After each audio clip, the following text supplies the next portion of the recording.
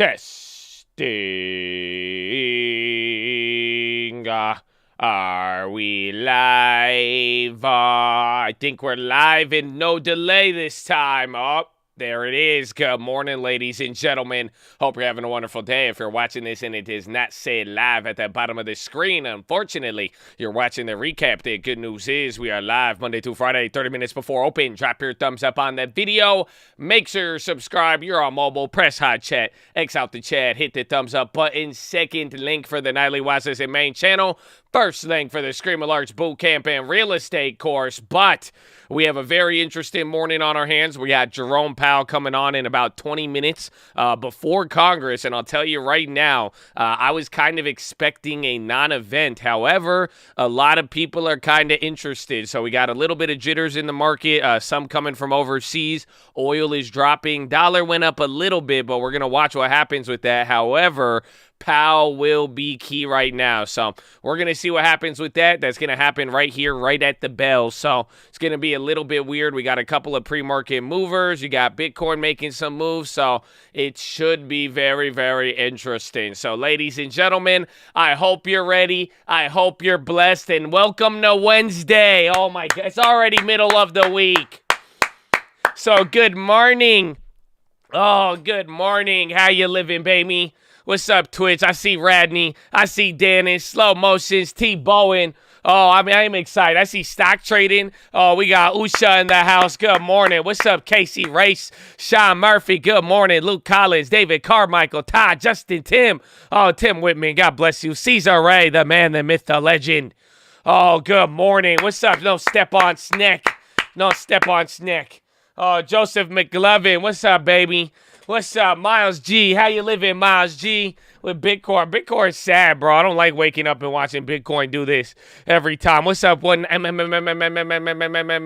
Boomer in the house? Oh, good morning. Carissa Highs in the house. Good morning, Miami boy. Aaron or Graham. Oh, Graham said we here, baby. We here. What's up, Mario? What's up, Pat? What's up, Sal? Good morning, Scott. Oh, Richard Judge. Oh, it's beautiful to see some of these names. I love it. What's up, Bakri Coffee, Juice Wayne, Young Blood, Amari, El Tripado. Oh, I feel like the chat's going a little crazy today. I don't know what it is. I don't know. I'm seeing a lot of names pop up, baby. Oh, good morning. Good morning. Oh, this is a beautiful morning. There it is. So, Chad, I hope you guys are doing good. Let me actually get you guys your daily poll. Let's see how people feel today. Will the market close?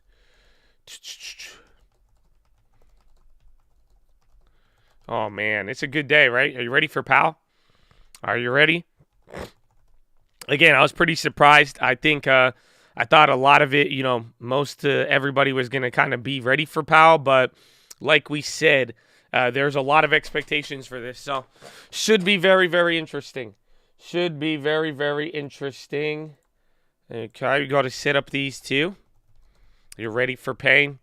Well, it's crazy how the someone said it in the morning. They're like, surprise, surprise. The what's it called? Return. The rug pull has returned. So I don't know. I don't know. Let's see, baby. All right, I think we're good to go.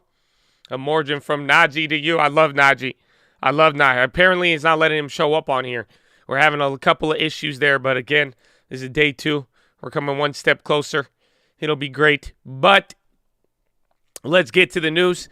U.S. futures and European stocks, they slumped along with commodities amid growing warnings that the Fed monetary tightening may spark an economic downturn. Haven assets, including the dollar, treasuries, and the yen advanced. Bitcoin fell. Markets are flip-flopping between recession fears and inflation fears, said Paul Donovan at UBS Global Wealth. Today it is recession fears. No. Jerome Powell, he may compound the moon when he starts testifying before Congress and lawmakers today. He'll probably offer more details on the reasons behind last week's supersized move and may take the opportunity to issue some guidance on the criteria needed for 50 or 75 in July. He'll also face questions on the soundness of QE. He speaks at 9:30 a.m. in Washington. The odds of a global recession are nearing 50%. Citibank has said central banks may pull it off or a softish landing, but that will require supply shocks to ebb and demand to remain resilient. Any recession may be a garden variety, one which employment rises several percentage points and output has a couple of weak quarters. The wild card is how stubborn inflationary dynamics prove. Home buyers are getting squeezed by rising interest rates, a global economy contending with inflation, market turmoil, and a war also faces the unraveling of massive housing boom. Big Take shows 19 OECD members have combined price-to-rent and home-to-price income ratios that are higher today than before the great financial crisis. Oh, no. Trading in inverse ETFs, which win when the market loses, is eclipsing activity in bullish levered products by the widest margin since the financial crisis. Bloomberg has said this looks like a fresh sign of disintegrating sentiment. Leverage longs are almost as more popular than their bearish counterparts as traders seek to supercharge any market gains. Now that dip buying urge is evaporating, being replaced by demand for hedges amid this year's broad stock losses. So pretty much people are trading levered downside plays more than they're doing levered upside for the first time since 2008. Ain't that crazy? That's crazy. They don't feel me. Citi, they'll partner with FinTech from Medico to offer custody for digital assets as it explores how blockchain technology can be used in global bond and equity trading. SoftBank International chief Mike Combs will exit after 5 months at the helm. According to a string of departures in recent months, managing partner Alex Clavel will replace him on June 30th. Ant is posed to apply for key financial license as soon as this month, which the PBOC intends to accept, People Familiar said. Samsung denied a report it would delay mass output of 3-nanometer chips due to low yields. A few potential buyers are considering selling new U.S. investment-grade bonds today. DC Roundup. Joe Biden will call on Congress today to enact a 3-month gas tax holiday. Officials said he'll ask that both the 18-cent per gallon federal tax and 24-cent per gallon tax on diesel be suspended. Gun legislation that offers state grants and incentives to help curb firearm violence advanced in Senate, setting up for final passage later this week. Some traders of Russian commodities are rushing to set up businesses in Dubai as Switzerland makes operations increasingly challenging. China flexed its muscles over to Taiwan, sending a sortum of warplanes towards the island after the U.S. rejected claims over the Taiwan Strait, and as Taiwan and U.S. officials are reported to be holding talks over arms sales. Elsewhere, Asia, North Korea convened a rare top-level military meeting that may set the stage for the first nuclear test since 2017. And then the main chart of the day here. I think I got this one for you. This one's a good one. Just a basic visual right here. The S&P is now posed for the worst first half since Richard Nixon's presidency. With just 7 trading days left, the index is down 21% since the beginning of the year. A 1970s-style inflation shock may send the index crashing about 33% from current levels to 2525 amid stagnation with higher inflation, according to Socian strategist Manish Kabra. But yes, the worst first half of the year since 1970. 1970, right there. Right there. We had right there. It's crazy. It's crazy. Fed Harker, we want to bring inflation down in a way where we don't dramatically impact the labor market. That is coming out right now. So 9 a.m., Fed Barkin is speaking, and at 12, 9:30, you're going to get Powell before Senate. 11:30, you have $22 billion of 2-year and 119-day CMBSs. 12:50, Fed Evans is speaking. 1 p.m., $14 billion of 20-year bonds. 1:30, Fed Harker and Fed Barkin discuss economy. And then 2 p.m., Joe Biden will ask Congress to pass a gasoline tax.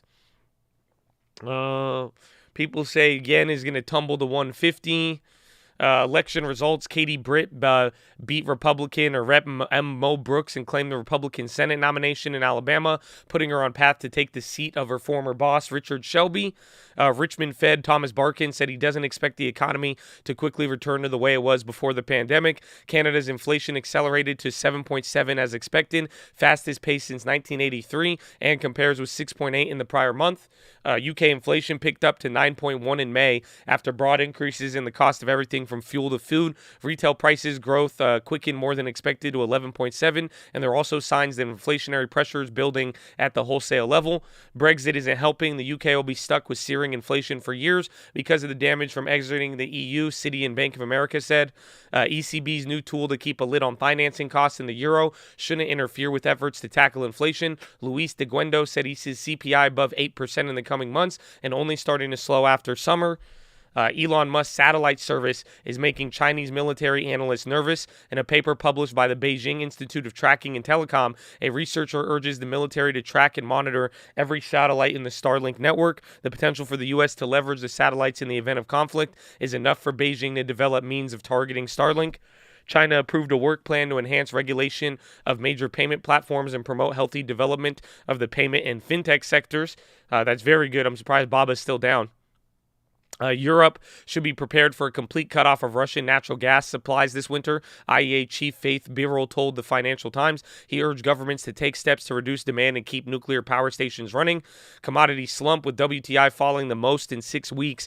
Oil may have surged too much too soon over the last few months. Copper fell to the lowest in 15 months. Other base metals and most precious metals traded in the red. Wheat reversed earlier losses amid uncertainty over the next round of Black Sea grain export talks. And that's it. UK officials are weighing whether to use new international legislation to convince SoftBank to list ARM in London. Restaurant group Svenska has begun a pre-IPO process. Ready Boy or Red Boy Education, smart learning device maker in China, began canvassing for IPO. Mundi expects to accumulate 2 billion euros in excess capital through 2025. Hong Kong is dusting off the gong for the city's first in-person listing ceremony in 2 years. Wow, that's great. It's great. Toshiba received privatization proposal from JIC. Franchise group in talks to keep Kohl's management team. BNP trader fired for allegedly chatting with counterparts at rival banks about orders, one of $647,000. The Apple labor group behind the successful unionization in Maryland said it's looking to build on its breakthrough after receiving calls from all over the country. Boeing chief David Calhoun delivered a bleak view of the supply chain crunch in aviation, predicting issues of component makers will persist at least until the end of 2023. Also at the Qatar Economic Forum, IAG boss Luis Gallego said British Airways may not avoid a summer strike sweeping the European sector. Crypto exchange FTX bails out lending platform BlockFi. Oh, wow. Pornhub parent loses top execs over content allegations. Apple China software engineer hiring signals CarPlay push. Boeing adds carrier CEO to board fulfilling lawsuit settlement. ARK finds funds sell Burning Rock Biotech. Buys Mark Forge and Too Simple. Dow falls as Credit Suisse turns bearish and slashes targets. Apple is hiring automotive engineers in China. Nike cut to neutral at Seaport Global. J&J rated to outperform at Daiwa. Price target 180. Nike price target cut to 140 from 170 at Telsey. Hello, Old Faithful. Yellowstone will partially reopen this morning after the park suffered record floods that wiped out roads and reshaped rivers and canyons, the AP said. The famous geyser located in the areas will once again be accessible. Balancing act, middle-aged folk who can't stand on one leg for at least 10 seconds appear to be high risk of dying within a decade after taking into account variables like age and illness. A study asked participants to lift one foot, place it behind the opposite lower leg without touching the ground while keeping their arms on their sides and looking forward. So if you can't stand on your legs for 10 seconds and you're old, you're going to die. That's what the study is saying. Okay, that's it. I don't know. Luxury runs in the family. Bernard Arnault made his biggest ever bet last year with $16 billion takeover of Tiffany, bringing the brand into the future. Falls to his 30-year-old son Alexander, who has a chance to show he could turn the company around. Okay, that's a great story. The latest cocktail craze to hit London is a vegetable martini. For decades, the NBA's primary source of talent has been U.S. college, but in recent years, many teams have increasingly been looking abroad. Former NCAA player hasn't won an MVP award since 2008. With that in mind, the league is trying to expand its overseas reach. And then finally, on this day in history, Judy Garland died in London in 1969 at age 47 from a barbiturate overdose. Born Frances Ethel Gum, she had huge success as an actor and singer. The Wizard of Oz, Meet Me in St. Louis, and A Star is Born, but the pressures of early stardom affected her physical and mental health, and in adulthood she was plagued by alcohol and substance abuse, as well as financial instability. Married 5 times, her children included Liza Minnelli and Lauren Luft. Asked how she felt about her large gay following, she replied, "I couldn't care less. I sing to people." So there it is. There's Judy Garland. Judy Garland, ladies and gentlemen. And then in 7 minutes, you're going to get Powell. So quite interesting. Shout out to Cult. Shout out Dystopian. Oh, look at the bull. Look at the bull looking great. Barbiturates. Yep. She was a barbiturates. She was into those. She was into them. Did you like the video? I hope you did. I hope you did, because I got more pre-market movers. So Alibaba and other U.S. listed China stocks are pairing losses pre-market after Bloomberg reported Jack Ma's Ant may apply to become a financial holding as soon as this month, but shares are down too. ATHA, Athira Pharma, dropped 68% after biotech said its study in Alzheimer's did not meet the main goal. Burlington shares downgraded to market perform. Shares are declining 3. Coinbase is seeing a surge in average trading volumes on down days for Bitcoin, but not when the largest currency is rallying, a sign that investors may be getting fatigued, according to Mizuho. Shares declined 4%. Robinhood is also down 3.3. Jack in the Box downgraded to market perform from outperform at Cohen. Shares are down 3 right now. Kraft Heinz, they're upgraded to outperform from market perform at BMO. Shares are up 2. Lazy Boy jumps as much as 9.5. They got to upgrade, and the company reported fourth quarter EPS and revenue above analyst estimates. Morgan Stanley upgraded Cigna. Shares are up 2. Nike falls as much as 2.4 after getting price target cut from 170 to 140. DTIL shares jumped 9.4 amid collaboration and license agreement with Novartis. Home builders, Lennar and DHI, they got cut by RBC Markets. Both of them are kind of down. SMG shares are down 3 after getting downgraded to equal weight. Snap's price target cut to 18 from 35 at Guggenheim, which cites concerns about slower growth at the social media. Shares are down 2.3. And then stocks related to crypto are getting clapped. And then technology stocks were lower pre-market. Apple, Microsoft, Nvidia, and Amazon, all of them are down 2% right now. So, ladies and gentlemen, we got a lot. I hope you're ready. Again, a lot of different moves. Even the China plays, even with good news, they're not really up. Again, people are worried about recession. They're worried about overseas now. It's kind of a real big flip-flop of yesterday, but now we don't have a day off and we're responding. So let's see how things play out again. I wasn't expecting Powell to do too much, but it seems like all eyes are on Powell. And, it's not going to be an easy one. It's not going to be an easy one, but you know what's easy? What we do in the morning. We already know who to show love to, baby. So, ladies and gentlemen, boys and girls, I hope you're ready for Powell here in a little bit. I hope you're having a wonderful morning and ready to have a good day. But here at the Cult, before we do anything, before we try to chase a dollar, before we try to enrich ourselves, we must pay homage to the people who have sacrificed more than most of us ever have and ever will, and that is the veterans of the United States of America, baby. So on behalf of the Cult, the people here, the people not here, we just want to give a huge and special shout out all the active servicemen, past servicemen, anybody who has served this country. God bless you and thank you for your service. And shout out to vets, baby. Shout out to all the other public service out there, any of the teachers, doctors, nurses, anybody out there. I don't know. So truckers, lawyers. Someone said lawyers to me once. I said, we got love for anybody out there doing the public service, but especially, again, the firefighters, the police officers, the health officials, and people doing it. Just God bless you and thank you. And thank you for your support.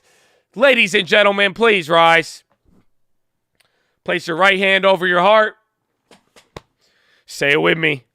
I pledge allegiance to the flag of the United States of America and to the republic for which it stands, one nation, under God, indivisible, with liberty and justice for all, baby. Son of the Jets!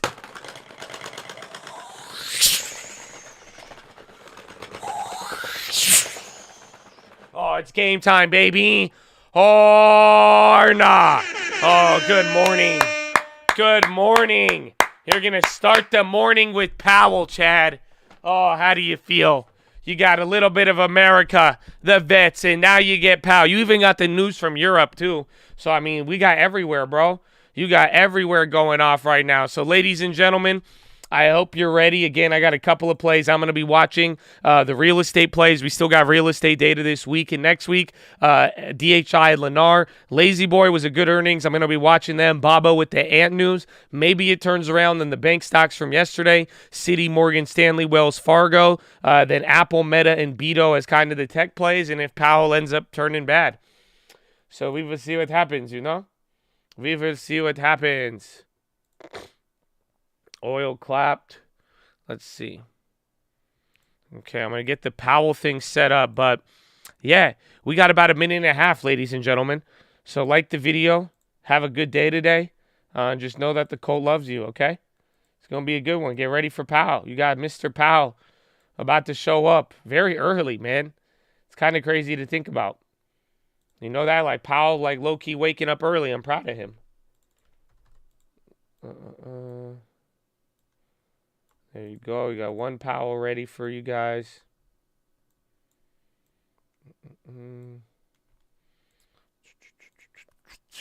How's the Citi play? It's probably going to be clapped after today that they drop, but we'll see if there's any premium and go from there. We will see. There's Citi and Morgan Stanley.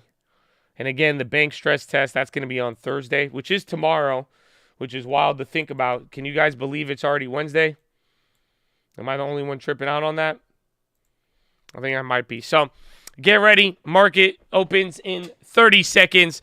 And then Powell is going to come on very, very soon. So, we will see what happens. We love you, Chad. And have a wonderful, beautiful, glorious day.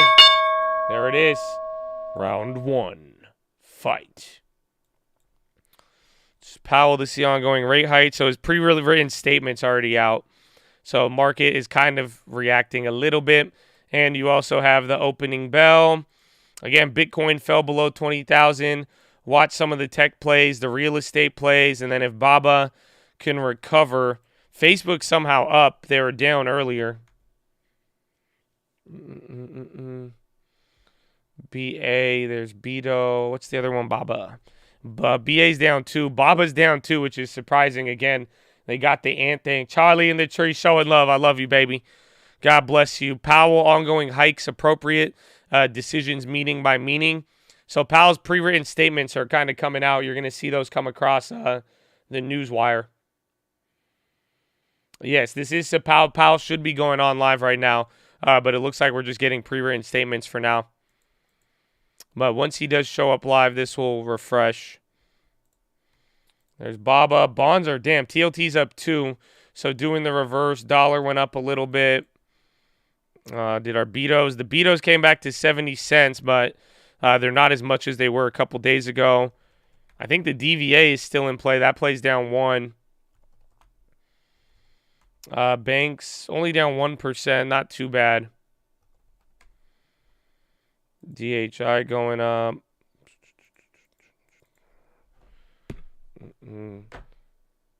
What else? Meta, Wells Fargo. Where's Lazy Boy 2? Lazy Boy, good earnings and upgrade. Only up 5, though. They were up 10. Baba again.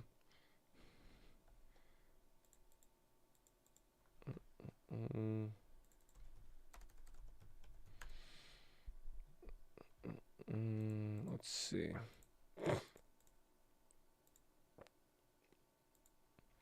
Baba, I don't know if you think I feel like Baba could actually return, but I don't know. Remember, Baba just kept going crazy every time people would mention that ant news. So interesting to see it down on a day like today. Check out KHC. Oh yeah, weren't they doing good this morning? Yeah, KHC's up 2%. I believe they got an upgrade. Kroger green. FDA prepares to order Juul e-cigarettes off the U.S. market. Wow. So watch Altria. Doesn't Altria own Juul? They're saying they're getting rid of the FDA is going to ban Juuls from U.S. Which is wild because I feel like there's way more than Juul, but I feel. AMC, O went green. KHC still going. Watch Altria. They're on the low right now. And again, that Juul news just came in. Fez puts. Where is what's it called? USO and UNG. USO's down 5. Again, crude oil is absolutely clapped. Yeah, US FDA to order Juul e-cigarettes off market. I don't know if we'll get a bigger reaction. You already have MO down 2, but you're definitely going to get something there. Damn, this looks like a big Senate meeting, so they're all lining up right now. Shy plays up 60. The shy one shouldn't be up today. I think rates moving in the opposite direction. Big. Am I buying Airbnb? Depending on everything else, in the next coming weeks, we're going to see with value and all that. But I do like Airbnb at these levels. Altria now more volume, hitting another low. Sega's running off the WHO meeting. Baba, TLT's up 2. SPY is only down, 0.87? It's actually not that bad. Tech is down 0.7. Dow's down the most, believe it or not. So here it is. Whether it's war or disease or financial crisis or sweeping over all of it, the march of global. Yeah, we'll get to it actually in a little bit. Yeah, they are talking, but just give it a second. This is going to kind of be the intro. We'll see. You already got Powell's pre-written statement. Because, again, once I put him on, we're going to listen to it for a decent amount of time. So let's see. That's not Fed Bostic, no. Apple's starting to come down a little bit. I don't know why Facebook up so well. Facebook held. Those Facebook plays are back to break even on the June 24th now.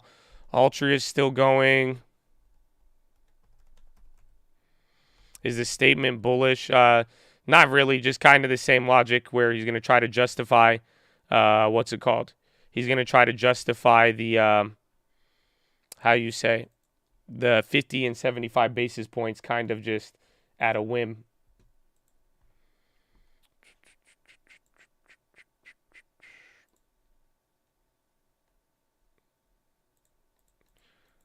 Unmute the speech.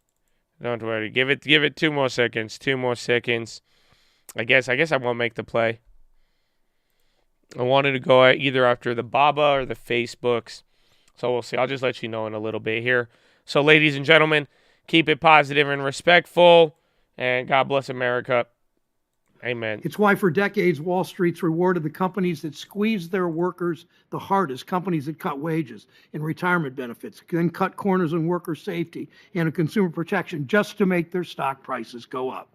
It's why too many companies fail to invest in their workers or their products. It's why companies moved manufacturing overseas and then neglected the supply chains that have been crippled during the pandemic, contributing mightily to inflation. It's why big corporations, Amazon, Starbucks, why they bust unions. It's why oil and gas companies would rather charge higher prices than increase supply to meet demand. We aren't witnessing traditional inflation. We're watching Russia and OPEC drive up prices and American energy companies engage in wartime profiteering. At the root of the higher prices and the empty shelves are the same problem that's been shipping jobs overseas and keeping wages low for decades, from Nevada to Massachusetts to Ohio. Corporate power, concentration reaching into every industry and market, into every corner of the economy. Our economy doesn't have to be a zero-sum game where Wall Street wins, everyone else loses. We can create an economy that reflects our values and works for everyone. We passed the American Rescue Plan, including the child tax credit, the biggest tax cut for working families ever. And despite what naysayers claim, of course it wasn't the cause for inflation. For the American families that I talked to, it empowered them to keep up with the cost of raising children. We passed the bipartisan infrastructure bill, a long-term investment in economic growth that creates more jobs, strengthens supply chains, improves our bridges and roads and public transit. Last week, Baba is green now after 2%. Last week, President Biden signed the Bipartisan Ocean Shipping Reform Act into law, bringing down ocean shipping supply chain costs. We need to build on these successes to build an economy that rewards work, making things in America. We should pass our Supply Chain Resiliency Act and begin to bring manufacturing back to our country. We should bring down the cost of prescription drugs and housing and child care and elder care and other costs that have been rising for decades. We need to pass the Protecting the Right to Organize Act to empower workers in the workplace and our economy so they actually get their fair share. We need to crack down on corporate concentration and consolidation Fair competition is good for workers and consumers and Main Street businesses. It's a core American value. It's how we bring costs down and ensure that workers don't always pay the price for powerful people's bad decisions, whether it's a dictator in Eastern Europe or a Wall Street executive. In a truly fair economy, people Putin don't have to sets new choose terms of between two bad Eurobond payment. options, low wages Could or high affect Europe prices. No stocks. one Keep likes that in mind. inflation. That just People came out. want good jobs that pay a living wage. Americans want to work. They want to work with dignity. That's central to the functioning of our economy. And as Chair Powell knows, it's part of the Fed's mandate. Romanian Must fertilizer continue to maker power workers and Azumaris strengthen halts the ammonia labor market. production. Wages are clearly not responsible for inflation now. We can't forget that almost 6 million people are still looking for work, actual workers behind the numbers whose livelihoods are directly affected by the decisions the Fed makes. And as interest rates rise and financial stability risks increase, it's even more important to keep a close watch on the biggest banks so that excessive risk-taking doesn't create even more problems. Banks must have enough capital to withstand a crisis. They must serve their communities, not just enrich themselves with stock buybacks and exorbitant executive pay. And mergers must benefit the local community, not just shareholders. We've seen too much evidence of big Wall Street banks behaving badly, shunning small businesses, raking in billions in overdraft fees, discriminating all too often against black and brown borrowers. Chair Powell, you must also ensure we have a strong payment system that works for Main Street banks and consumers so people don't feel like the only option is a risky and unregulated alternative financial system backed by nothing but empty promises. The thousands of proxy The ticker currencies Dow like on the low, they got stablecoin and other downgraded digital this morning. assets, they Spies promise is dancing at VWAP. transparency We have yet to hear and Powell. they This is all promise the transparency intro and statement. democracy are missing one thing. Putin orders They aren't government backed by to the choose full banks faith for and new credit of the payment United States scheme. of America. The Federal Reserve, our nation's central bank, must use its authority to protect consumers and the financial system from these risks. And you, Mr. Chair, must ensure that the Fed has the highest ethical standards. After former Fed officials Altria is down 5% profited off now. their positions The in last Altria year's MO stock news still getting trading clapped. scandal, it's up to you to restore the American people's and us to restore the American people's trust in this institution. Cigna's on the high. They got upgraded. Critical for a healthy economy. I was encouraged when you updated the Fed's policies, but we need rules that have the force of law. That's why we need to pass my Ban Conflicted Trading at the Fed Act. As chair of the Federal Reserve, you have an important role to play to make sure our economy works for everyone, not just those at the top. I urge you to remember the millions of working Americans who are counting on you. I will turn to today's ranking member, Mr. Tillis from North Carolina, and then Chair Powell. And the first questioner will be Senator Warren, who has another engagement. Plus, it's her birthday, so every time birthday she gets to go first if she has. And I have to introduce a judicial candidate in judiciary, so I may have to step up.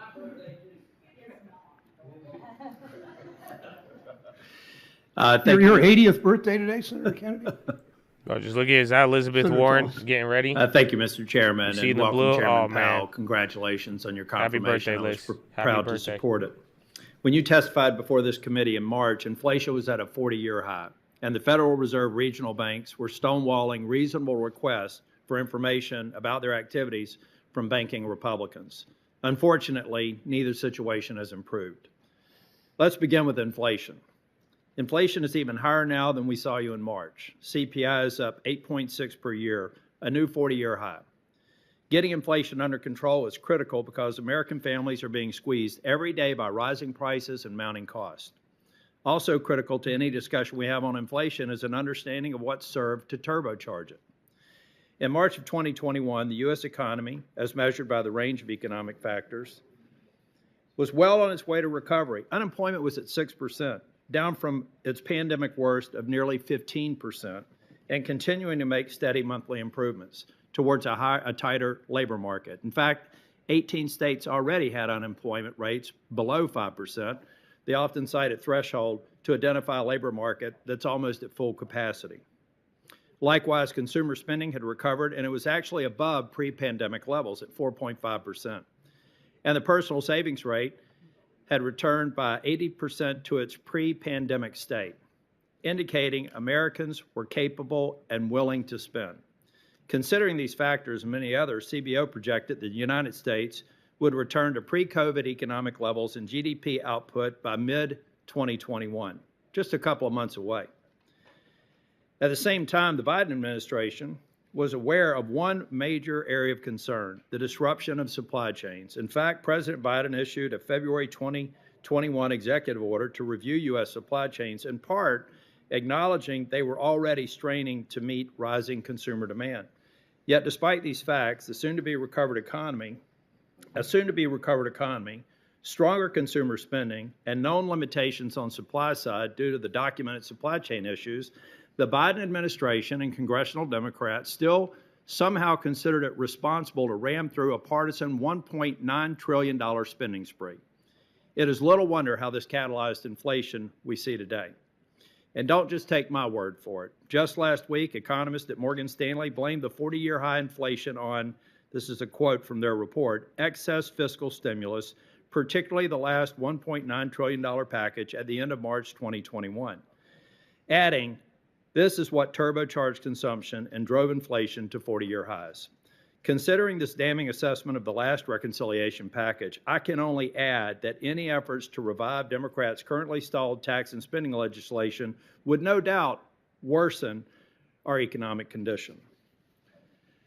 Regarding the Fed specifically, though I'm pleased you have begun taking drastic action necessary to right the U.S. economy, these actions are long overdue, and monetary policy remains too loose. CPI inflation now stands at 8.6% per year, a new 40-year high.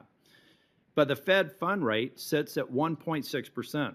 According to the Fed's semi-annual report, the rate should be over 6% under the Taylor rule.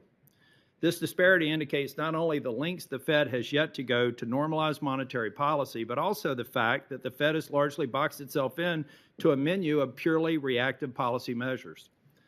Unless the Fed works quickly to move away from their Revlon halted for volatility monetary policy approach that has remained consistently well behind the curve, I'm concerned the Fed will lose its credibility to effectively manage the national economic situation. Regarding congressional oversight of the Fed, I remain concerned that the Fed and its regional banks continue a pattern of stonewalling reasonable requests for information. The latest example concerns the fairness, transparency, and consistency of Fed decisions to granting highly valuable Fed master accounts. This is a significant public policy issue. Ranking Member Toomey, myself, Senator Lummis, and others have repeatedly requested information about this from the Fed and the Kansas City Fed, yet we have still had few, if any, answers. Just this month, the Kansas City Fed refused to provide any information about its recent decision to revoke the master account for Reserve Trust, a non-bank fintech. This is significant given the controversy that arose in former Governor Raskin's nomination process when it was revealed that the Kansas City Fed reversed its denial of Reserve Trust application for a Fed master account following a call from Ms. Raskin. Now, months after defending the decision to grant Reserve Trust a master account, the Kansas City Fed abruptly revoked the account without explanation. The Kansas City Fed won't give banking Republicans information or even a briefing about this curious reversal. And it's important to point out that Republicans aren't the only ones who have found it difficult to conduct Fed oversight. Several of my Democratic colleagues, including Senators Warren and Menendez, have been vocal when they also found their oversight efforts met with resistance. To address this unacceptable state of affairs, Congress should increase transparency at the Fed. Two simple steps that Republicans and Democrats can take together are subject the Fed banks to FOIA, which they currently are not, and forbid the Fed from using FOIA exemptions to withhold information from any member of Congress, not just committee chairmen. The second idea is a bipartisan proposal that's already passed the House and something Senator Ossoff has mentioned with regard to various federal agencies in the past. Likewise, Congress should also explore making the presidents of the regional Fed banks presidentially appointed and Senate-confirmed positions. This is another bipartisan idea, as Senator Reid previously proposed this requirement for the New York Fed bank president position. And in 2015, Chairman Brown himself raised the idea during a banking committee hearing on reforms to the Fed. The time has come to revisit these sensible ideas and others in order to make the Fed more transparent and more accountable. Thank you, Mr. Chairman, and I look forward to Chairman Powell's testimony. Thank you, Senator Tillis. We'll hear from the Chair of the Federal Reserve on monetary policy, the state of our economy. Congratulations again on your second term, second confirmation to your second term. Thanks for your service and your testimony. Please proceed. The man, the myth, the Thank legend. you, Chairman Brown, Senator Tillis, and other members of the committee. I appreciate the opportunity to present the Fed's semi-annual monetary This is policy already report. pre-written, so I'll begin with one pre-released. overarching message. So shouldn't move too At much. the Fed, we understand the hardship that high inflation is causing. We are strongly committed to bringing inflation back down, and we're moving expeditiously to do so. We have both the tools we need and the resolve it will take to restore price stability on behalf of American families and businesses. It is essential that we bring inflation down if we are to have a sustained period of strong labor market conditions that benefit all. I will review the current economic situation before turning to monetary policy. Inflation remains well above our longer-run goal of 2%. Over the 12 months ended in April, total PCE prices, that's personal consumption expenditures prices, rose 6.3%. Excluding the volatile food and energy categories, core PCE prices rose 4.9%. The available data for May suggests that the core measure likely held at that pace or eased slightly last month. Aggregate demand is strong, supply constraints have been larger and longer lasting than anticipated, and price pressures have spread to a broad range of goods and services. The surge in prices of crude oil and other commodities that resulted from Russia's invasion of Ukraine is boosting prices for gasoline and fuel and is creating additional upward pressure on inflation. And COVID-19 related lockdowns in China are likely to exacerbate ongoing supply chain disruptions. Over the past year, inflation also increased rapidly in many foreign economies, as discussed in a box in the June monetary policy report. Overall economic activity edged down in the first quarter as unusually sharp swings in inventories and net exports more than offset continued strong underlying demand. Recent indicators suggest that real GDP growth has picked up this quarter, with consumption spending remaining strong. In contrast, growth in business fixed investment appears to be slowing, and activity in the housing sector looks to be softening, in part reflecting higher mortgage rates. The tightening in financial conditions that we've seen in recent months should continue to temper growth and help bring demand into better balance with supply. The labor market has remained extremely tight, with the unemployment rate near a 50-year low, job vacancies at historical highs, and wage growth elevated. Over the past 3 months, employment rose by an average of 408,000 jobs per month, down from the average pace seen earlier in the year, Schlumberger but CEO is still talking robust. on market conditions right now, too. Improvements in labor market So watch conditions them. have been widespread, including for workers at the lower end of the wage distribution, as well as for African Americans and Hispanics. A box in the June monetary policy report discusses developments in employment and earnings across all major demographic groups. Labor demand is very strong, while labor supply remains subdued, with the labor force participation rate little changed since January. The Fed's monetary policy actions are guided by our mandate to promote maximum employment and stable prices for the American people. My colleagues and I are acutely aware that high inflation poses significant hardship, especially on those least able to meet the higher costs of essentials like food, housing, and transportation. We are highly attentive to the risks that high inflation poses to both sides of our mandate, and we're strongly committed to returning inflation to our 2% objective. Against the backdrop of the rapidly evolving economic environment, our policy has been adapting, and it will continue to do so. With inflation well above our longer-run goal of 2% and an extremely tight labor market, we raised the target range for the federal funds rate at each of our past 3 meetings, resulting in a 1.5 percentage point increase in the target range so far this year. The committee reiterated that it anticipates that ongoing increases in the target range will be appropriate. In May, we announced plans for reducing the size of our balance sheet, and shortly thereafter began the process of significantly reducing our securities holdings. Financial conditions have been tightening since last fall and have now tightened significantly, reflecting both policy actions that we have already taken, as well as anticipated actions. Over coming months, we'll be looking for compelling evidence that inflation is moving down, consistent with inflation returning to 2%. We anticipate that ongoing rate increases will be appropriate. The pace of those changes will continue to depend on the incoming data and the evolving outlook for the economy. We will make our decisions meeting by meeting, and will continue to communicate our thinking as clearly as possible. Our overarching focus is using our tools to bring inflation back down to our Morgan 2% Stanley goal rates and to AMD keep at longer-term overweight again. inflation expectations well anchored. Making appropriate monetary policy in this uncertain environment requires a recognition that the economy often evolves in unexpected ways. Inflation has obviously surprised to the upside over the past year, and further surprises could be in store. We therefore will need to be nimble in responding to incoming data and the evolving outlook. And we will strive to avoid adding uncertainty in what is already an extraordinarily challenging and uncertain time. We are highly attentive to inflation risks and determined to take the measures necessary to restore price stability.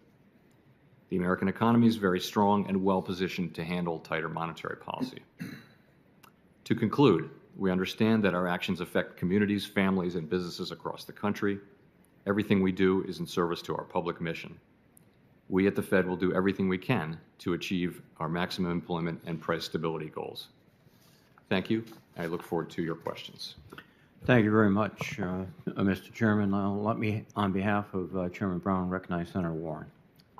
Thank you, Acting Chairman. I appreciate the help of the Chairman this morning. And thank you for being She's with kicking us, it off. Chair This is Powell. great. So Happy Americans birthday. are struggling with rising costs, and all eyes turn to the Fed. Last week, you announced that the Fed would raise rates by 0.75 of a percentage point, the biggest increase in nearly 30 years. So let's talk about what the Fed is and isn't doing when it raises interest rates to try to bring down inflation. Let's start with gas prices. The price of gas is up 40% since Russia invaded Ukraine in February. Chair Powell, will gas prices go down as a result of your interest rate increase? I would not think so, no. Okay. That matters because gas prices are one of the single biggest drivers of inflation. Energy prices overall drove a third of the inflation last month, but the Fed's tools, as you say, have no impact here. So let's look at another necessity, food. Price of groceries is up nearly 12% this year. Americans feel the pinch. No matter how much groceries cost, people still got to eat. Chair Powell, will the Fed's interest rate increases bring food prices down for families? I wouldn't say so, no. Okay. So a Fed increase won't bring down these prices. And why? Because rate hikes won't make Vladimir Putin turn his tanks around and leave Ukraine. Rate hikes won't break up monopolies. Rate hikes won't straighten out the supply chain or speed up ships or stop a virus that is still causing lockdowns in some parts of the world. So let's talk about what interest rate increases can do. Chair Powell, you said last week that interest rate increases, quote, moderate demand. Can you just explain a little more about what that means? Sure. So we think about interest rate increases as affecting financial conditions and then the economy through three broad channels, the first of which is interest-sensitive spending. So that's durable goods and automobiles and things like that. So interest rates go up, people's demand for as a result of higher interest rates will moderate or decline so that supply and demand can get into better balance. The second channel is just asset prices generally. Interest rates, as they go up, will cause asset prices to moderate across the economy, and people spend a little bit less out of their lower level of wealth. The third channel is the exchange rate, which is really just another asset price, and that just basically as the dollar strengthens. As rates go up, the dollar would strengthen, which would tend to drive. So I appreciate this, and I do appreciate the explanation, but let me just see if I can just put a little more plain vanilla explanation of what's going on here. If I understand what you've said and what economists are saying across the board is that when you raise interest rate, there's going to be less money to invest, and that is, it's going to dampen business investment. Is that a fair statement? I think the idea is to Makes it again, more moderate expensive demand to invest. so that it can be in better balance with Okay, supply. In so the current it's gonna make it situation, more- demand is well in excess of supply in some areas of our. More expensive to invest, which in turn is going to throw workers out of work. And when they're out of work, they have less money to spend. So I get that rate increases stop companies from spending money to build new plants or to buy new trucks or to hire new people. Right, Chair Powell? When money's more expensive, they're less inclined to do that. I think that's what you just said on asset pricing, right? Well, in the labor market, you have, as you know, you have a situation where there's a shortage of workers, and there are two job vacancies for every person who's actively looking for work. So part of this is to get the labor market back into balance. Well, I appreciate you call it back into balance. What I'm trying to get at, though, is what does the tool of raising rates do? And part of what you just said is that it increases, in effect, the cost to invest, to buy those trucks or new plants or to hire new people. The reason I raise this and the reason I'm so concerned about this is rate increases make it more likely that companies will fire people and slash hours to shrink wage costs. Rate increases also make it more expensive for families to do things like borrow money for a house. And so far, the cost this year of a mortgage has already doubled. Inflation is like an illness, and the medicine needs to be tailored to the specific problem. Otherwise, you could make things a lot worse. And right now, the Fed has no control over the main drivers of rising prices, but the Fed can slow demand by getting a lot of people fired and making families poorer. And while President Biden is working to increase energy supplies and straighten out supply chain kinks and break up monopolies and bring down prices, you could actually tip this economy into recession. So I just want to say, you know what's worse than high inflation and low unemployment? It's high inflation and a recession with millions of people out of work. And I hope you'll reconsider that as you drive this, before you drive this economy off a cliff. Thank you, Mr. Chairman. Thank you, Senator Warren. On behalf of Chairman Brown, Senator Tillis, please. Senator She Reed, I'm hates gonna Powell. defer and allow She got it Senator out Shelby there. before me The and then Powell follow blame him. card has been Quite all right, set. sir. So that's it. It's set on the Mr. record. Chairman. Chairman Powell, earlier this month, Secretary Yellen acknowledged she was wrong about the risk of inflation.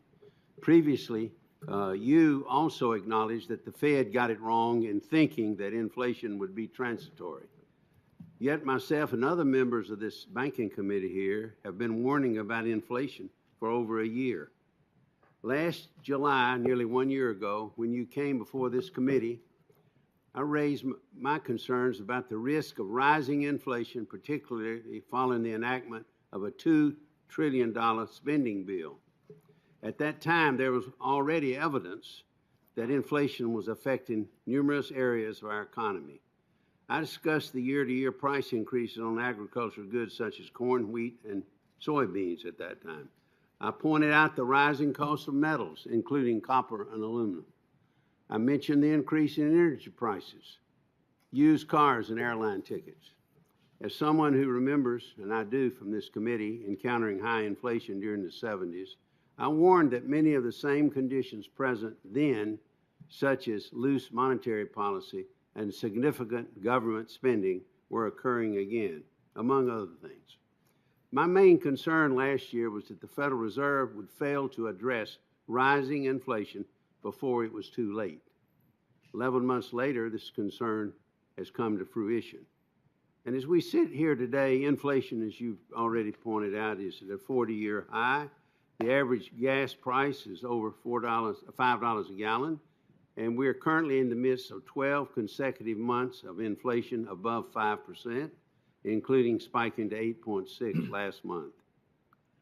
Ultimately, Mr. Chairman, as inflation continues to run rampant, I believe the Federal Reserve and this administration failed the American people by not heeding these warnings a year ago and by not acting sooner to address it. We're where we are today, I know that.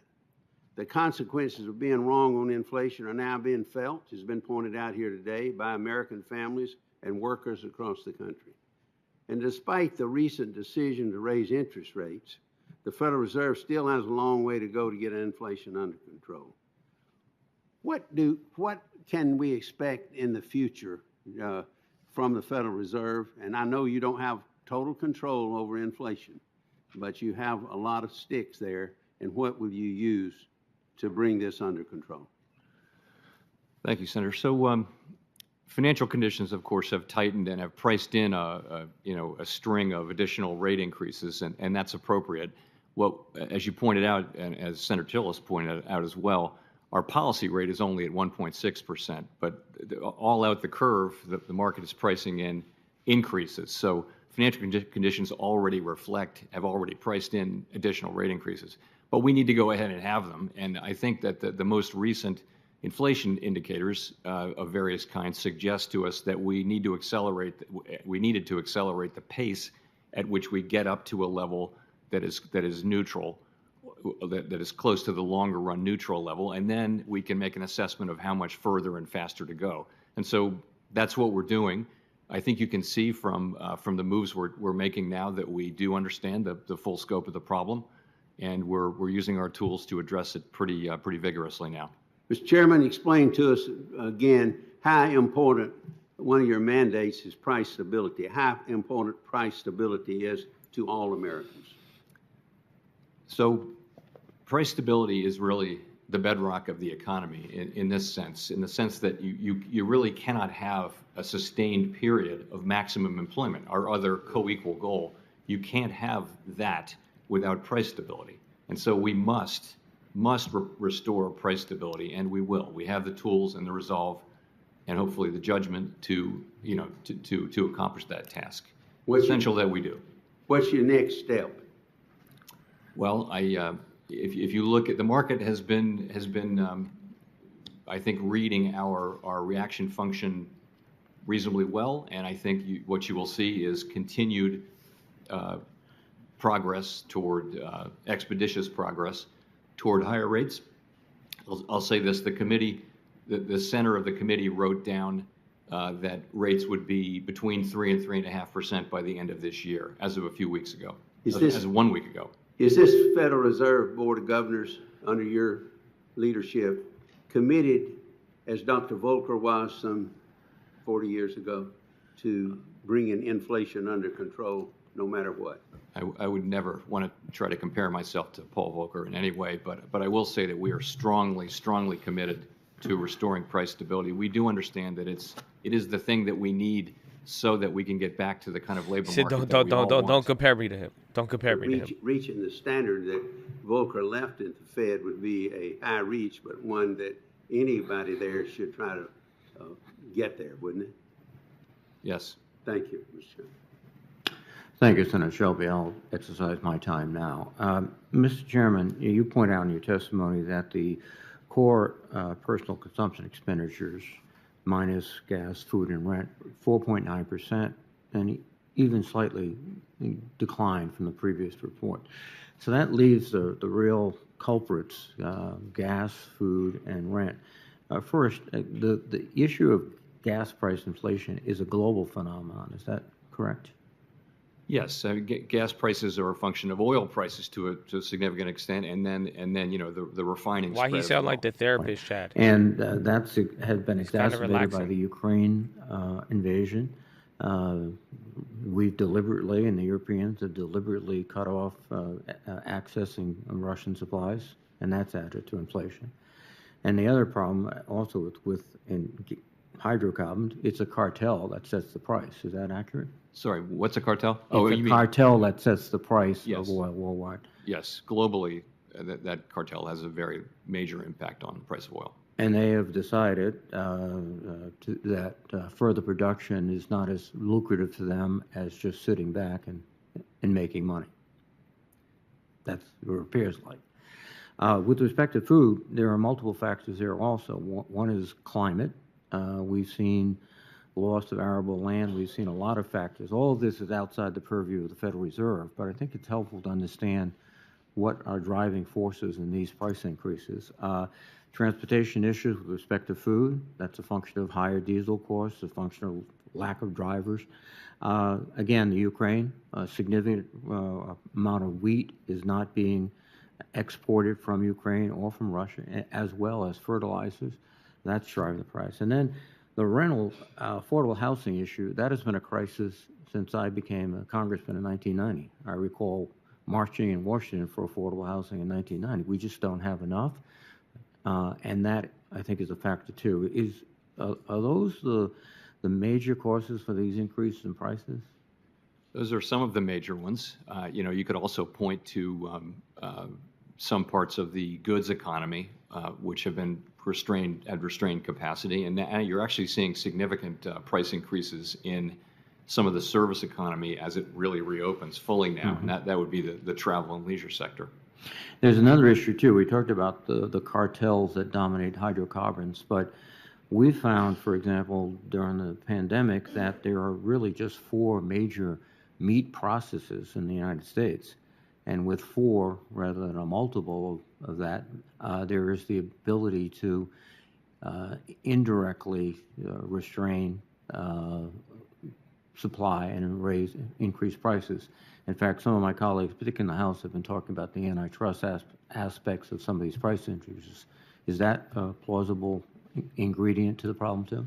So I think that's really a matter for the competition authorities, not for us. But sure, I think broadly speaking, our economy is very competitive. There will be some industries where that's less so the case. So these range of you have to take action, and your basically tool is interest rates and going in and out of buying public securities. But we have a lot of work to do too, which is to try to resolve some of these issues, and we have to do it in order to assist your efforts, the fiscal policy and other policy. I was very pleased to see the President sign legislation with respect to shipping reform. That's a step, but we have to do much more too. Is that accurate? I think that's really a question for you. We're very focused on sticking to our knitting and carrying out the task that we've been assigned. No, I appreciate that, and the independence of the Fed is something that has to be protected by everyone, including particularly yourself. A final sort of issue that I'm thinking of, we're at a tremendous, I think, turning point in our economy. Factors that 10, 15 years ago were not active, things like social media, et cetera. But one other factor too, with respect to hydrocarbons is perhaps the companies are either unconsciously or consciously limiting investment because they're anticipating an electrified power supply, electric cars, electric everything. Is that something that the Fed is looking at? I think that is certainly, if you pick up the annual report of any of the big oil companies, you'll see that is something that is happening, and it's a rational economic response to expectations about where future policy is headed. No, I think there are so many factors here, but I think it's good to get some of them on the table. And thank you very much, Mr. Chairman. With that, let me recognize Senator Tillis. Thank you, Senator Reid. Again, Chair Powell, thank you for being here. By the Fed's own analysis of various policy rules, including the Taylor Rule, the revised Taylor Rule, the Balanced Approach Rule, and the Balanced Approach Shortfall Rule, rates should have begun to rise long before they did. According to the Fed's own analysis of these rules, the Fed's fund rate should currently be above 6%. This is in a report to Congress. Yet the rate currently stands at 1.6%.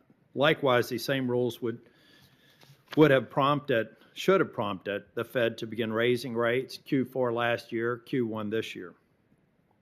I'm concerned that the Fed has opted out of rules-based to discretionary monetary policy. As the Fed reviews monetary policy strategy, Chair Powell, will you commit to considering an increased weight for a rules-based strategy in Fed decision-making, and if not, why? So we do use policy rules like the various forms of the Taylor Rule in all of the analysis that we do. If you're thinking about how monetary policy will affect the economy, you have to have some sort of a rule like that. The Fed has never really used them in a prominent way to actually set policy in real time. But that's not to say they don't shed light, and we do consult them we consult them on an ongoing basis. The rules called for deeply negative rates during the pandemic, and we didn't do that. They did call, of course, for rates to move up, and rates now really are moving up much closer to where the Taylor rule, various forms of the Taylor rule are, and I think by the end of the year we'll be pretty close to where some of the Taylor rule iterations are. So it's something that we consider. I think in a couple of years when we look at our framework again, that's something we could look at. And Chair Powell, could you just briefly explain the variance between rules-based decision-making being at 6 and where we are today? What other factors came into play? So what Taylor rules don't take into consideration changes in financial conditions. They just look at the overnight policy rate. As I mentioned earlier, we began signaling, and the way we're set up now to signal policy changes going forward with the summary of economic projections that we do 4 times a year. So markets priced that in, and you're getting a lot of policy tightening well in advance of actually raising rates. As you pointed out, we're at 1.6% only on the federal funds rate, but look out the rate curve. All the very substantial additional rate hikes are already priced in, and they're affecting financial conditions, and they have been for several months. So that's one way of thinking about it. It's really only at the very short end of the curve where rates are still in negative territory from a real perspective. If you look farther out, real rates are positive right across the curve, and that's really what you're trying to achieve with policy in a situation like this where we have 40-year highs in inflation, and we know we need to have restrictive policy, and that's where we're headed. Thank you. In 2012, the Fed adopted its current 2% inflation target, then amended this in 2020 to allow inflation to run over 2% target so that inflation averages 2% over time. Many warned this approach would simply give inflation a foothold before the Fed could respond. Now inflation's at 6.5% per year, and many serious analysts are predicting a recession. According to the Fed's framework, will the Fed push inflation below 2% so that it averages 2% over time? No, that wasn't the way the framework worked. And I should clarify, though, the framework was carefully focused on what we knew, which was the economy of the last 25 years. The pandemic hit a few months afterward, and I think we've been aware since reasonably quickly after that the disinflationary forces of the last quarter century had been replaced, at least temporarily, by a whole different set of forces. And those are the forces that our policy has been reacting and dealing with, and we're well aware of that. I think that what we were looking at was a world in which you didn't see inflation move up even when unemployment was for an extended period well below 4%. This is a different economy, different forces. The real question is how long will this new set of forces be sustained, and we can't know that. But in the meantime, our job is to find price stability and maximum employment in this new economy. And final question is, there is some renewed discussions about increased spending and increased taxes through reconciliation. Just hypothetically, if Congress were to pass a bill that increased spending by $500 billion or $1 trillion and raise taxes, would that make your job easier or more difficult? I swore off getting involved in these fiscal debates a year or so ago, and I'm determined to see if I can't stick to that. But remember, we can always incorporate. What we do is we take fiscal policy as given, and we react appropriately. Well, then maybe instead of policy working through Congress, but policy that was passed by Congress, do you believe that the $1.9 trillion spending package last year had any effect on inflation? This is really not our job to pass judgment. We didn't pass judgment on the Tax Cuts and Jobs Act or the CARES Act, can raise you the rates, or that act as but well. anything else, So not I really my think that's job. a job for Congressional Budget Office. Thank you, Chairman Powell. Thank you, Senator. Senator I'm a Cortez lawyer Masto of slash Nevada is Fed chair. recognized I for thought 5 you knew minutes. that. Thank you, Mr. Chairman. Chairman Powell, thank you for being here. Let me start with high prices. Because not only in Nevada, but across the country, we're seeing high food, housing, and gas prices, which really is creating a financial hardship for too many families. And I want to start with gas prices first. In Nevada, average price of gas is $5.60. In Las Vegas, about $5.60. In Reno, at $6 a gallon. And as gas prices rise across the country, oil and gas companies, we know, are making record profits, but are SPY is using now that money green. to continue We have to recovered consolidate all their of the industry losses and from pay this morning, for about a stock 1%. buybacks instead of investing in increased oil production. On one of them, and one I've heard, is over 9,000 permits that they have that are unused drilling permits, or they're not expanding their refining capacity. We also know that reduced refining capacity is a particular problem that has been caused in large part by decades of oil industry consolidation and is driving gas price hikes to be as much as 61 cents a gallon higher than expected. So when considering the drivers of inflation, how much do Federal Reserve economists consider consolidation in an industry? And what else can we do to hold these industries accountable for their contributions to rising prices? You know, so those are really questions for the competition authorities, questions of industry structure and consolidation. They really aren't questions that we directly address. You know, we raise interest rates, and our job is maximum employment. But I have to push back. You have to consider that. I mean, you're considering what's happening in Ukraine as a variable on inflation and high prices. So you have to consider the fact that we have these oil companies. They are exclusively control this commodity that is key for this country. We know that not only do they produce and decide how and when they're going to drill crude oil, we also know the refineries, and quite honestly, the refineries in this country are not prepared to refine the domestic oil that even comes from Texas and the Dakotas. The refineries are prepared to refine the oil that comes from out of this country. And we also know that many of the oil companies have their own traders that are trading on the price of crude oil in this country. I mean, listen, you just talked about an outside agency. This is why this is so important and why I am a co-sponsor of the Transportation Fuel Market Transparency Act. Glencore was just fined $1.1 billion because they were manipulating the fuel oil prices to their benefit. So that is something you have to take into consideration when we have an industry like these gas and oil companies that are so consolidated. They are having an impact on the prices to the detriment of the people in my state. So that has to be something you consider and take into consideration when you're looking at the impact that people across the country are seeing from these high prices. I hope it is. Please tell me you are. Well, I think we see that the global oil prices, which have, you know, very important effects on gas prices here at home, are set on the global Watch market. 379 And next if we get above yesterday's high. Large cartel that is responsible to a significant extent for setting those prices. We take that as given. So do you pay attention to what Wall Street is saying and what these cartels are doing? When you say cartels, these are these big oil companies, and they're indicating that, well, I'm not going to drill because I'm making profits because the price of gas is so high.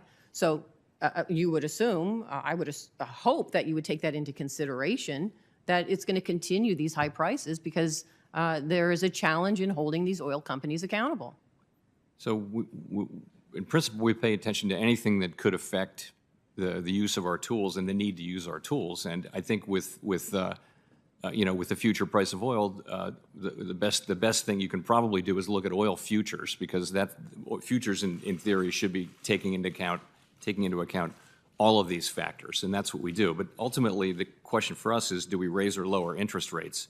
We don't have tools that would address these practices that you're discussing. They're not really, of course, we understand them. Well, do you have concerns that these oil companies are manipulating or controlling the prices that we have right now? Do you take that into consideration with the tools that you need to reduce inflation and reduce these costs? Honestly, those are not judgments for us to make. The questions about industry structure and competition are really not, it's not our assignment. Our assignment is maximum employment and price stability. The outcome of that infrastructure is something you've got to take into consideration. Yes, very much. Unless they change, the prices are not coming down. Unless they stop giving profits and sharing that with their shareholders and start addressing and looking at actually the consumer at the other end of this, who is bearing the brunt of it, these prices are not going to come down. I would assume you take that into consideration. Maybe I'm wrong. Well, when you say take it into consideration, we do have to have a forecast of oil prices, and we do. But ultimately, though, the question for us is price inflation. What's happening with price inflation? And it's a macroeconomic question. It's not a question about industry structure or corporate behavior. It's a question about what will be the behavior of inflation across the economy. And in particular, there's really not Hit them with anything that that we macro. can do Hit 'em about with the oil macro, prices. dog. There's a New little, high, food 376. prices is a bit more mixed, but for oil prices, they're set at the global level. It has to do with global oil prices and also the refining spread. Neither of these are things that we have the tools to affect. Does it concern you that these oil companies haven't come to the table to look for a solution to help us reduce fuel costs? I don't think it's appropriate for the Fed or for me to be reaching out into areas of policy that are not assigned to us. It's not up to us to comment on that sort of thing. We have a very specific job and precious independence to carry that job out, and I think the other side of that is stick to that job. And our job is maximum employment and price Kind of stability. getting aggressive. Thank you, Mr. Chair. My time is That up. was kind of a little Senator Powell Rouse from South clapback. Dakota is recognized. Thank you, Mr. Chairman. Chairman Powell, welcome again. It seems as though for the last couple of times that we've had you in front of this committee, inflation has been a primary item of discussion. I want to follow up, just as my colleagues have, and I'd like to take it in a little bit different path, perhaps, because when it comes to breaking down the different causes of inflation, clearly there is the supply side and the demand side. And the reality is that a large portion of the inflation stems from the higher energy prices, which is part of the supply side issue. When President Biden took office, January of 2021 through January of 2022, the price of unleaded gas has increased by 50% during that time period, from $2.33 to about $3.30 per gallon. Now, that was well before the Russian invasion of Ukraine. Higher prices are instead, I believe, a direct result of policy decisions made by the Biden administration, like prohibiting new oil and gas leases on public lands and waters and choking off future access through the Keystone XL pipeline, and increasing U.S. dependence on foreign energy sources by actively calling on OPEC to produce more oil. All of these seem to send a terrible message to the market about the future of investing in oil and gas processes within the United States. And at the same time, Mr. Chairman, your tools are designed, as we've discussed in the past, to impact not necessarily the supply side, but the demand side of inflation. So if you attempt to use your tools that are available at this time to address what I believe to be the policy-induced side of inflation, do you risk hurting the economy by using these interest rate increases when, in effect, as you've indicated earlier here in this meeting, that you really can't impact the price of gas or the price of food? So I think that's right. We know that our tools can affect certain aspects of inflation, and that would include certainly energy inflation and food inflation. So nonetheless, our statutory goal is headline inflation. But we also know that core inflation is actually a better indicator of headline inflation than headline inflation itself is, because food and energy tend to be quite volatile. They tend to move up and move down, and that's been the history. So core enables us to look through that volatility, and so we focus very much on that as a better representation of what underlying inflation of the economy is at any given time. And I think but in this particular case, that core inflation, if we're not going to include some of those, what I think earlier we thought would be transitory in nature portions of inflation, they have proven not to be transitory. In fact, South Dakotans are now paying $682 more per month on goods and services than they were when President Biden took office due to inflation. The administration is claiming the Federal Reserve can fix our inflation problem. But as you've just indicated, you focus on core, and your tools might very well work on core, but not on those really heavy drivers to inflation that South Dakotans are seeing like the rest of the country. See, Mr. Chairman, what I believe is going to happen here, and I just share this. Clearly, you are aware that you're going to be the person that takes the fall if inflation is not brought under control. And this administration is going to point to you and to the Federal Reserve saying, you have the tools to fix inflation and you're not doing your job. When in essence, the portion of inflation which Americans are feeling today may not just be the core inflation that some of your tools do, but the total cost of inflation that my citizens in South Dakota feel to the tune of, well, $682 more per month in living expenses than what they were when this administration took office. So we're focused on the part of it that we can address, and that is there's a job to do on demand here. There are parts of the economy where demand exceeds supply, and that's where we think our tools can help, and that's what we're focused on. Very good.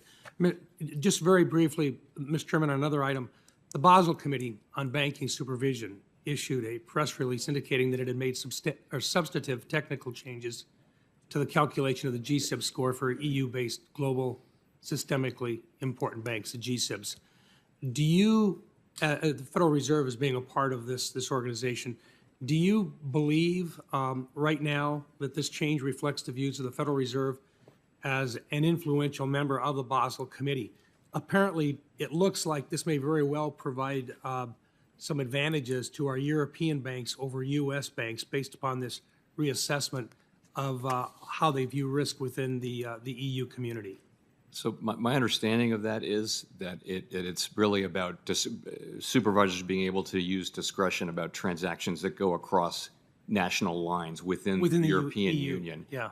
It doesn't apply at all here. And ultimately, the capital rules that Europeans apply are decided by Europeans, not by us. Very good. Thank you, Mr. Chairman. Thank you, Senator Rounds. Senator Warner from Virginia is recognized. Thank you, Mr. Chairman. And Chairman Powell, it's good to see you again. Thank you for your service to our country. I want to go a couple of different directions. First, and I think some colleagues have already raised this, but the truth is what we're grappling with right now on inflation is clearly a global phenomenon. I think even the Cato Institute group that doesn't always necessarily agree with folks on my sides of the aisle have pointed out inflation in many industrial countries around the world is running at the same rates, if not higher than us. I frankly just returned from a bipartisan trip to Finland, Latvia, and Turkey, getting back late last night. I'm still a little bit jet lagged. And Turkey, I think inflation's running at 78% a year. Finland gas prices were at $9 a gallon, and I asked one of my dear Republican colleagues, it's amazing. Joe Biden's inflation hitting here in Finland, too. The point being that a lot of these effects are not due to any single country's activities, but it is a global effect. I think colleagues have already acknowledged the effect that the Russia-Ukraine war has, some of the disruption on supply chains. What I don't think has been fully addressed yet is some of the challenges that are coming around from China in terms of their zero COVID policy, a lockdown on Shanghai for literally months on end, and how that supply chain disruption is floating through the whole global economy. Can you speak to that, Mr. Chairman? Sure. So, of course, you're right. Inflation is very much a global phenomenon. If you look at comparable large advanced economies like ours, you'll see inflation rates that are quite similar to ours, in some cases higher, some cases lower. But there are important differences in the characteristics of that inflation. Ours is more about demand, I would say, than most of the others, and theirs is more about energy prices and things like that. In terms of your question on China, we don't think we've seen the full effect of the lockdowns that we've had, but so we'll expect to be seeing some negative effects on bottlenecks. On the other hand, China now seems to be coming out of that period of lockdown, and growth seems to be picking up. Advanced indicators are that their economy may be recovering, but of course the zero COVID policy, as long as it's in place, it certainly could. You could certainly have a relapse given this highly contagious disease. Let me and again, we're all looking for short-term items, and frankly, I'm glad that the president, I know particularly some folks on my side of the aisle are concerned about the president visiting Saudi Arabia and visiting with the leadership of that regime. I think you've got to use all the tools in the toolkit, and getting additional partners in the middle, or players in the Middle East to increase oil production, I think is important. I'm a little less I got a lot more proof to see whether some kind of short-term gas tax holiday would actually provide relief to consumers, or simply, as we've seen in some states that have implemented it, the prices don't change and the companies may make more money, but it doesn't provide that kind of inflationary relief. And I am concerned, as somebody who spent a long time as governor and as senator trying to make sure we pay for our infrastructure investments. Easy to take away a tax, tough to put it back on. And there's always an excuse not to, but I'm open to seeing a better analysis. I do want to raise, and recognizing that not everything can be done with a flick of the switch. You know, there's a piece of legislation that has been floating around here for almost a year, passed the Senate a year ago on a broadly bipartisan basis, passed the House a number of months ago. I think the House, frankly, took the wrong approach. But it goes at least one of the inflationary pressures here, which is making sure that we've got a domestic supply chain on semiconductor chips. Every device that has an on and off switch requires a semiconductor chip. And right now we see, particularly around auto inflation, one of the big drivers is the lack of chip supply, so cars can't actually be sold. They're literally sitting warehouse waiting for the semiconductors to come around. This legislation, $52 billion of investment, would build at least 10 semiconductor facilities here in America. I know Senator Brown has been a big advocate of this. If we don't do this, I don't think there'll be another semiconductor facility built in America, even though some have been announced. I point out the fact that, you know, a year ago the Europeans had no plan here in semiconductor investment. Intel recently announced $8 billion from the German government. When the German bureaucracy and European bureaucracy moves faster than the American legislative process, I don't care which side of the aisle we're on, we're in trouble. So in the last few seconds, I know you don't want to weigh in on a specific piece of legislation, but the notion of investment in a key industry component like semiconductors, long-term in terms of keeping inflationary pressures down, right move or not? Well, again, I wouldn't, as you say, I wouldn't comment on a specific legislative proposal. Talk about the industry sector. I'll just say that I do think we learned a lot about global supply chains, and we're still learning. And it's important to take the right lessons, and I think it's an important area to explore about how we can harden up and improve our sourcing capabilities, including what should be here. Thank you, Mr. Chairman. Thanks, Senator Warner. Senator Kennedy from Louisiana is recognized.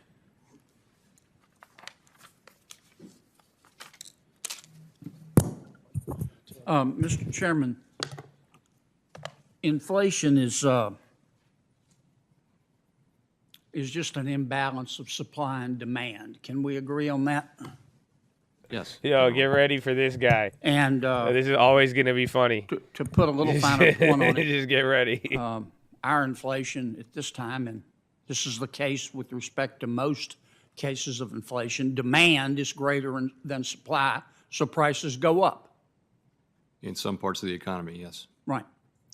Now, you're trying to lower, so we've got a situation where demand's up here, supply's down here. You're trying to lower demand. Is that correct? Yes, while also giving the supply side time to recover. There's some ground to be covered on that side. Yes, but you've talked about your role, scope, and mission, and your job is monetary. You're trying to lower demand. Well, I'm trying to I would say lower demand growth. We don't know that the demand has to actually go down, which would be a recession. Well, 70% of our economy is driven by consumer demand. And you're trying to lower demand and slow the economy down. Am I correct? I guess I just say we're slowing down growth. Right. That's what the economy is. The growth. Yeah, okay. Exactly. All right. There's another way. The two aren't exclusive. You alluded to that. You can also lower demand, but you can increase supply. Can you not? Yes. And that would solve inflation. Yes, it would. Now, Congress's job is not to deal with demand per se. A lot of the bills we pass impact demand, but that's the Fed's job. Right. Okay? Now, I'm not going to ask you to comment on any specific bill, but tell me the things that Congress could do right now while you're lowering demand, not you literally, the Federal Reserve, what we can do right now to increase supply. I think the things you can do are important over the medium and longer term, but probably not so much in the short term, but it's things that like investing in people so that they can remain in the labor market longer, things like that, and infrastructure, things that will increase the productive capacity. Well, how of the about, economy. well, in the long run, as Keynes said, we're all dead. I'm interested right now in the short run. What about if we reduce the regulatory burden, let's say on refineries, wouldn't that incent refineries to start refining more and help on the supply side? I would say anything that could increase capacity on that front could have a... Yeah, but would that help? I'm not trying to get you to endorse legislation. Look, Mr. Chairman, we got a hell of a mess here. Okay? Inflation is hitting my people so hard they're coughing up bones. I don't care what the inflation is in other parts of the country, of the world. I'm sorry they're having inflation in other parts of the world, but them in misery doesn't make my people feel better. They're still miserable. Inflation is hitting people so hard, they're coughing up bones. It's the highest in 40 years.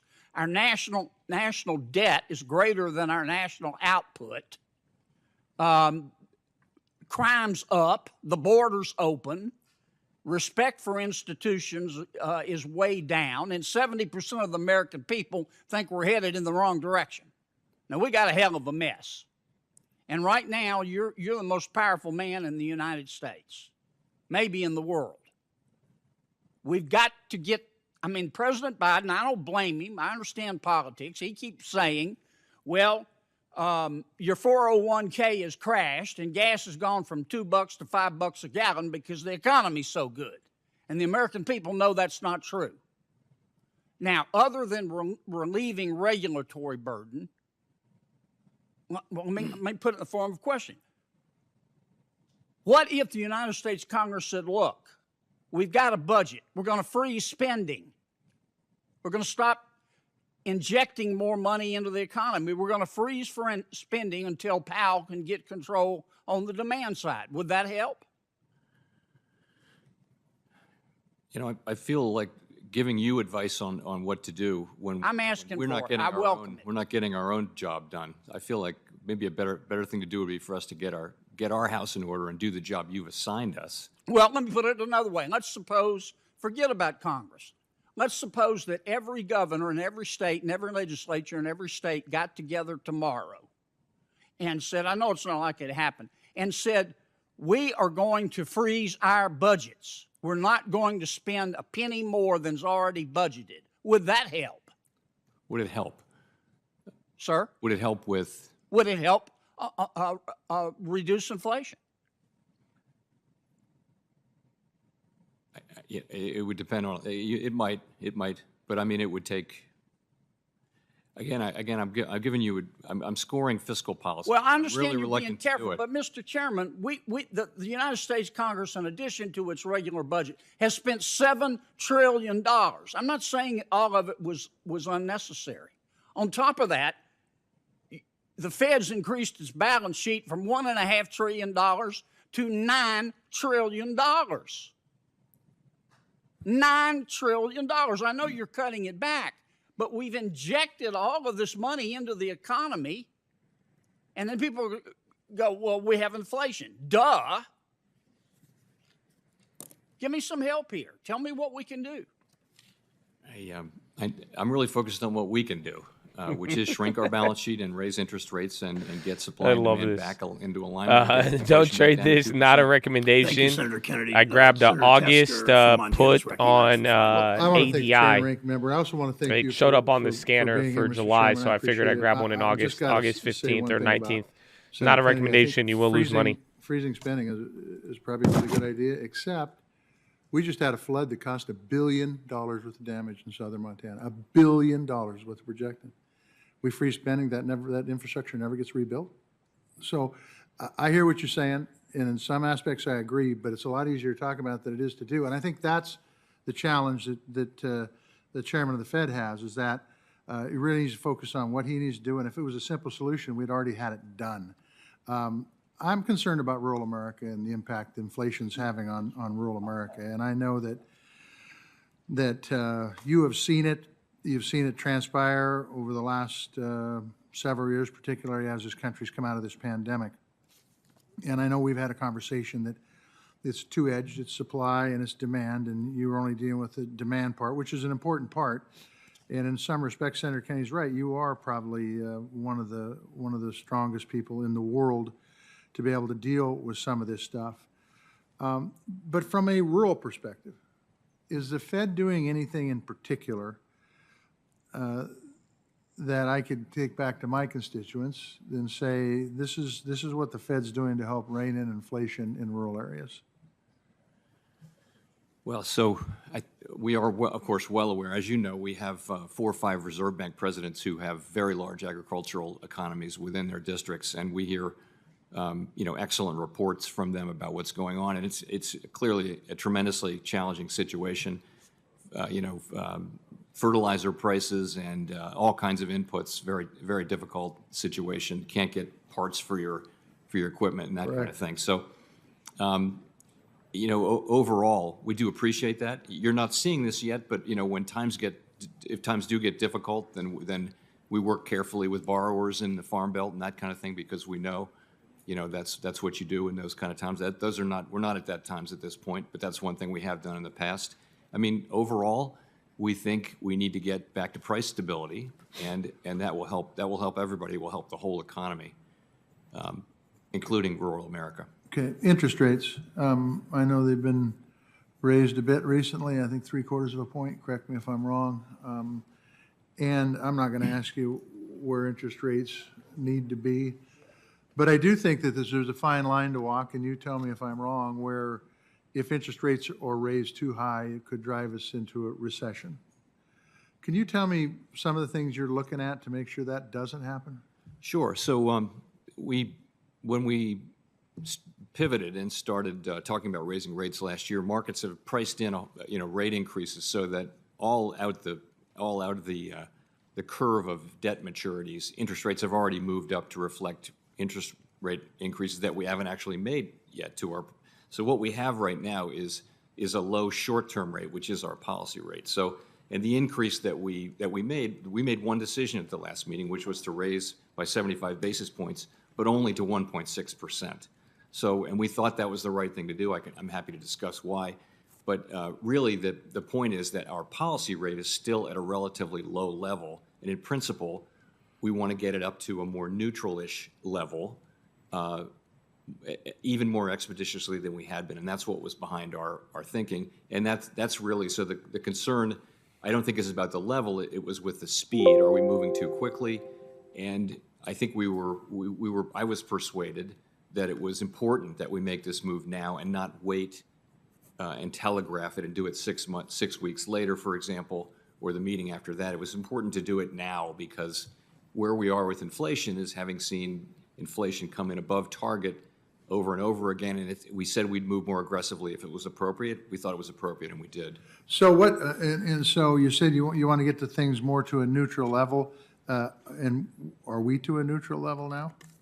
No. So we estimate the longer run neutral level of the federal funds rate to be in around 2.5%, and actually we think it will be appropriate to raise rates above a neutral level into a modestly restrictive level, because this is very high inflation and it's hurting everybody, and we need to do our job and get inflation back on a path down to 2%. And the way we're going to do that, we think, is raise rates, of course, to that level. Of course, everything depends on the data that we see. We're going to be we're really strongly committed to getting inflation down to 2%, but we're going to be flexible as we see the data coming in. Do you agree with the perspective, and then I'll be done, but do you agree with the perspective that if interest rates go too high, too fast, that it could drive us into a recession?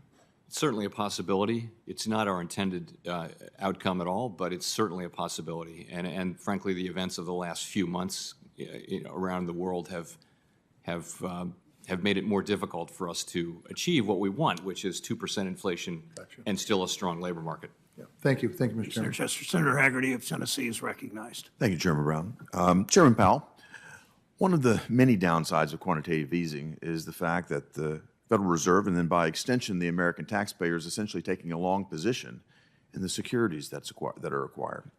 And that means that when rates rise, the value of the securities on your balance sheet drop. That's exactly what's happening today.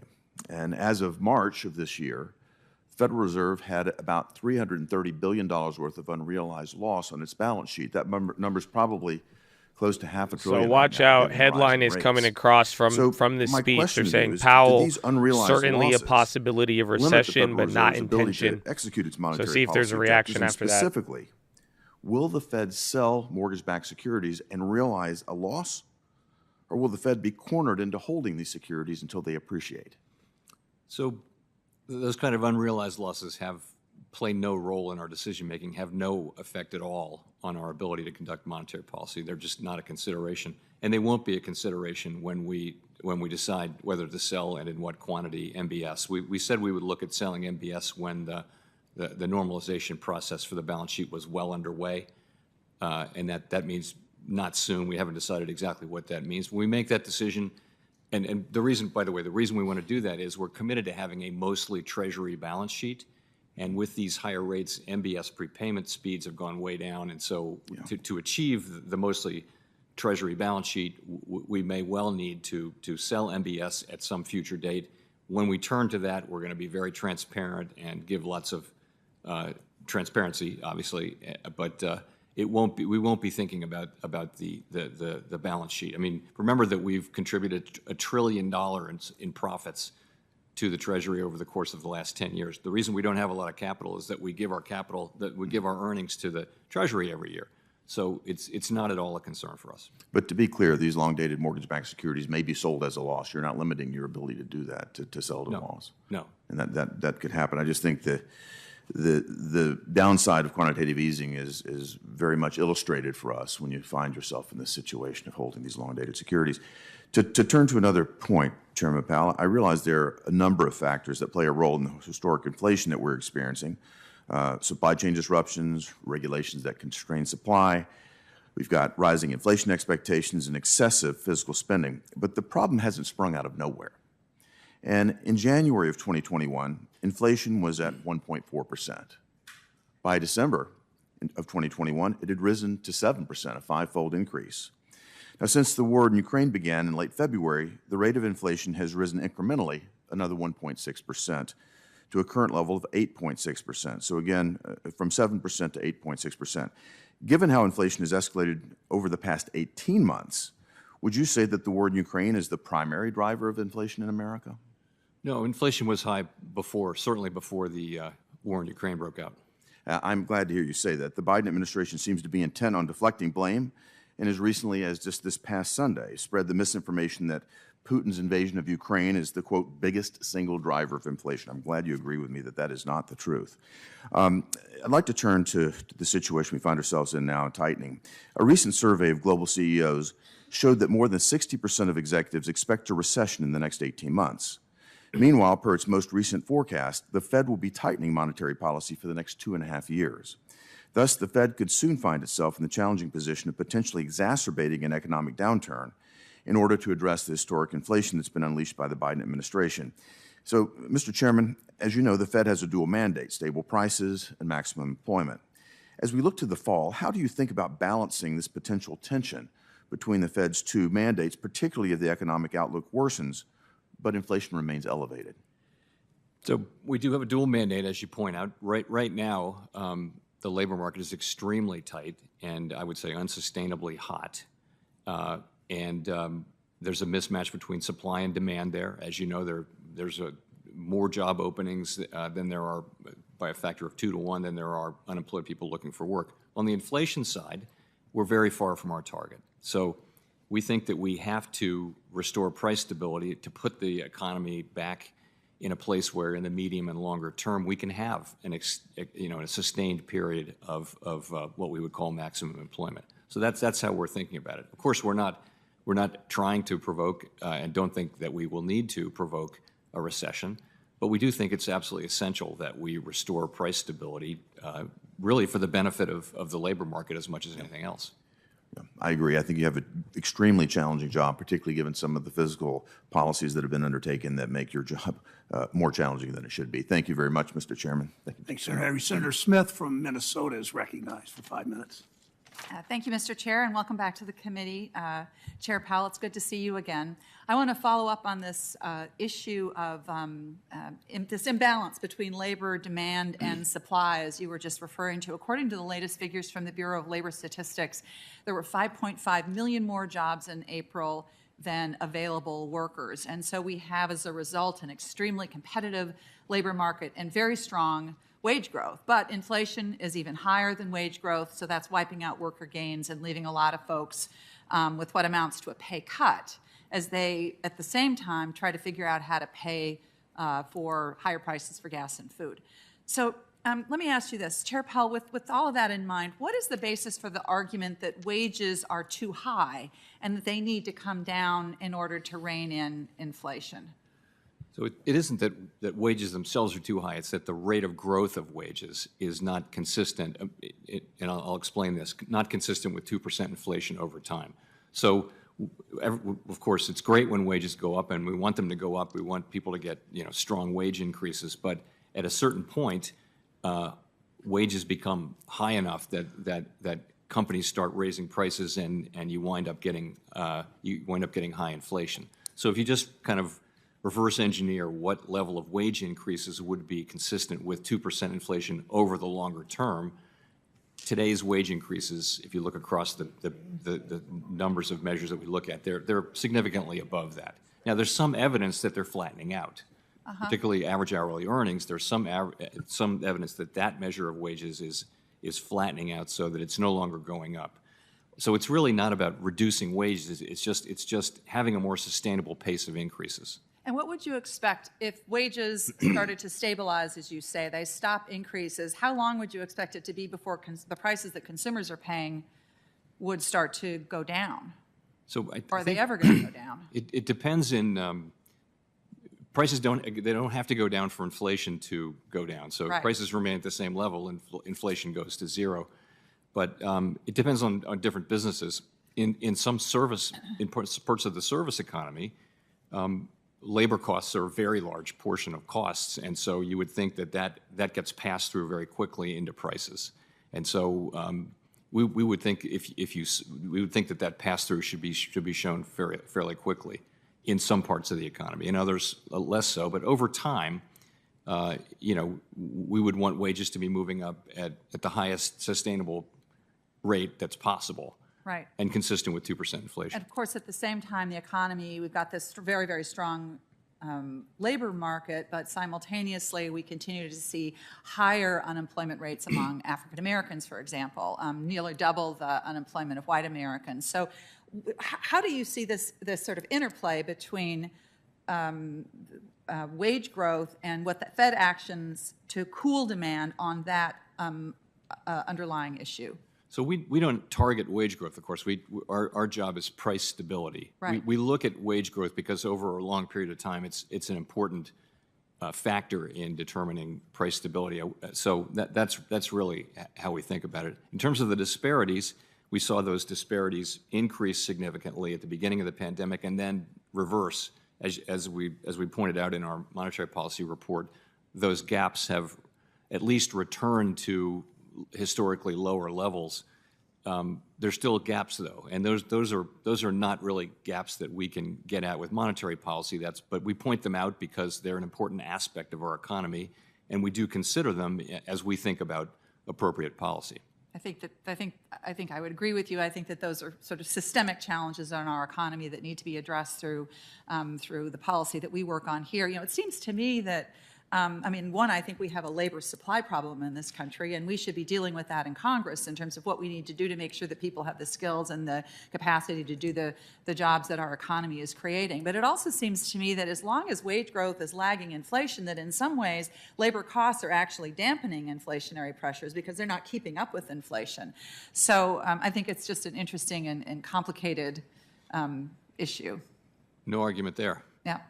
Well, I just have a couple of minutes left. I'm not going to have a chance to get into this, but I'm quite interested also in this, that what we're seeing around the country everywhere, and especially in Minnesota, about extraordinarily high increases in housing. The Fed is raising interest rates, which is going to have an impact on increasing housing prices because mortgage prices are going to go up and other costs going up in terms of building housing is going to go up. So I'm just am interested in how you sort of weigh that dilemma. So, after the pandemic, for a number of reasons, housing demand went way up. Rates were low, but also people decided they wanted to live more in housing, single-family homes rather than downtown. And so prices went up all over the country at very, very high levels. Now you see the housing market slowing down because you see higher rates are having an effect. That should have an effect on housing prices, perhaps even fairly quickly, so that prices won't necessarily come down, but price increases will flatten out. We're seeing lower home sales, we're seeing lower starts, so we're seeing a slowing in housing. And, ideally we would, the very low settings of rates during the pandemic were appropriate, but part of what that did was it supported a lot of demand for housing. Maybe we're going to get back to a place where supply and demand are closer. I will say, I agree with you on the labor shortage issue, which is a longer term issue that we have, but also with housing, there are constraints on housing construction, so that it's it's very possible that we'll be in a position where there isn't enough appropriate housing at the right price. And that's a longer run issue. Again, not so much for us as for you. Thank you. Thanks, sir. So Senator Lummis of Wyoming is recognized. Thank you, Mr. Chairman, and thank you, Chairman Powell, for being with us today. It'll come as no surprise to you that I want to focus on digital assets and Fed master accounts. So my first question is about the accounting treatment of digital assets. Specifically SEC Staff Accounting Bulletin 121. So this bulletin requires publicly traded companies, including banks, to hold digital assets in custody as an on-balance sheet liability. So will the accounting standards contained in this bulletin that requires it to be on balance sheet be applied by the Federal Reserve to banks and bank holding companies? That's something we too saw that and understood the implications, and I think that's something we're working on with our fellow bank regulators. And I don't have an answer for you though, but that's certainly something we're focusing on very closely right now. And I would note that the Basel Committee on Bank Supervision has declined to establish a capital charge for custody digital assets because they're always off balance sheet. They've created a framework called the Prudential Treatment of Crypto Assets that continues to acknowledge that they're off balance sheet. So if the standards of the SEC's staff bulletin are adopted, that would be the first time that custody assets are placed on balance sheet. Do you think it's smart for the U.S. to be imposing bank standards beyond international norms? So again, I mean, that was the SEC has authority over accounting rules, and that's what this was. And we now have to consider that exact question, and that's what we're doing. I can't really say more because we are working our way through it. But my understanding of it is the same as yours, though, which is custody assets are off balance sheet, have always been. But this is, the SEC made a different decision as it relates to digital assets for reasons it explained, and now we have to consider those. Yeah, and thank you. I encourage you to consider that and appreciate that you're looking at it and you're aware of it. That's great.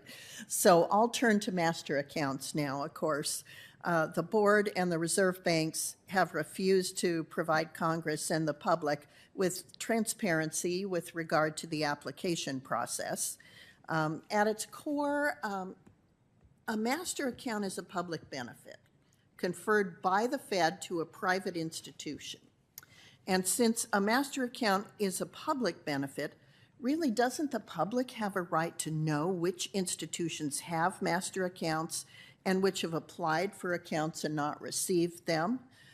Both the FDIC and the OCC publicly list similar application information on their websites today. So could you commit, as part of a transparency project, to make publicly available a list of institutions that have received master accounts, as well as the institutions that have applied and not received them?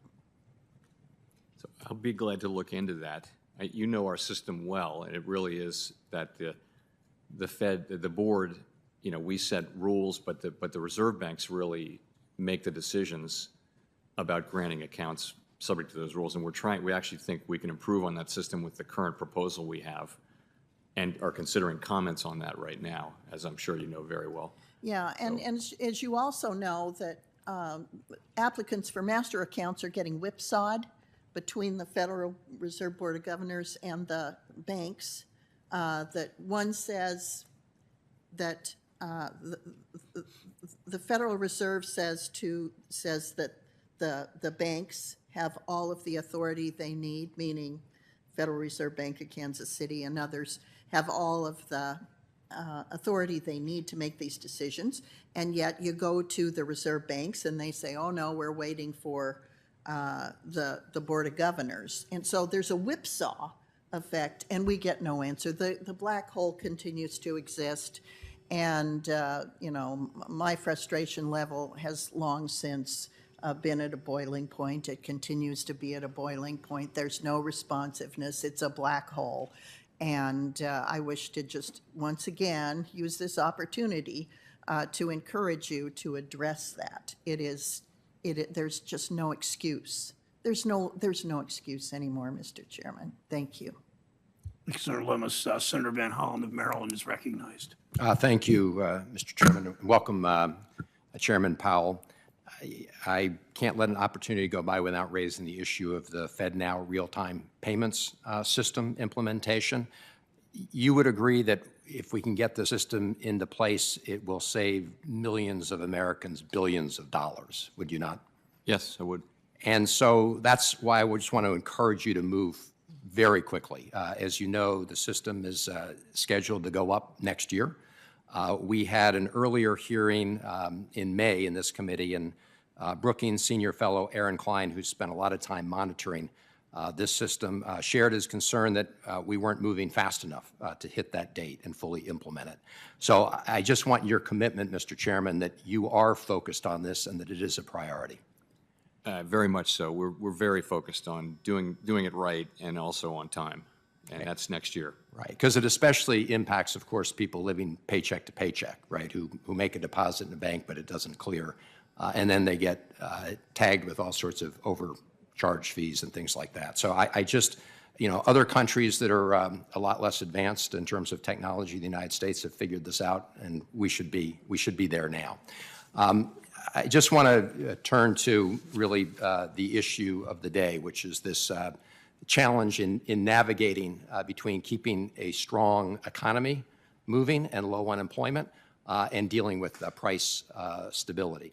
On the good news front, and I think you've testified to this earlier, the United States is doing a lot better than our sort of near-peer economies when it comes to economic growth and quickly reducing our unemployment rate. Isn't that the case?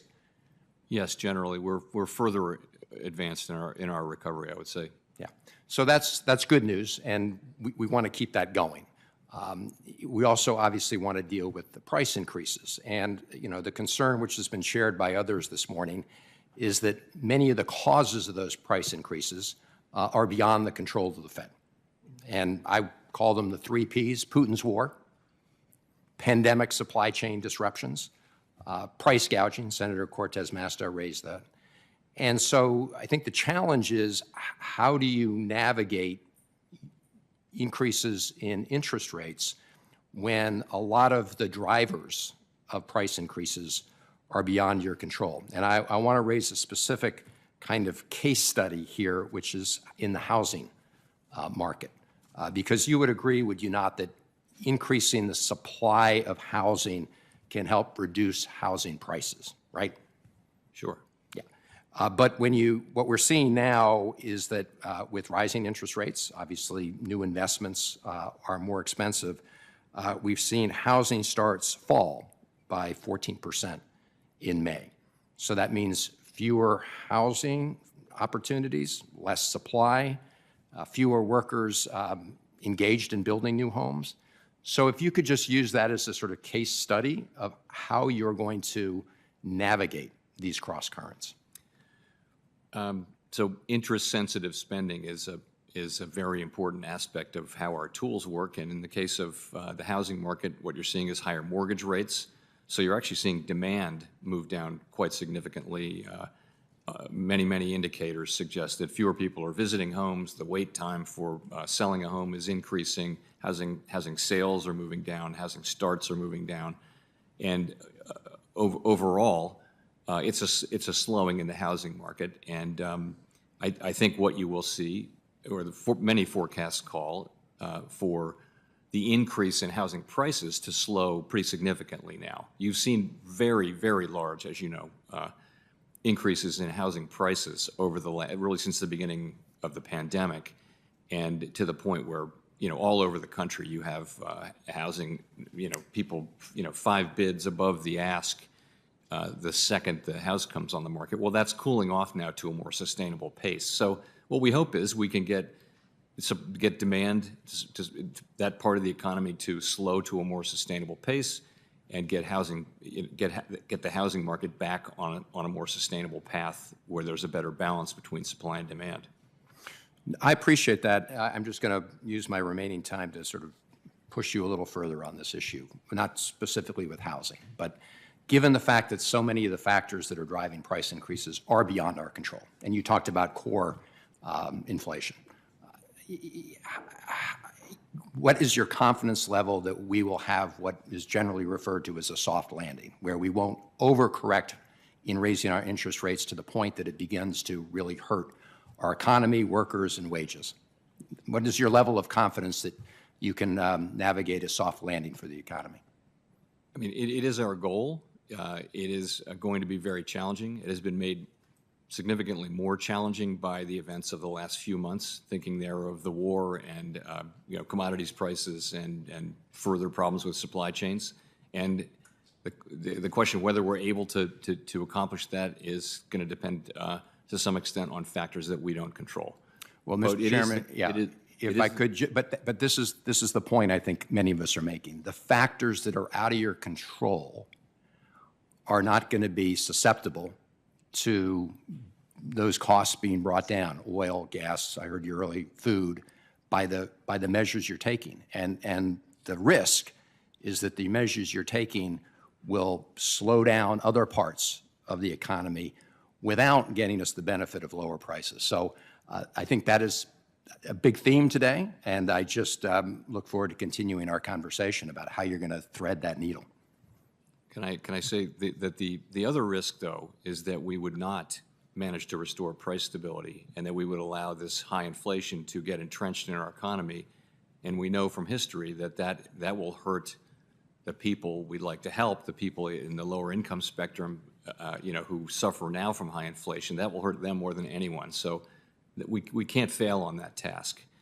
We have to get back to 2% inflation so that we can have the kind of labor market that we really want. I appreciate that, Mr. Chairman, but as you know, the prices that people are experiencing most vividly day to day is the price of gas at the pump and the price at food at the grocery store, both of which are things that you've said are beyond your control. So thank you, Mr. Chairman. Senator Daines from Montana is recognized for 5 minutes. Mr. Chairman, thank you. Mr. Powell, good to see you that's here today. Like my colleagues, I continue to be deeply concerned with the inflation we're seeing in the economy and its real-life impact on Montana families. When I go back home, I hear the top 3 concerns from Montanans. It's inflation, it's inflation, it's inflation. It's the price of gas, it's the price of groceries. CPI inflation grew 8.6% year over year in May, the highest increase since December of 1981. In Montana and other mountain states, as you're aware, inflation grew by 9.4% versus a year earlier. This rate of inflation is unsustainable for Montanans and Americans alike. For months,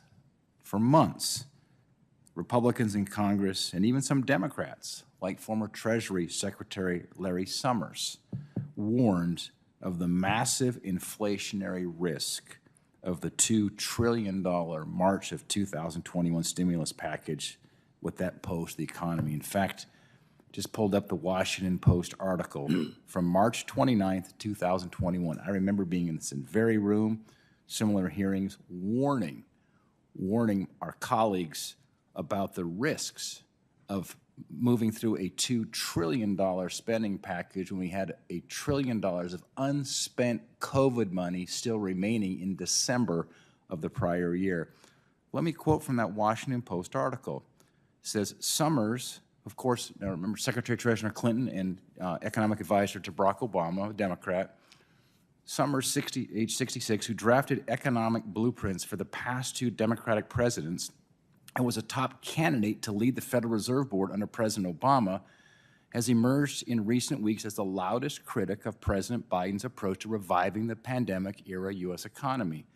The Harvard University professor who advised Biden for a time last summer warns, and this is key, that the president's stimulus plan may trigger the highest inflation in more than half a century and could cost Democrats the chance to make lasting investments in the economy. There were many of us warning the administration and our colleagues across the aisle of blindly moving forward on a purely partisan basis to jam through that $2 trillion package and the inflationary risk associated with it. Now, with inflation at a 40-year high, these same Democrats are continuing their ill-advised effort to revise President Biden's sweeping Build Back Broke package, no matter the warning signs that are flashing right now in all of our faces. Chairman Powell, Mr. Summers has suggested several years of greater than 5% unemployment might be necessary to contain inflation. Would you agree with that assessment?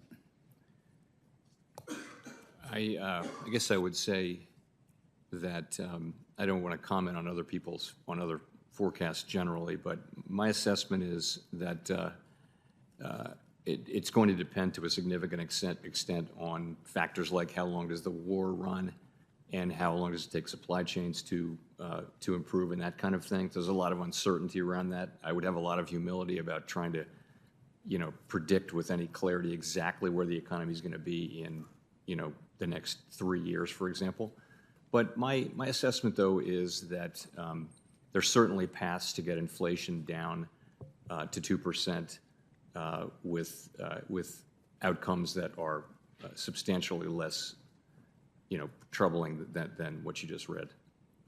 You've characterized a soft landing as getting back to 2% inflation while keeping the labor market strong.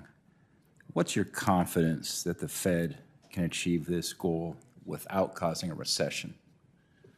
So I think that is our goal. That's our intention. I think it's going to be very challenging. We've never said it was going to be easy or straightforward. It's going to be challenging, and the events of the last few months have certainly made it more challenging. And nonetheless, there are pathways through which that could happen. And in particular, what we saw in the early part of 2021 when inflation went up was very strong demand surged against what were unanticipated supply-side constraints. And the result was prices went up a lot, much more than could be explained by just the increase in demand. And so in principle, if demand can move back down, then inflation could move back along that path just as quickly as it went up. In principle, no one's guaranteeing that, but the idea is this is not the same. There are relationships in the economy for how quickly inflation would move compared to demand moving. This could be an unusual situation because we have had what is in effect a vertical supply curve where there isn't any more supply or a very steep supply curve. So you get really sharp increases in prices. You could get sharp declines for the same reason. So that could be a difference. And I think we'll find out, ideally. But ultimately, we need to see progress on the supply side. And we're not waiting for it. Our job and our tools work on demand. And that's what we're working on now, is getting demand down to a more sustainable level so that supply can catch up and is in better balance with demand. Chairman Powell, thank you. Thank you, Senator Daines. Senator Ossoff, on behalf of the chair. Thank you, Senator Tillis. Mr. Chairman, welcome back. Let me state at the outset, you have an extraordinarily challenging job in extraordinarily complex times, and much of what you are responding to and adapting to is beyond your control. Your success is the country's success to a significant extent. It's the world's success, and I fervently hope for your success and appreciate your continued efforts. I'd like to ask you to specify, if you can, what transmission mechanisms you believe are most sensitive right now to the change in monetary policy, what forms of consumption you expect to be most sensitive to it, and the extent to which you anticipate that some of the effects that you hope to have on aggregate demand through the increase in rates are transmitted via financial markets, and if so, how? So I guess I would say three basic channels through which our tools work. The first would be interest-sensitive spending. So that's durables, including cars and things like that, durable goods, housing, for example. So when rates go up, spending on those purchases, which tend to be financed with debt, will be restrained. That's one major channel. The second is just asset prices generally across the economy. When interest rates go up, it raises the cost of holding assets. It can cause assets, again, broadly across the economy to either moderate their growth or decline somewhat in value. And that has an effect on, a broad effect across the economy on spending on everything. The third channel is really the exchange rate, which you can think of as another asset price, but that also has the effect of pressing down on inflation. So we look at all of those.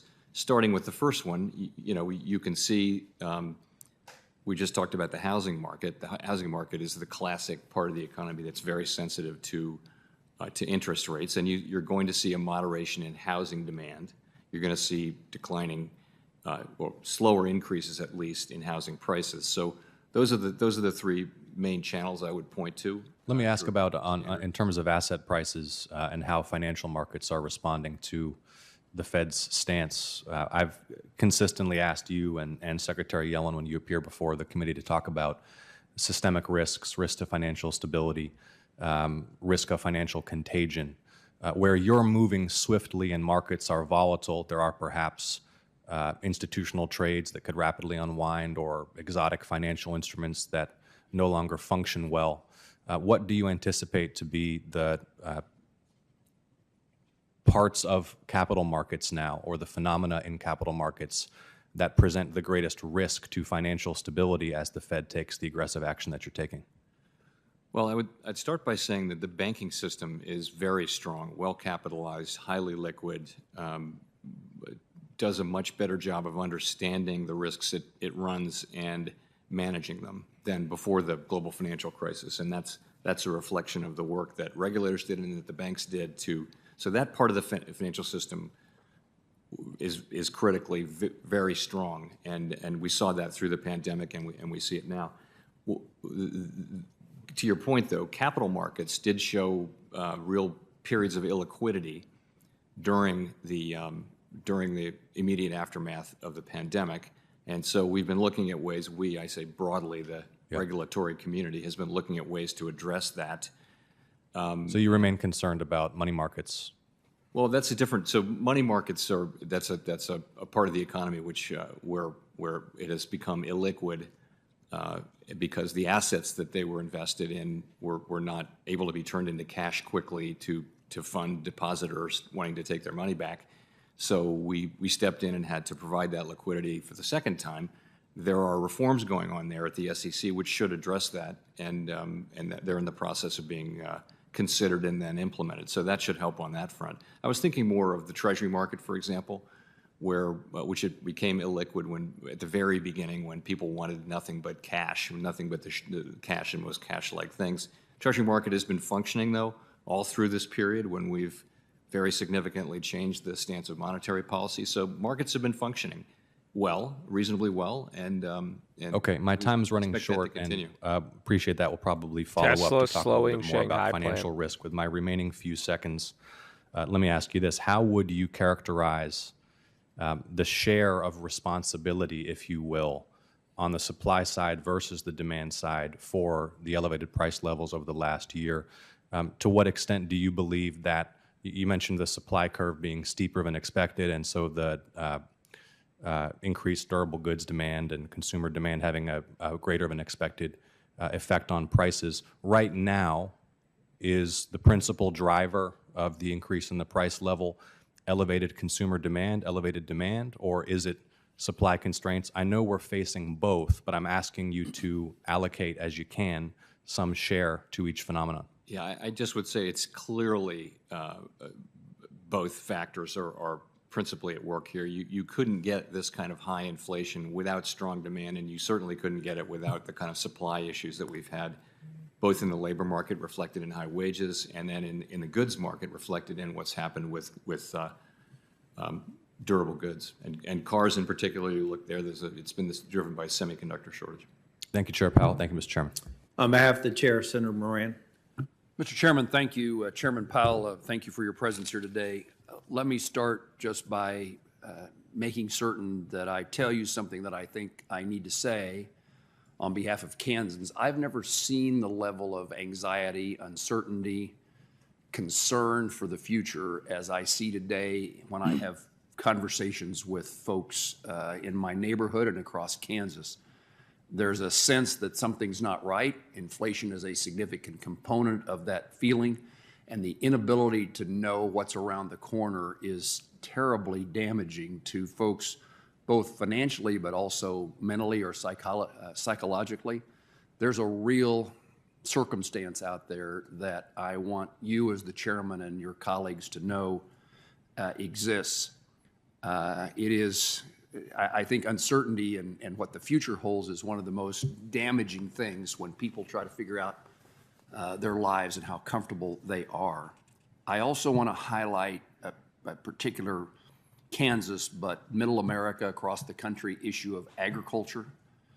I was on a farm on Saturday participating in, observing harvest of wheat. We live in a world in which people are starving and more are going to starve if we are unable to, if we fail to get more grain into markets from Ukraine and from Russia, but from the United States as well.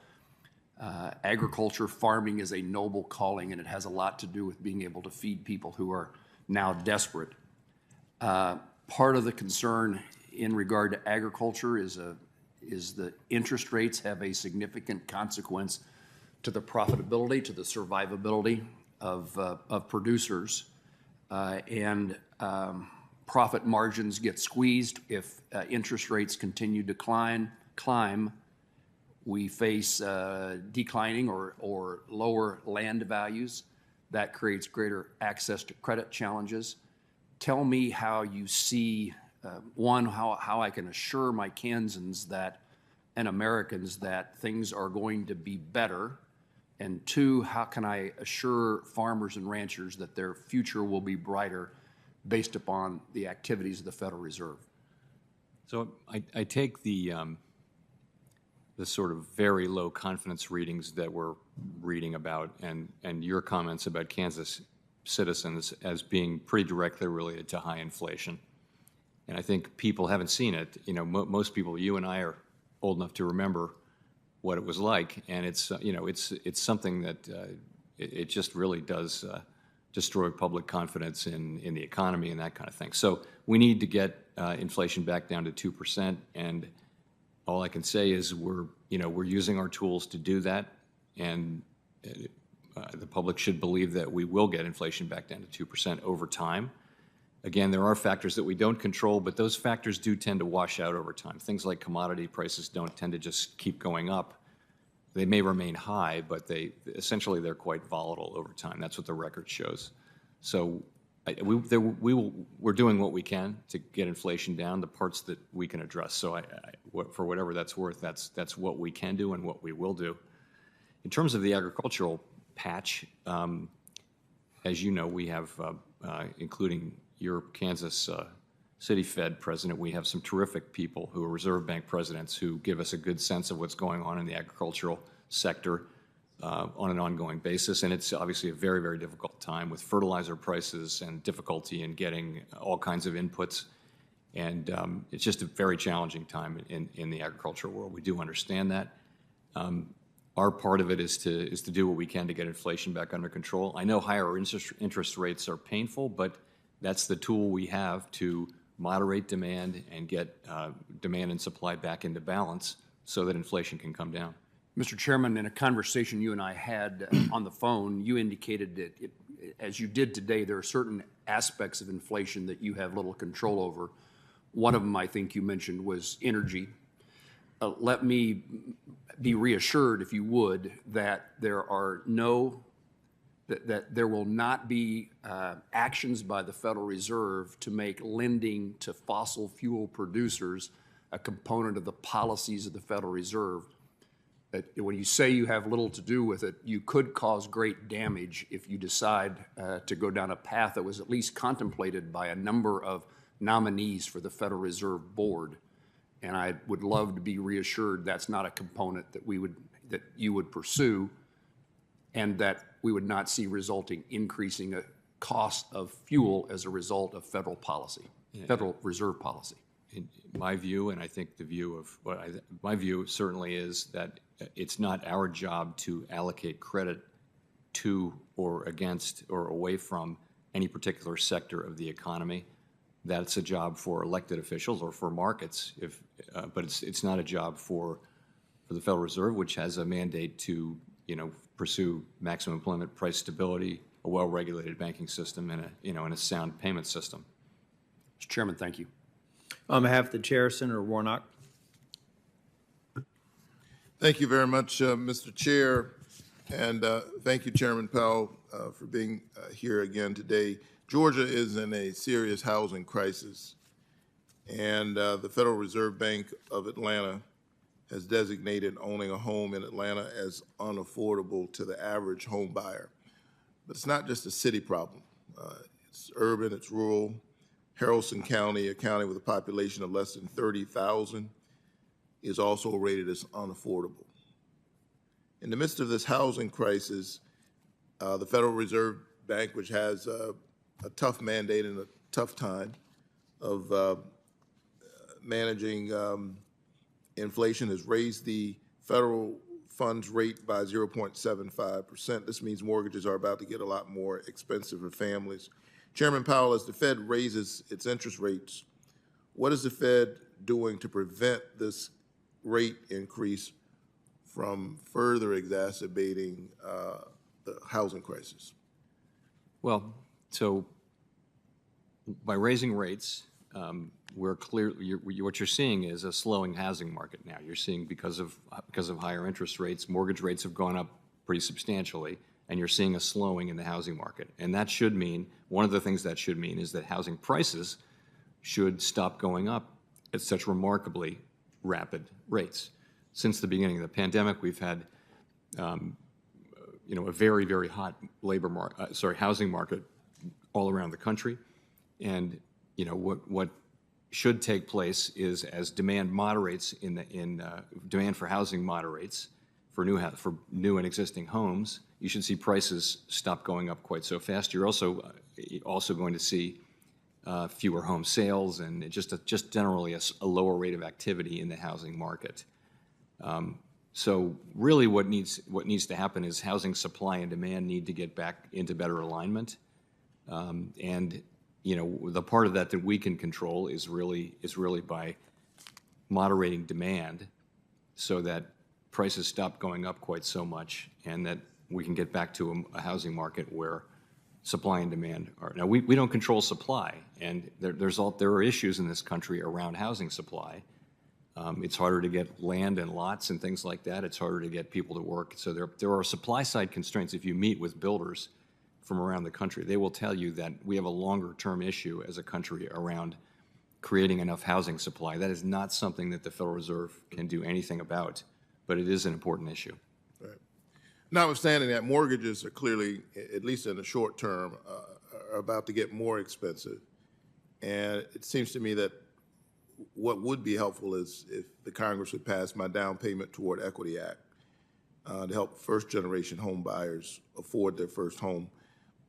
What effects do you expect the Fed's interest rate increases will have on the, well, let me put it this another way. The Federal Reserve helps enforce the Fair Housing Act and the Equal Credit Opportunity Act. What plans do you have to ensure that as interest rates increase, everyone still has access to a fair, reasonable price mortgage? So the higher interest rates don't change our very important obligations under the fair credit laws that we enforce. And so we'll continue to enforce those, you know, transparently and aggressively. It is true, though, that mortgage rates have gone up, and that will slow down demand, and that will be there's some pain involved in that for people paying higher mortgage rates, and also some people will be priced out of the mortgage market. But that is ultimately what needs to happen if we are to get back to price stability, to a place where people's wages aren't being eaten up by inflation. Right. So the greatest pain would be if we allow this high inflation to just continue. I guess it will be right. Yeah. Right, and I guess my point is that in the meantime, the folks who are on the margins of the marketplace in the first place, the issue is how do we protect them as much as possible. Related to that, when Secretary Yellen was here, she stated that the Federal Reserve needed to not only be skillful, but she said, quote, lucky to ensure, quote, a soft landing. I don't like counting on luck when the economic safety of Georgians, particularly those at the margins, is at risk, which is why I'm doing what I can here in the Senate. I've introduced a couple of bills to lower the price of gas, to lower the cost of groceries and other everyday goods, to cap the cost of insulin and other medication. And I've held the White House accountable to pursue investigation of price gouging of ocean carriers. And I've supported bipartisan legislation addressing the same issue that just became law. How can Congress lower costs for Georgia families? And what steps can Congress take to support the Fed and ensure a soft landing? So I guess I'd be reluctant to give you advice while we're trying so hard to do the job that you've actually assigned us, which is to get inflation back down. But I think those are authorities that those of you who run for elected office have, and we don't have as mere appointees. So that's really up to you. But you would agree that the folks at the margins of the economy are feeling the most pressure and pain, and that has to be addressed. I think that's always the case, and in the case of inflation, it's really that if you're spending every dollar that you're intaking on the bare essentials of life, and the cost of them goes up 10%, you're in trouble right away. Right. Whereas middle class people and people better off than that, they've got some resources, some ability to deal with it. So that's why it's such a priority for us to get on top of inflation before it does become entrenched. Inflation's only now been around for, it really didn't start until March of last year. So it's not at all too late for us to get this job done and get back onto the kind of path we all want to be on. Thank you so much. I'm concerned about this, and it's why in the meantime I've introduced several bills to lower the cost for essential items like gas and groceries and medication. Thank you for your testimony. Thank you, Senator. On behalf of the chair, Senator Sinema, I think, will join virtually. Thank you, Mr. Chairman, and thank you, Chairman Powell, for joining us today. And congratulations on your recent reconfirmation.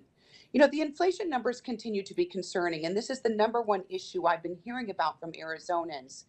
Families and small businesses are paying higher prices, and they need relief from soaring inflation so they can make ends meet. But we also know that this is not only a U.S. problem. Countries around the world, both big and small, are also seeing high inflation. So how is the U.S. positioned relative to other countries with respect to inflation? I'd say our level of inflation is broadly comparable to that of other major economies. You saw Canada release their inflation number today. It's not far from where ours are. Same with the Western European democracies and the United Kingdom. but there are different compositions. So I would say generally, to generalize, in the United States, our inflation has more of a demand-driven component, whereas in Europe, it is more, to a greater extent, driven by very high energy prices, for example.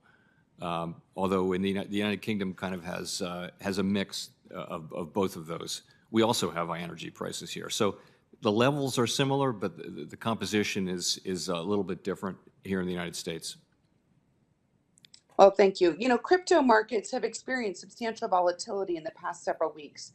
Has the Fed been tracking these events, and what implications do they have for how the Fed is viewing the broader economic outlook and making decisions with respect to monetary policy? We are tracking those events very carefully, of course, and not really seeing significant macroeconomic implications so far. And but I think the principal implication is really what we've been saying and others have been saying for some time, which is that in this very innovative new space, really there's a need for a better regulatory framework that treats, the same activity should have the same regulation no matter where it appears.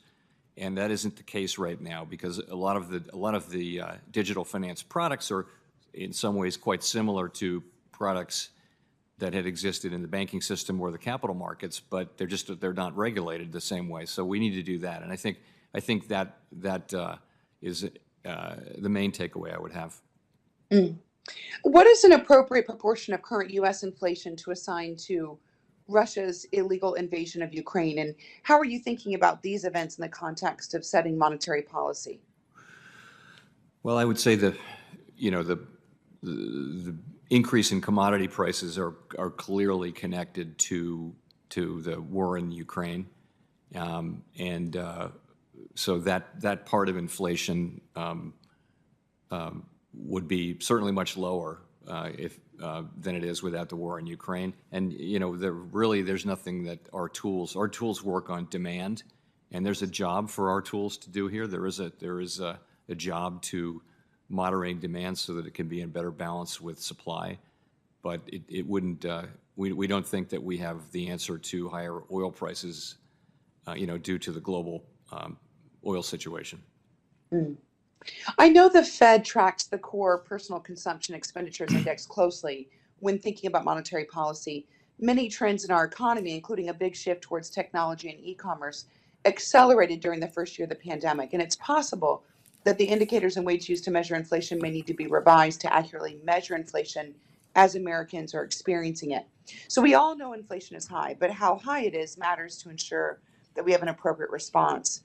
Congress and the Fed should make decisions based off the best information that most accurately reflects the challenges that families and businesses are facing. Have you given thought to this issue?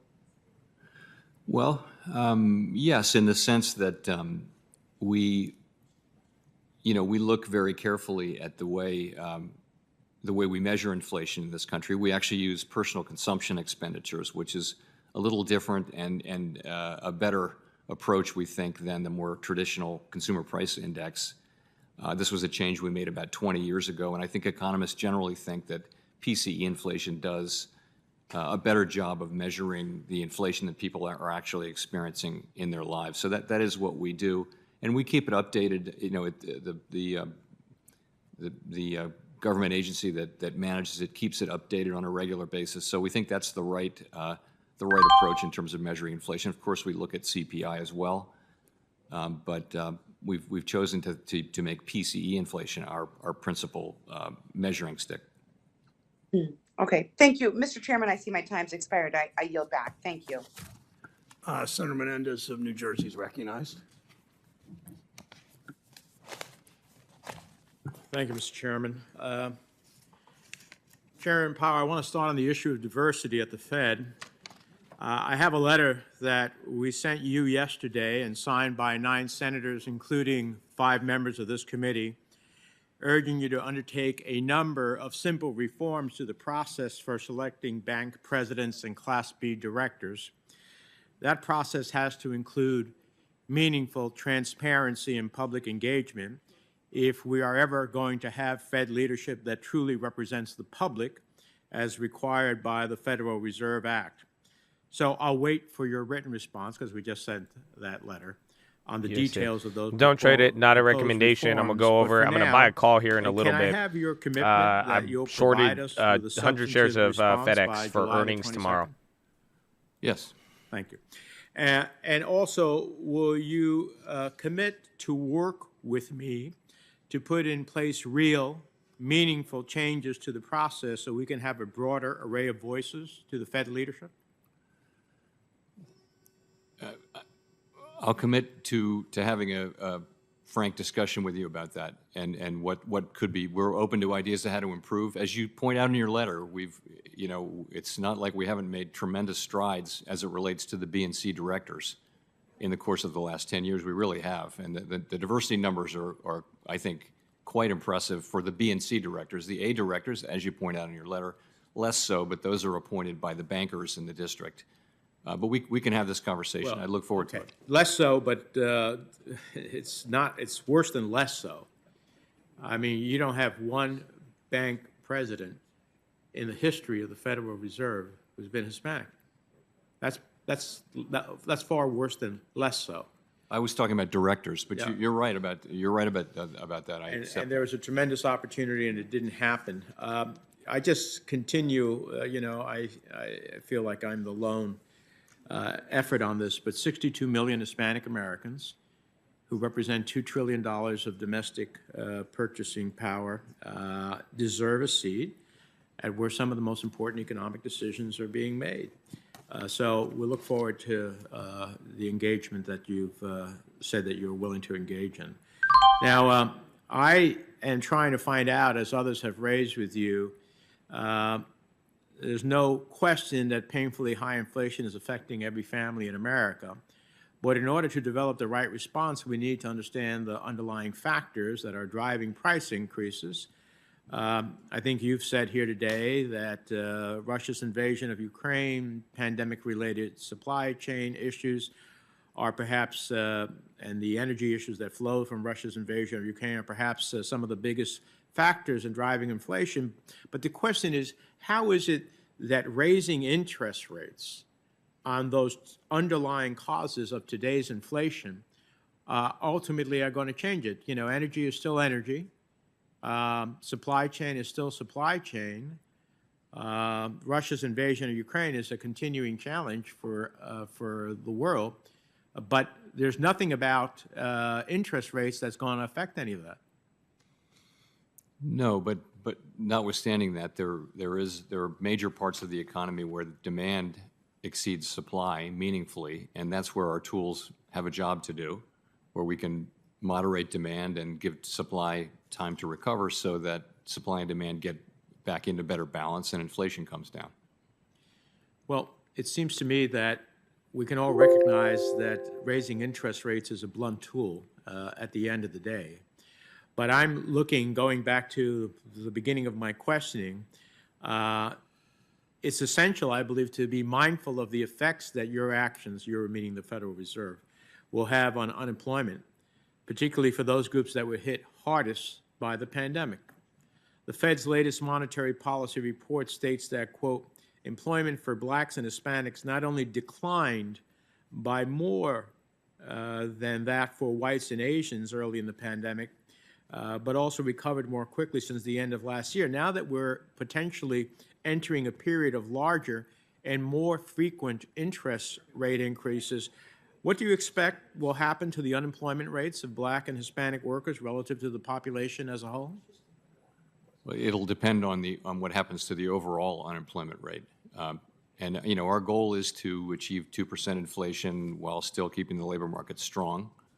That's our intention with this. Well, I appreciate what your intention is, but I would venture to say that what we will see is what we have seen in the past, that crisis after crisis disproportionately harms Americans of color. So I hope the Fed's response to inflation doesn't continue that trend, because it is woefully wrong that one group of Americans disproportionately faces consequences of policy decisions versus the rest of America. And this is another reason to have people at the Federal Reserve who represent this community to share those insights with the Fed as you determine these macro policies that are going to affect our communities disproportionately. Thank you, Senator Menendez. Senator Tillis. Thank you, Mr. Chair. Chair Powell, in response to a question from Senator Warner and a question from Senator Sinema, Senator Warner more or less asserted that we're all in the same boat in terms of inflation globally, but you made the point on two different occasions that what's driving inflation in largely Europe, a little bit less so in the UK, has to do with spiraling energy prices. Could you talk a little bit about, beyond the pain at the gas pump and the increased cost of transportation, how increasing, and I should say, and I believe that Europe is where they are, this is not for you to comment on, because they moved a little bit too aggressively and didn't look at resiliency with some of their energy inputs that were largely affected by the Russia invasion.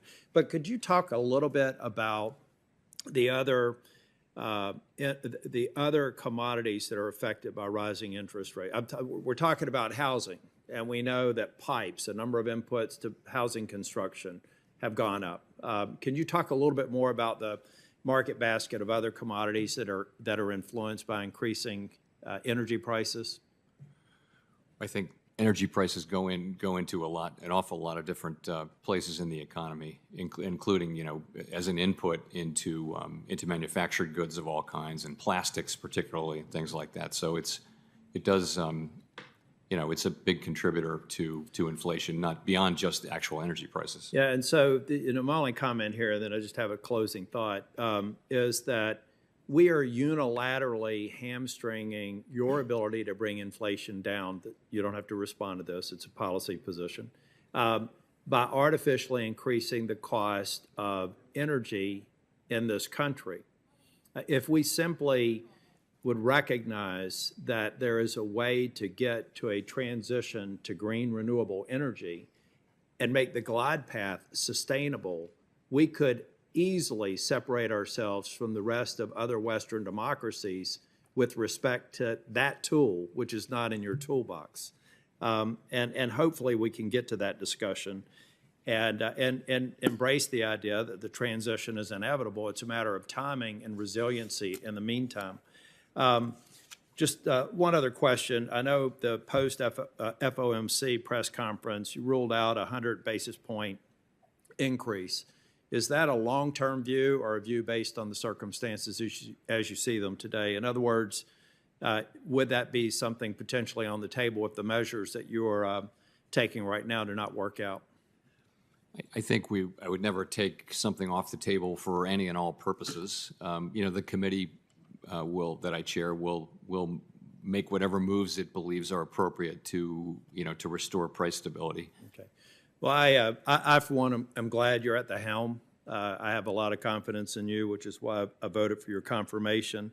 But we will be submitting some questions to the record back on the points that I made in the opening statement about transparency. There is some frustration, and I have to say it's bipartisan in terms of questions that we're asking and not getting answers to. The master account is one of them, but there are other items that we'll just include for the record. Thank you, Chair Powell. Thank you for serving. Thank you, Senator Tillis. Thank you for your cooperation in this hearing today, and a busy day for a lot of people. And Senator and Chair Powell, thank you. I have a series of questions. I have not asked my questions. I was saving them for last. But and then after my questions, we'll adjourn. You said that Russia's aggression in Ukraine, port congestion, and COVID lockdowns in China especially have contributed to higher prices. Consumer spending continues to be strong. Most Americans probably worry about inflation. Talk for a moment, if you would, about the strengths of the American economy now and whether or not you see positive signs of prices stabilizing. Well, consumers are overall, not every consumer, but overall the consumer sector is in very strong shape financially. There's, as you know, a very substantial accumulated quantity of savings on balance sheets. less so at the very bottom of the income spectrum, but right across the rest of the spectrum. And so that's there to support spending even in the face of higher inflation. And you're seeing consumer spending hold up pretty well.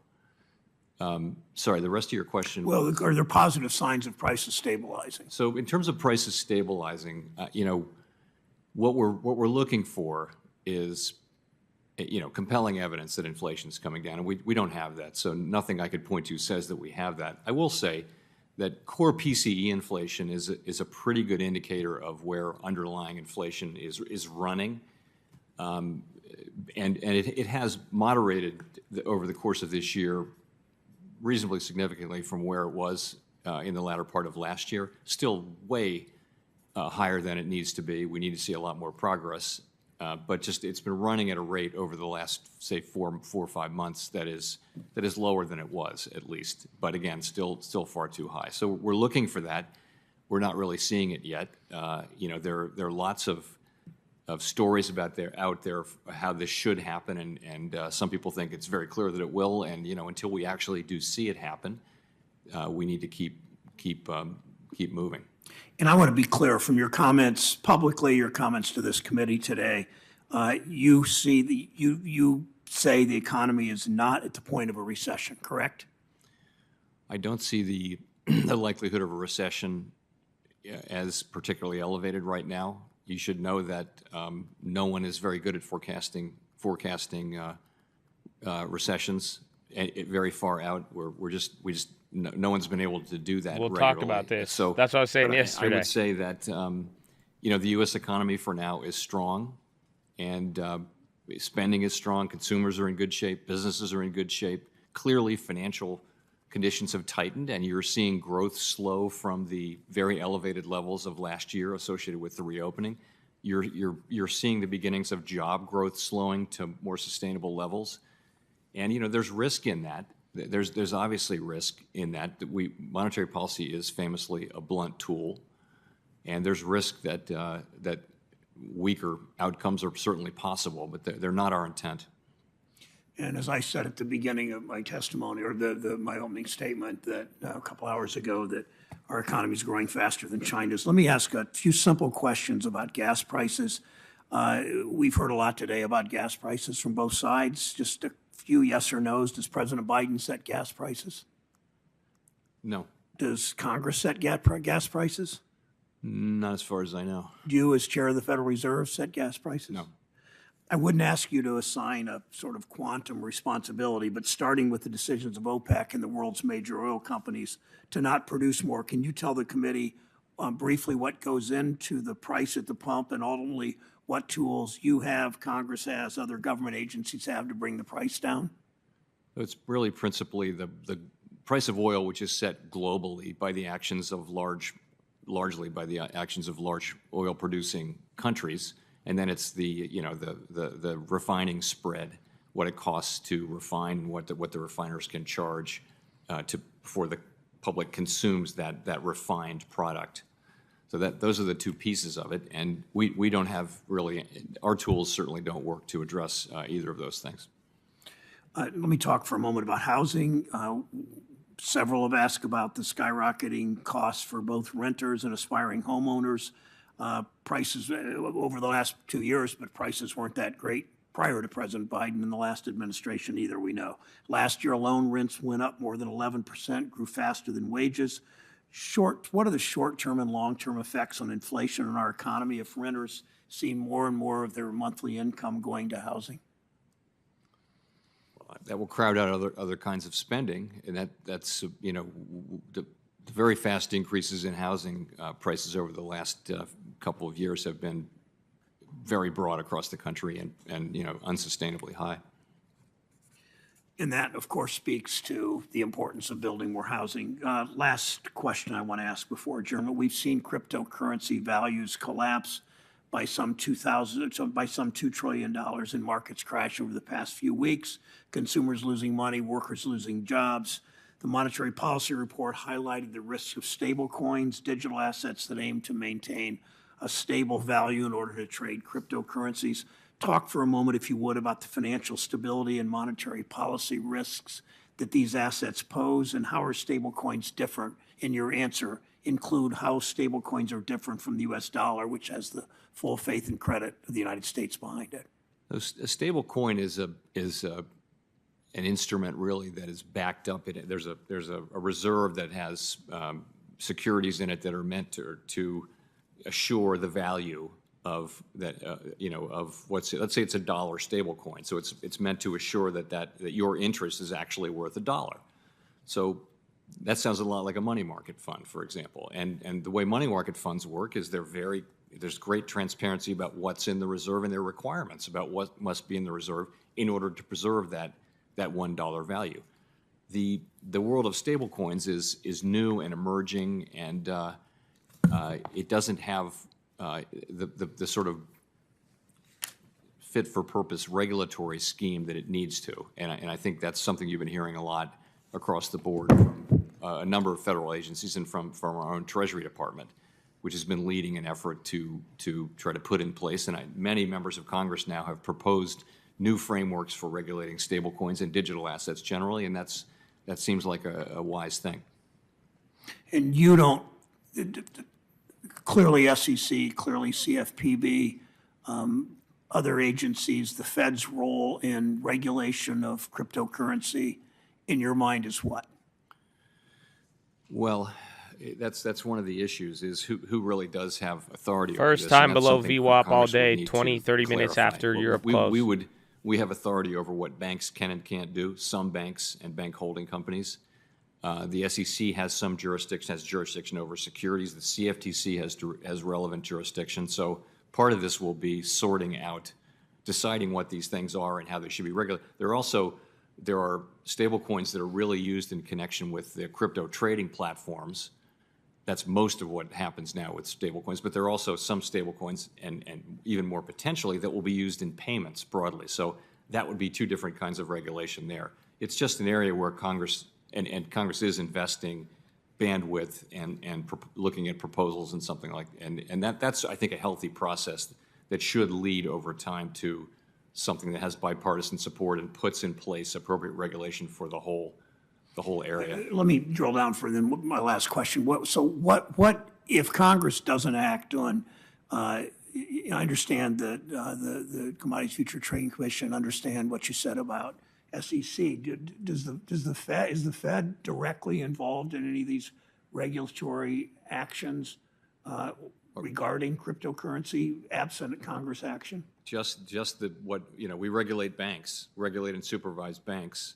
And so we have a say in what our banks, the Federal Reserve regulated banks and bank holding companies do with crypto assets on their balance sheets, what activities are permitted and that kind of thing. Does that of course, suggest, the OCC is at that table, and so is the FDIC. Does that suggest that a number of American banks are cautious because of your oversight of them on crypto? I mean, American banks are are now very much exploring, are there profitable opportunities to serve our customers in this new space? And of course, what we're doing is saying, let's be sure that takes place in a way that preserves and supports safety and soundness. And we've had a ongoing set of meetings and collaborations with the FDIC and the OCC. And that's ongoing, I guess, between us and the OCC. So I think that's an appropriate way to carry it forward. But it's not a substitute for what I think is it's not like it's like any other major area of innovation. Ultimately, Congress will come together to create a regulatory framework that is more fit for purpose for it, as it has in so many other cases. Okay, thank you, Mr. Chair Powell. Look forward to continue working together. For senators who wish to submit questions, those questions are due 1 week from today, Wednesday, June 29th. To Chair Powell, please submit your responses to these questions for the record for no more than 45 days from the day you receive them. Thank you again for your testimony. The committee is adjourned.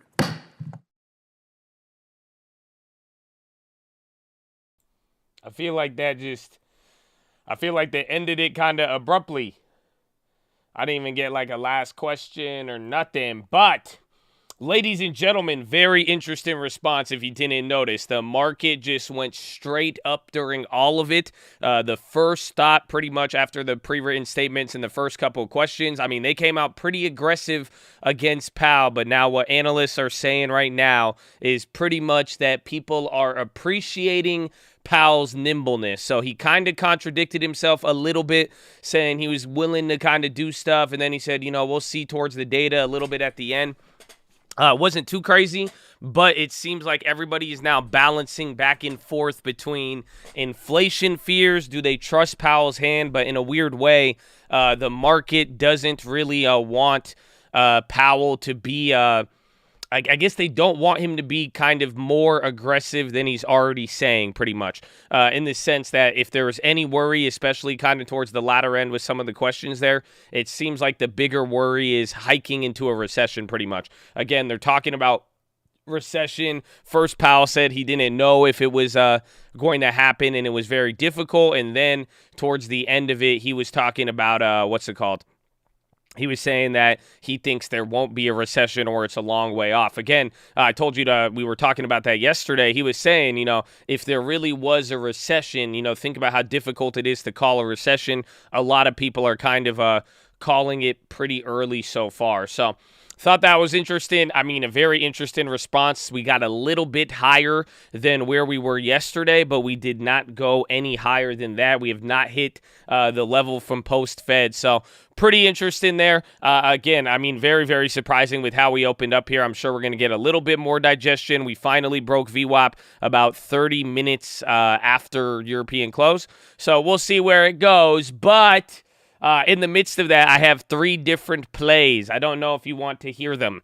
I have 3 different plays. I acted on 2 of them, and there's one more. Do you guys want to hear a play, or do you guys want to talk about something else? Because I don't know. There's 5,200 votes. We got like 1,600 likes on the video. I don't know. It's already 12. It is already 12 Eastern time. You want to hear them? I don't know if y'all didn't like the video. I feel like y'all are not. I don't know if everyone's active right now. If we could get that like button, just going a little crazy so I can see some sign of life, just a little post-Powell wake up. There you go. That's like 60 people. Okay, let's see a couple more. Let's go. Stop bullshitting, Ash B. You know what? You don't belong here, okay? That was your first message in the Twitch chat, and it was your last one in the Twitch chat. So we appreciate you, but you're not cut out for this game here, okay? You could go find some penny stocks to trade above all else. So there you see, look at that. I got 200 people awake on the like button. Amen. You saw him get clapped. It was sad. You know what I'm saying? Just not for everybody. You know what I'm saying? There's a lot of other stocks and other things you could trade out there, but I don't think the Colt is going to be for you today. Okay?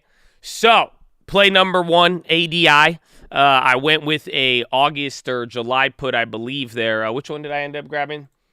ADI. I grabbed the August 125 put, and the play with this one just showed up on the scanner. If there's any reason why I like it, is because it's kind of been stable all year, and these big moves kind of created a little bit of a movement. You will see here the option chain is relatively dead across every single expiration. So I believe it was... I think it was July 1st is when the real put... Where was it? Where's one big play that came through on it? Hold on, I got to find it. But this showed up on this scanner. Again, nobody's really trading it. This thing doesn't move. I saw the option ones move. I think we spent like $200 flat for it. Where is it? Hold on, I got to find the actual play of it. There's one that triggered this scanner. July 29th, 130 put. Oh, wait, where's July? This one, right? Here. So here it is. So here's the big sweep that came through. Again, this is a relatively dead contract.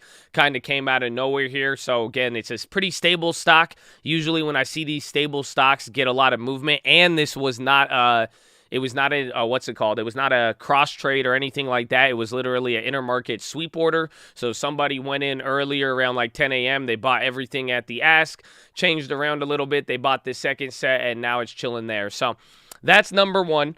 That is the first play. Then the second play that I made was FedEx. OLN is on the low. OLN is actually getting washed right now. OLN. Hold on. Let's check news on OLN. The ticker for that one was ADI, but pretty much the ADI does not move. You got a pretty big order come in that showed up on the scanner, so I thought I'd grab a $200 play. Yeah, Olin is moving right now. There would be best-in-class suit over retirement plan fees. I don't know what that is, but that's the first one. I don't know how confident I'm with it. I just like the amount of time that I got. It was a little bit more money, so we'll see what happens. But there was that one.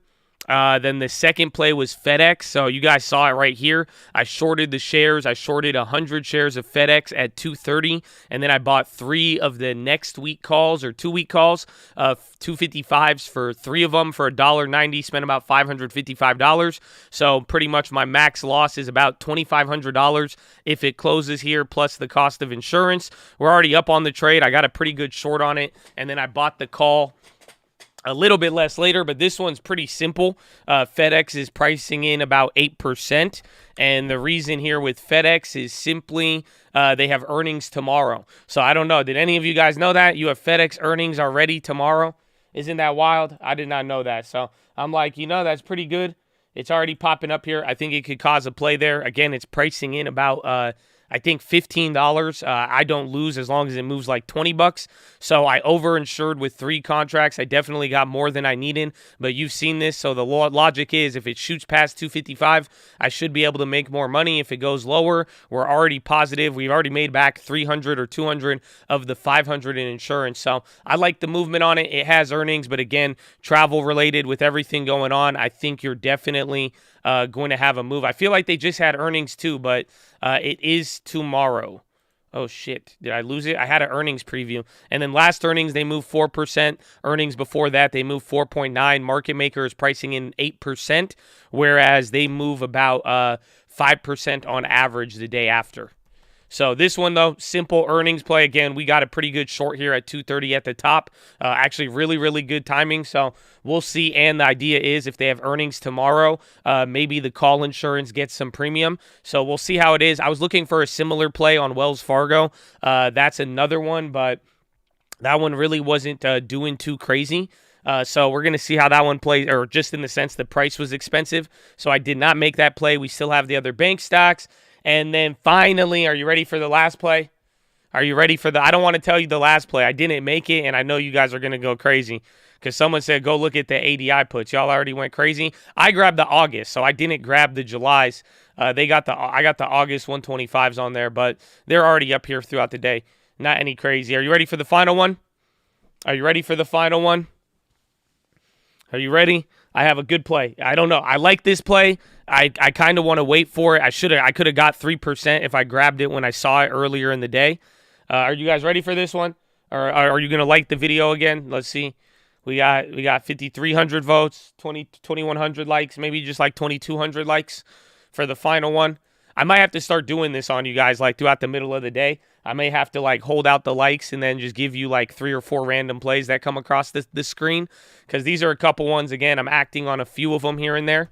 Okay, yeah, look at that. See, they're liking the video. God bless you. We thank you. MSOS. So this is Advisor Shares Pure Cannabis ETF.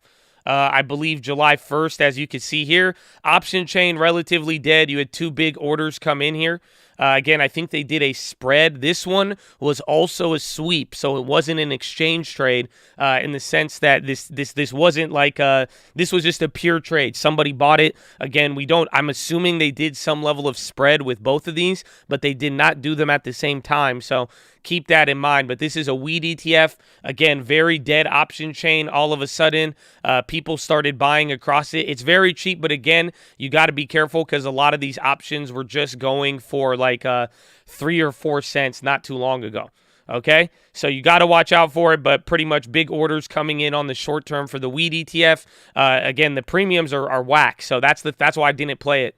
So I didn't play it. Premiums are very high. Again, these were very, very cheap, and it's an ETF that is pretty much already down a lot. Again, just in the last week, it's already dropped 50%, so you got to be careful on that one. But puts is what people have been buying. Again, I don't know if they bought or sold them, but I do know it was a straight trade, and it was not like a inter-auction trade or an exchange trade or a cross trade or anything like that. So there you go. That is the play. That is the play. So there you go. You got three plays right there. Again, a couple of other ones. I made plays on 2 of them, the ADI and the FedEx, and then we'll see what happens. We'll see what happens. And the XLUs from yesterday went up.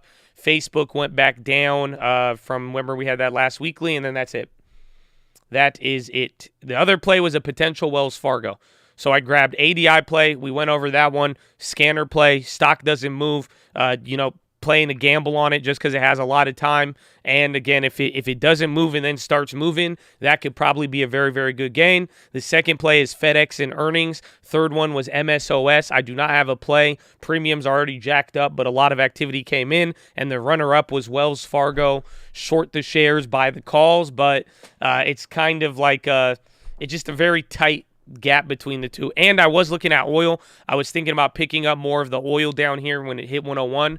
But I guess I missed that chance as it started to bounce, so kind of moved on from that idea pretty quickly. So, yes, there you go. There you go. With all the bad world news, how are people not smoking more weed? I feel like the price of weed hasn't gone up. I feel like weed has been inflation-proof, and I think that's just the nature of the supply and demand. I feel like there's a lot more weed than weed smokers for the most part. Or I guess there's just always a lot of weed. You think 370 is in play? Maybe. That's where we opened up at. We were at 370.80. So it really depends. I mean, we still got a lot of time left. We have, what, 4.5 hours almost, give or take? 3.5 hours? So we'll see.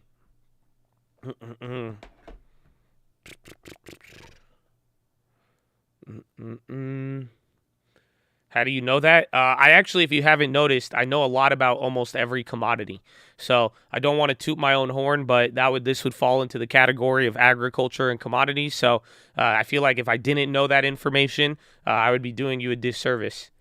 So, and I live in California too, but just agriculture, commodities, they've been a big one over the last year or so, 6 months.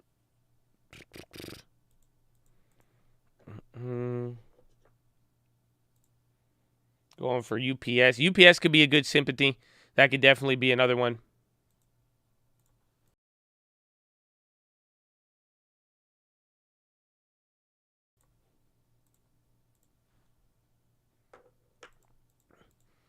Also, DJ commodity gambler back in the 10s. Not really. Honestly, I just don't even like. I don't even think I really traded commodities until this year.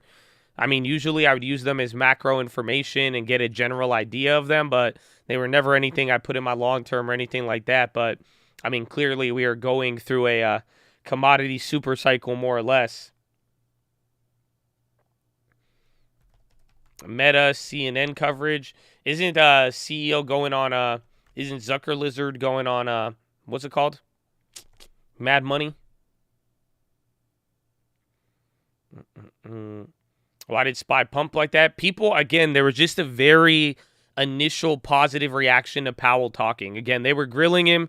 He was saying stuff, and again, he was holding down to, he didn't really give guidance on 50 or 75, pushed it to the data. He was, scared of a recession, but he wasn't really, talking like Larry Summers or anybody else saying that recession is going to play out like this or like that. So people were very confident early on. At least that's what I read. Again, I had analyst notes during that whole thing. Just right off the bat, a lot of the analyst narrative was, okay, he's being nimble. Markets like it. Nothing new. Not as hawkish, but definitely, just not. He pretty much gave a impression that he was handling inflation or the same impression of whatever. Again, and again, right now, recently in the market's views, Powell looks good for inflation because he's willing to go and raise by 75 basis points. So that was the positive part here that people liked, and then he wasn't pushing the recession narrative pretty much. So as long as he wasn't pushing that, it didn't seem, doom and gloom. He didn't break out any new bombshell stuff. So we'll see tomorrow. Again, I feel like a lot more people were locked into the meeting than I expected, and I think that just because of last time, but he ended up, there was nothing bombshell about it. That's it. So if anything, I guess no news was considered good news. It was the same Powell we got a couple days ago, and just the market was fine having that reiterated, and they liked it. So it's not too bad. Not too bad, but that's kind of what started it. Again, we opened up down like 1%. We were pretty low, honestly. If you even see it, even after today, I mean, we're right back up to yesterday's level. Look at the 1 day. You could see this was a very aggressive move up. That little drop there did not help, but we're just pretty much right back to the no man's land between when the Fed reported and had all of that. People talking about season a rally, yes, they are. Again, people felt good about it yesterday. We dropped so much, people thought it would be a relief. But if I could give you anything to identify a rally, I'm going to just tell you one thing. What do you think it is? There's one thing, if we are going to get a rally or if it's going to open up a short-term door to get a rally, there's one thing, and it's already happening now, which we could kind of take, but today it kind of chilled out. There's one thing only. Let's see, Chad. In this environment, one thing, the dollar is key to it, but the answer is not the dollar in this case. You would need the dollar to drop, but there's one thing. There it is. A couple people said it. Oil. Right there. That's a very easy sign.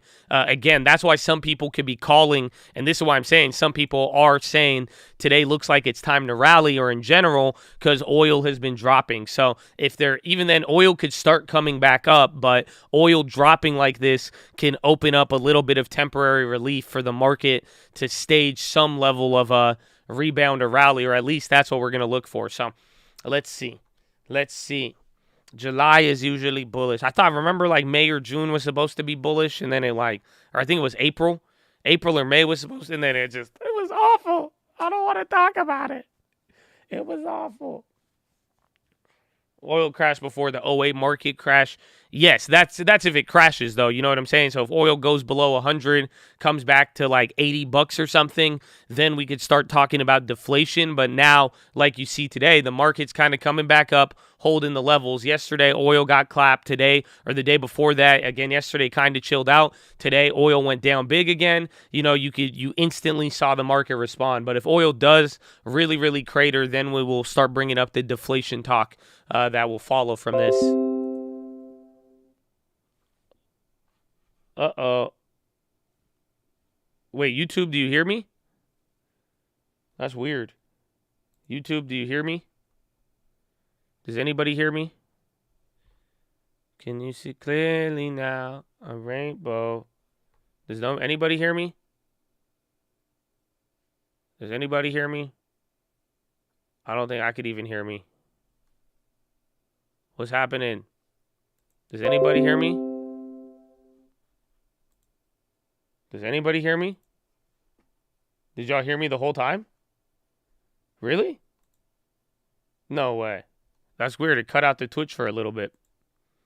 It cut out the Twitch, and then my E-Trade tripped out. Come on, my internet.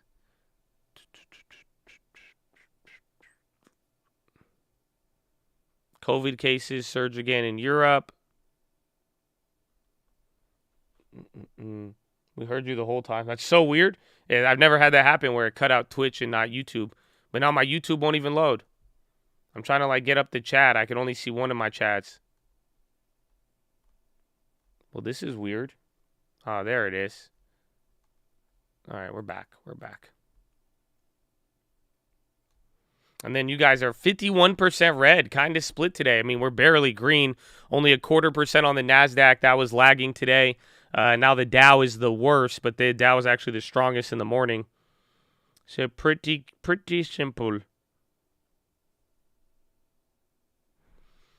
Come here often. Yeah, we out here. Okay, I think we're good to go. Remember to like the video. Amen. I know, I just had a weird lagging right there. My other platform went out. But we are good to go. So yeah, again, I forgot what we were talking about there. Oil, things coming down. Again, the reason why Powell kind of brought the market up. Again, you have earnings tomorrow. That's why we made the FedEx. I didn't really think about that till today. Again, if some of these earnings come in tomorrow, that could be a catalyst. You have Powell again tomorrow as well, too. And tomorrow after hours, we're going to get the bank stress test. So keeping that in mind, because I do still want to make that Wells Fargo potentially, but I'm not liking the plays. If any of you have any downside bank plays for tomorrow that you think are at a good price, feel free to share them. Feel free to share them.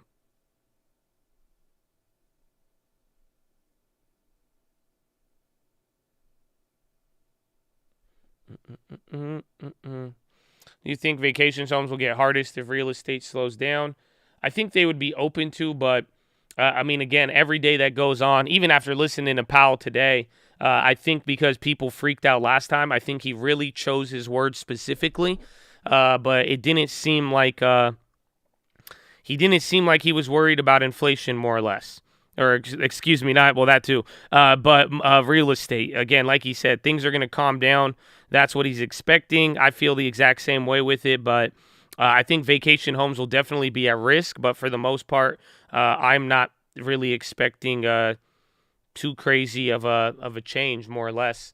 Again, I think real estate. I think the National Housing Board put out something. I think they're saying that they expect housing to like moderate by 5% this year, or maybe by next year, which I could see. But other than that, I'm not really.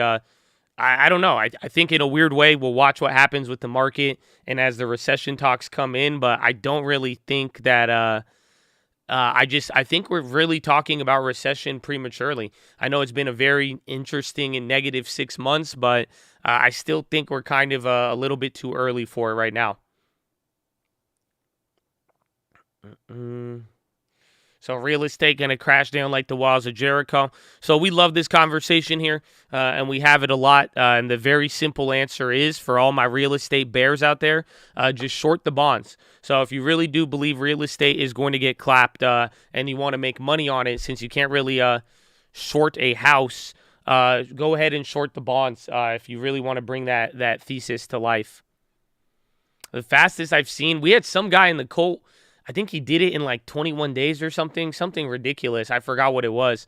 I thought I was tripping when they said it, but I believe it's like 20 days. I've seen someone get licensed.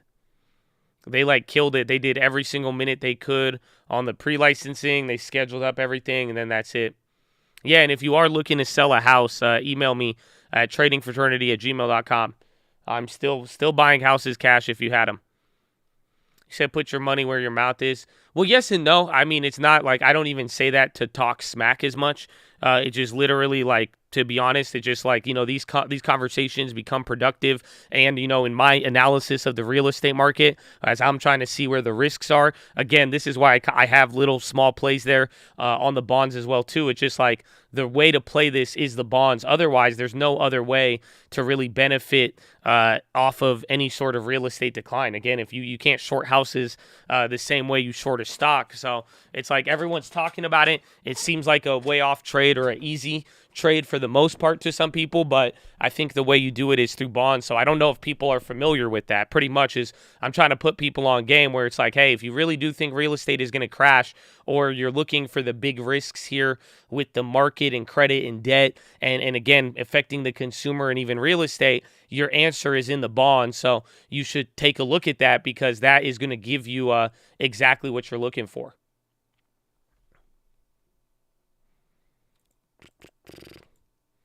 What about REITs? I like the REITs. Now that they're getting cheaper, I'm looking for something.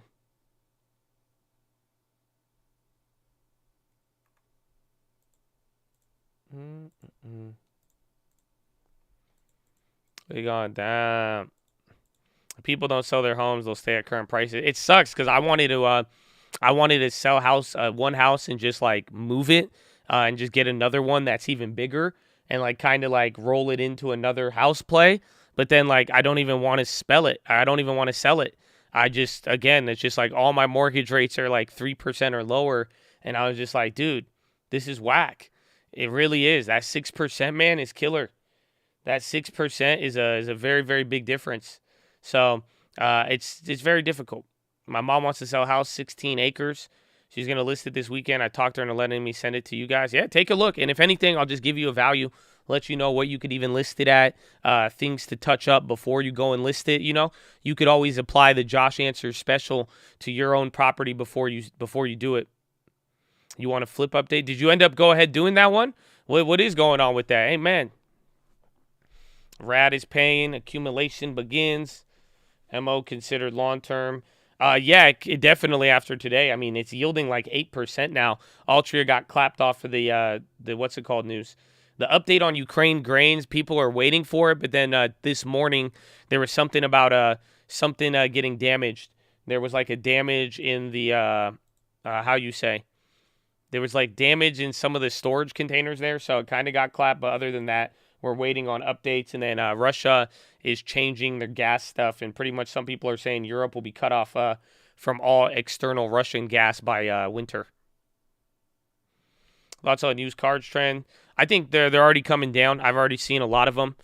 People have even been talking about it now, even with like real estate and a bunch of like real estate, crypto, and a bunch of other things going down right now. It's actually, you're watching certain areas of the car market have increased. Again, gas prices as well too, but even like luxury cars, like literally go look up like Lambos and Ferraris right now.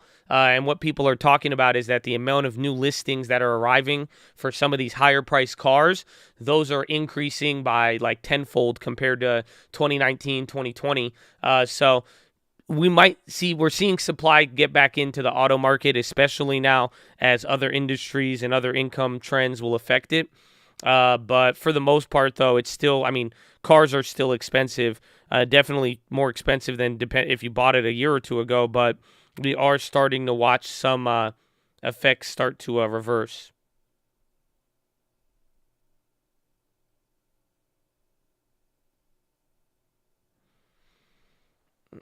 Are we in a recession, or is it coming by definition? I think it's coming, but I don't think we're already there. And again, I think Powell reiterated it. I don't know why we forgot that. Like, it's very hard to predict a recession. And like even with everything we got, even though you see the doom and gloom right in front of you, everything else, but it's just like over the course of history throughout 2008, 2001, the 90s, the 80s, the 70s, most people have had a very difficulty predicting a recession with any sort of accuracy. It just doesn't happen as fast as you think it would, or it's easier said than done. We closed our first property in Miami. Very thankful for the knowledge, baby. Let's go. Amen. What rate did you get in on? How was it? We're at in Miami too, man.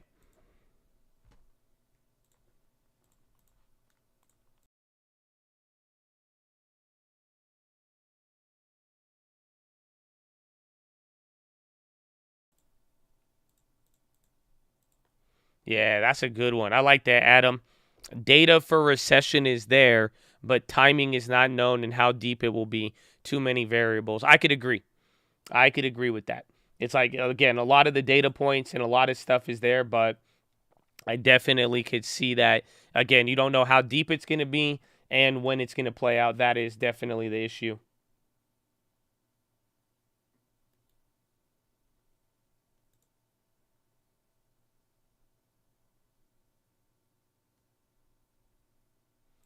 Dude, my internet is being so slow. Is that just me? Do you guys hear me? Can you hear me now? I don't know what's going on. Bro, like nothing is loading even on my web pages.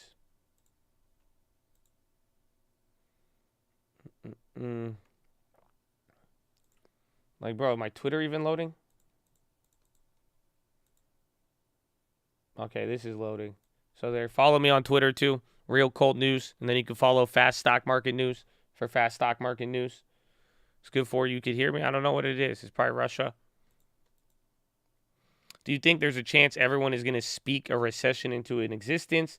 They don't even need to. It doesn't really matter. But I mean, it just depends on what the Fed does and if everybody spent their money or not, the consumer. That's all it comes down to. I mean, people talking about it can affect investor sentiment, and that's definitely what we see happening. But it's just a little different, more or less. You know, it's not like it's just going to happen because everybody talks about it. You would actually need a real change in behavior, more or less.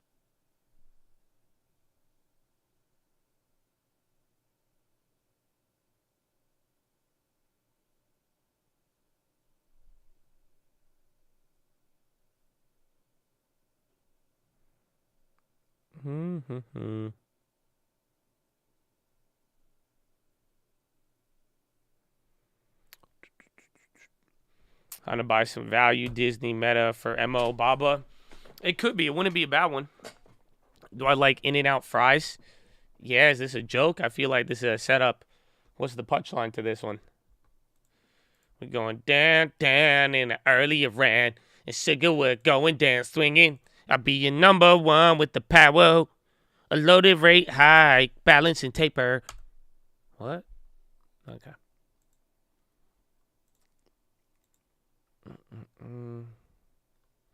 I work in Brickell. I actually saw a dope condo in Brickell the other day.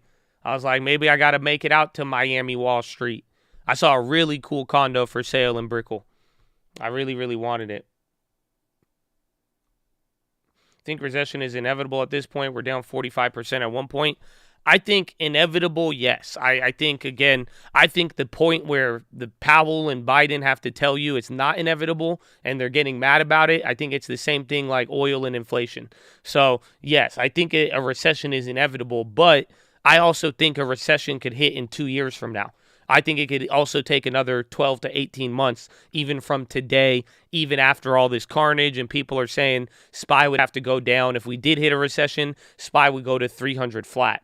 So that's what Morgan Stanley said yesterday. So pretty much, I mean, what I'm saying is that there's clearly going to be a change in consumer behavior and consumer slowdown, and we're probably not going to grow at the same pace when there was money flying around like a Price is Right game or something. You know what I'm saying? But it's I don't know when it's going to happen. Even then, when I tell you this, I could be completely flat out wrong. It's just it's easy. It's harder than it's easier said than done to actually time it to a degree.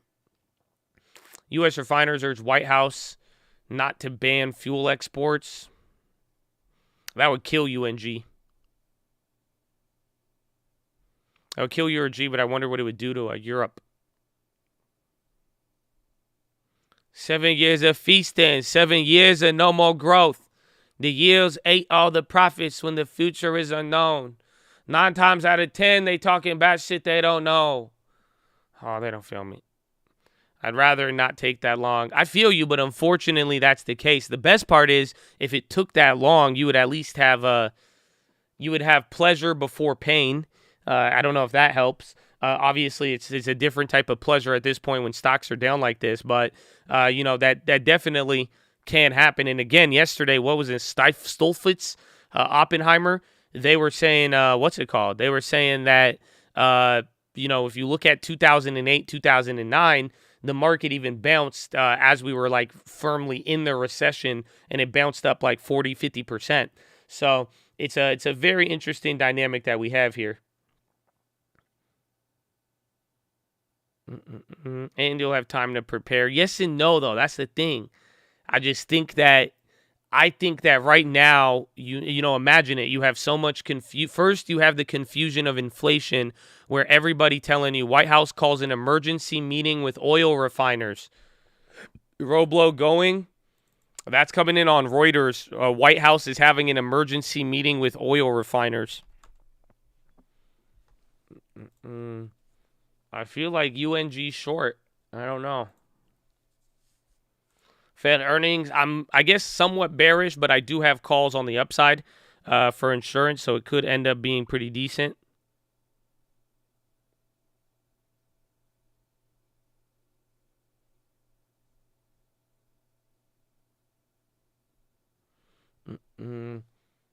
But like I'm saying, just imagine all the confusion of inflation, and then now, 12 months later, you look back, Yellen admits she was wrong. Powell says he was wrong. They're retiring the word transitory. Now we should have gone later. Again, that was the confusion then, and then 12 months later, the truth hit you in the face. So what do you think is going to happen with the recession now? Now you have Powell saying, no, soft landing's out of my control, but I don't think a recession is inevitable. You have Joe Biden getting mad at reporters, telling them to stop lying because they said a recession is inevitable. You see what I'm saying? So what do you think now? Give it 12 more months. What do you think is going to happen with that? If people believe that with inflation and transitory, the market went down for a little bit and then they ended up buying it back up, and then a year later only reacting, what do you think is going to happen when it comes down to a recession? Do you think everybody is going to just be like, oh, yeah, well, you know, everybody in the world perfectly predicts it and calls it. Everybody on YouTube and Twitter and Instagram is ready to go. You know what I'm saying? Like, think about the confusion that's going to happen back and forth. You know, pretty much you're going to watch it where everyone gets very scared about the recession. I said this in my video with the yield curve. Everyone gets scared about it initially, and they're going to react and be like, oh my gosh, the yield curve is inverting. But even then, once the yield curve inverts, like I said, that starts a 12 to 16 months, 18 months calendar now. But once everyone starts saying recession, this is the first part about freaking out. And then what's going to happen? After that, then people are going to cool off and say, oh, it's not a recession. Oh, we told you it was going to be good. Oh, see, it ended up being good. And then after we get to the reckoning pretty much, or once everyone feels a little bit okay, or the truth just comes out, it's just going to slap everybody in the face. And then everybody, Biden, Powell, they're all going to be like, well, now that it's here, I mean, we know the situation. We know this is affecting Americans, yibbity-bobbity-boo. But at that point, then, it's pretty much expected to blindside you the same way the realization of inflation did. I think is the best way to put it. Hot dog.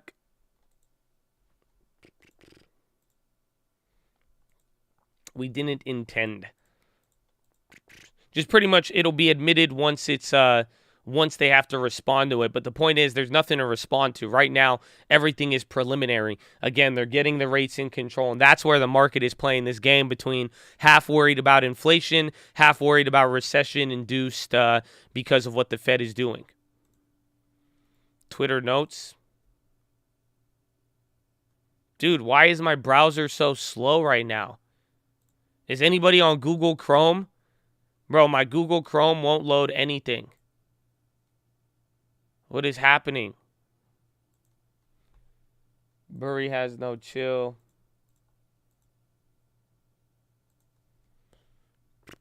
Mine works fine. Why? What's wrong with mine?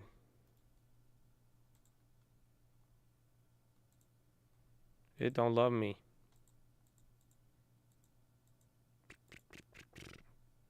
Chrome telling you to use Brave.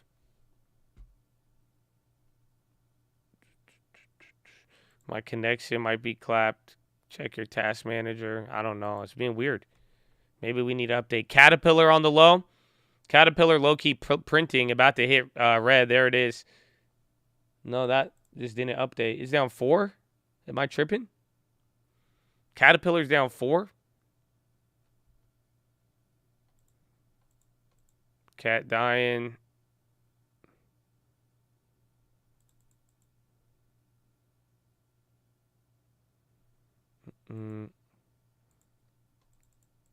SPY to 53. End of day. Not end of day, end of year maybe. That's what, again, Stoltenberg or whatever. I can't even say his name. Stoltenfloss. He was he's the one who predicted that.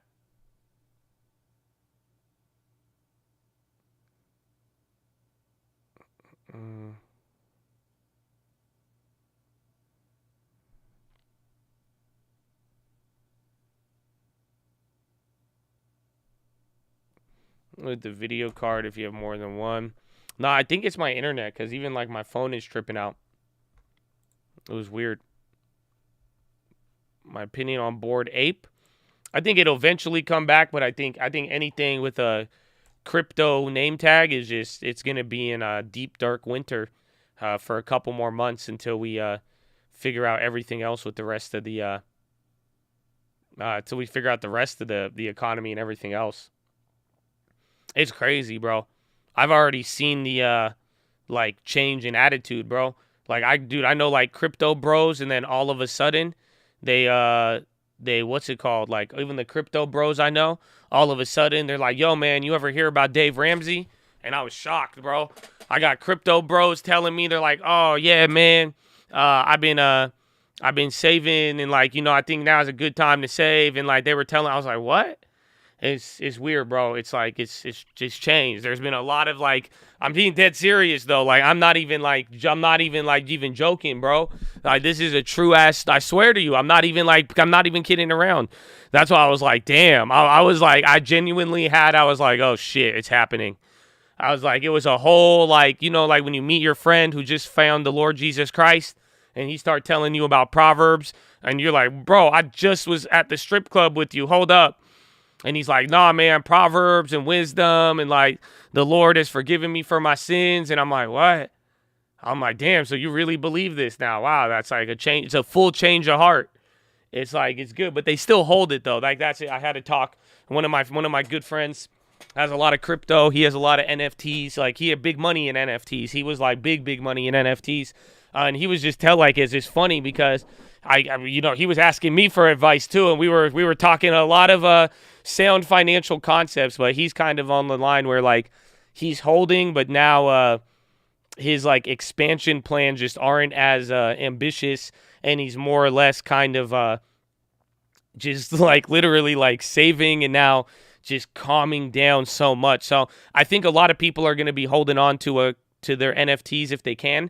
Again, I think some people they can't because it's, again, you thought you had more money than you did, but there's some people, I think, you know, they definitely lost more money than they expected, but I think they're holding it, and they're kind of now just like, you know, everyone's just going to wait until the hype returns or until the metaverse and other things like that kind of give it more of a runway to get back to where it was.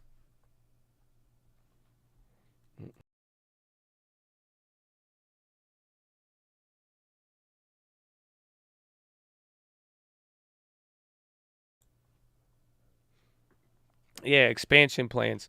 Yeah, like this guy, he had expansion plans. He wanted to do like NFT businesses, restaurants, gyms.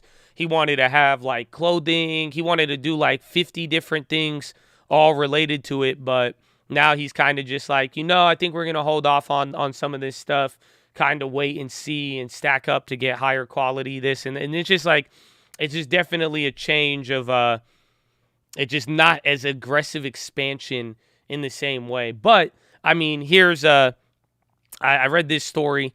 It came off of a ZH article. I thought it was a very good one, to be honest with you. But it was talking about how, you know, when bicycles first came out.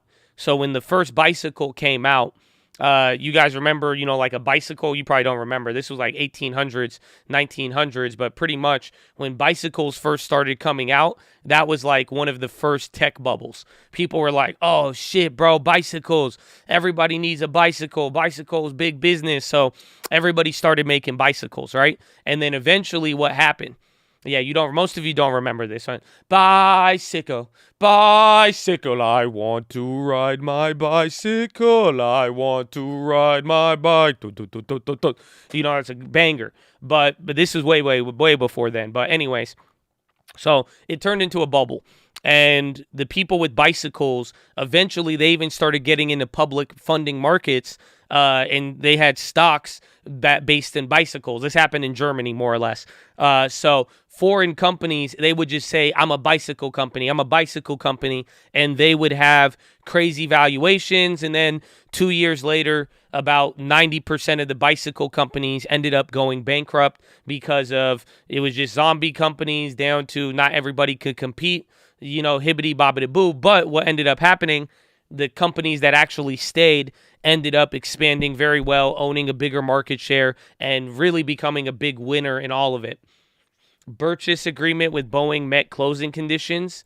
Not NAS, is this NAS or NASA? Norwegian Air Shuttle. They conclude a pact to buy 50 Boeings. NAS, Norwegian Air Shuttle Services. But here's the point related to Bitcoin. What they're pretty much saying is that, you know, the good companies are going to keep innovating in that space, and crypto, NFTs, all of it. There's a lot of them are going to get washed out, but the ones that actually stick around and now it's driving people to innovation and like the good talent there, pretty much a couple projects are going to last, and a couple of projects are going to kind of, you know, end up being stronger than ever when it's all said and done. But now we're kind of in the washout stage. So I think a lot of people, crypto to NFTs, you're kind of testing the resolve of who really wants to be there, who's really ready to innovate, who is about it, and then, you know, who's kind of rightfully so going to cement their position in the industry.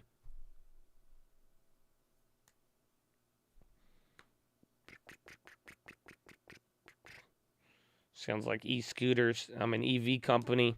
Yeah, kind of like bikes. Well, that's what you see every time. The rush to a new big product, and then eventually it gets hyped up, and then it'll get washed out. But the ones that do last are going to be very, very big and very, very strong. VYGVF down 50. Oh, Voyager. Yeah, I was looking for it.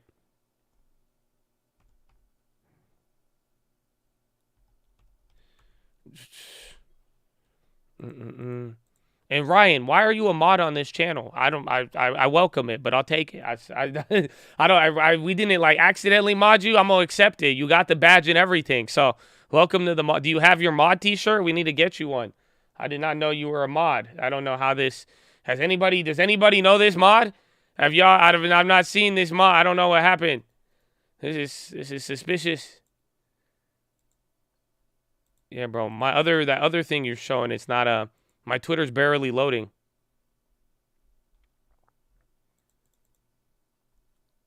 Yo, thanks, Cole. Yeah, I don't know. You got it. You got it. I mean, I know Ryan. I know the name definitely sounds familiar. I just didn't know he was a mod. I was just like, that's crazy. That's it. It worked. Yeah, but Voyager, what you got going on with Voyager is that they had what's it called? They had exposure to the AC3, and they had pretty much they had 600 million in reserves, right? So pretty much Voyager had about $600 million in reserves on their balance sheet, right? For anything crypto related to their whatever they got going on, right? But they had 500 million in deposit with that A3 hedge fund that went broke pretty much. So pretty much people are saying that now that A3 has gone clapped, Voyager's probably a very, very deep default. Let me see if I can find it for you. Bro, my Twitter won't even load up. What is happening? I can't click on any. Did y'all follow me on Twitter? Bro, my Twitter won't load.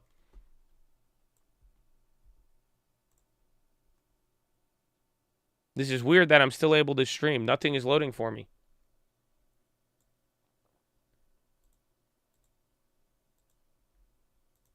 Very weird.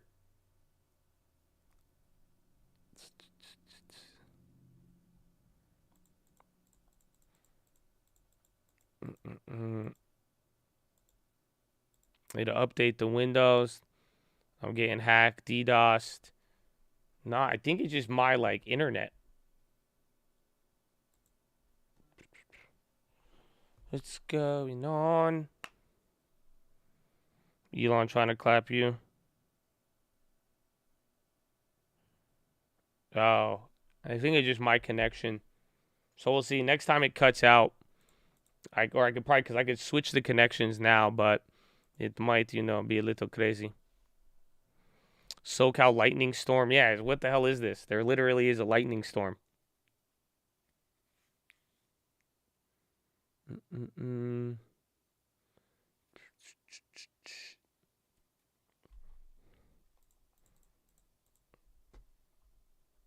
Kevin Kramer injuries. Don't know who that is. Cold on the low. Again, emergency meeting with Congress on the gas thing or the Congress and refiners. So maybe we'll see. Energy's down 3.6 today. Materials down 1.2. Industrials 0.3. And then real estate and healthcare are the leaders today, actually. So in a weird way, the interest rate sensitive ones, I guess interest rates dropped a lot. That could make a lot more sense.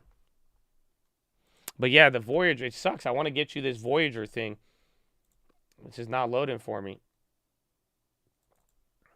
But the Voyager thing, again, like we're saying, they just have, they pretty much could be expected, they could be priced in to pretty much have contagion. Counterparty risk from one of the other crypto hedge funds going underwater.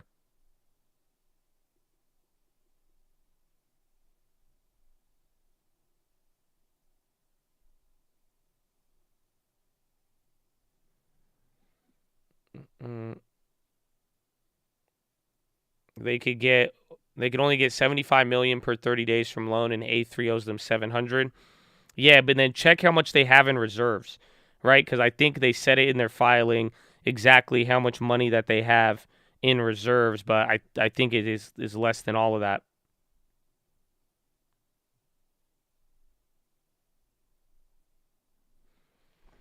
Snap is 13. Yeah, man, you're telling me.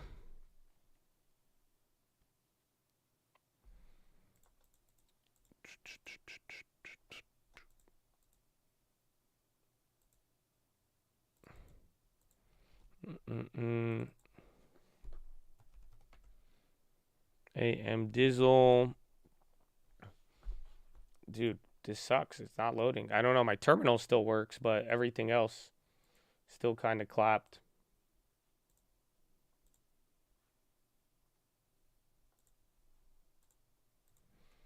Kramer 2 to want oil down, win the war in Ukraine, plan for it coming tomorrow. Huh? This guy's crazy. Wait, did he just say they have 500 million? Yeah. VYGF was heavily pumped. Yeah, I remember you guys wanted me to get Voyager because we got overstock, but I didn't know it was at $20. But pretty much they could go bankrupt if they really do owe that. If somebody owes them 700 million and they can't get that money back, they have a really, really big problem.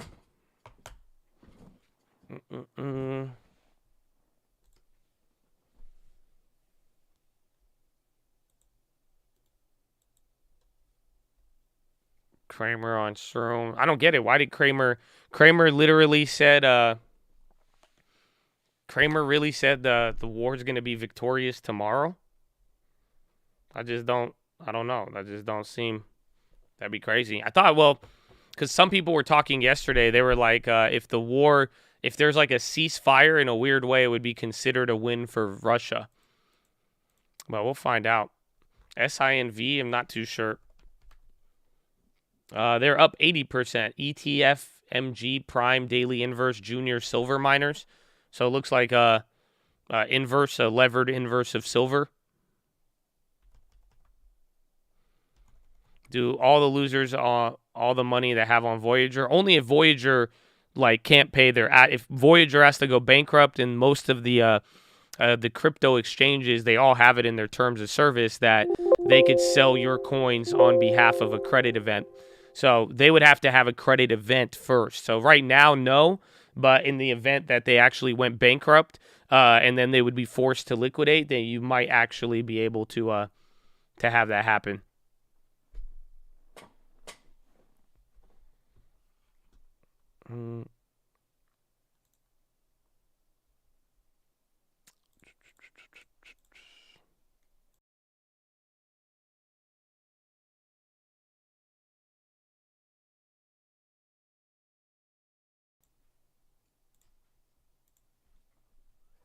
Yeah, exactly. Giving up ceasefire would include giving up parts of Ukraine. So in a weird way, it'd be a win for Russia.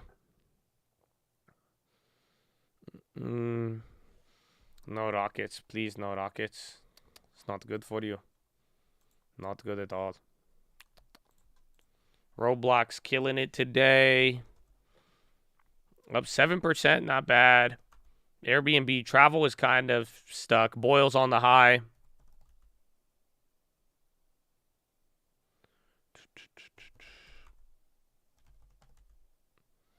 Russia will win. Well, again, we're talking about, people are saying even if there's a ceasefire, how that would be. Fed Evans will be necessary to raise rates a good deal more. Fed policy not on pre-cut course. He expects job market will come into better balance. Fed Evans, inflation much too high, must be lowered. Agrees monetary policy will need restrictive setting. Expects inflation to moderate over time. Many risks-facing economy are to downside. Supported Fed 75 basis point at June. So Fed Evans, you're getting the headlines. They all kind of came through. Again, we'll see how the market takes it. It seems like any reiterating of what the Fed did, they really, really like it. Like, again, anything that is going against inflation today, market likes, as long as they don't say recession is inevitable or talk of hard landing too much. I think the market will take it positively. So I don't know if he's speaking live or if we're just going to get headlines. Jay Powell just spoke about, an hour ago it finished? Give or take.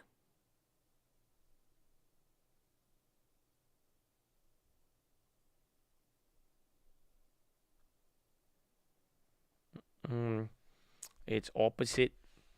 Quantitative tightening. It's good for the soul. Good for the soul.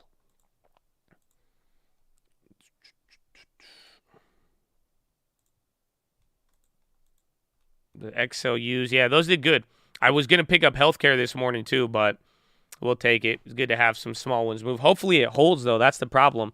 I mean, if we could get a 1 or 2 day move, but the real money's going to come from anything holding. And again, we made that FedEx play. I think FedEx is going to be a very interesting one, just considering its earnings and then recession talks and everything else we've been dealing with.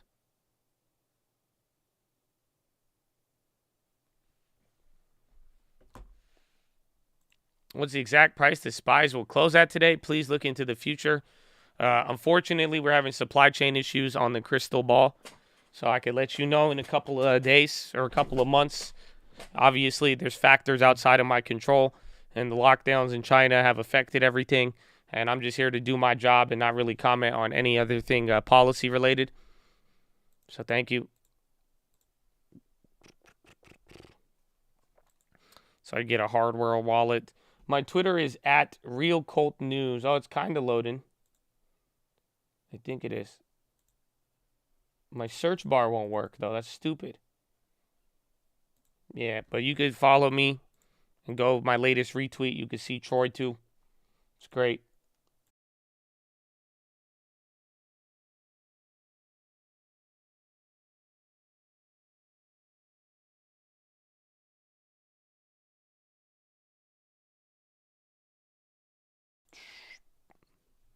Download the Crystal Ball app. I feel.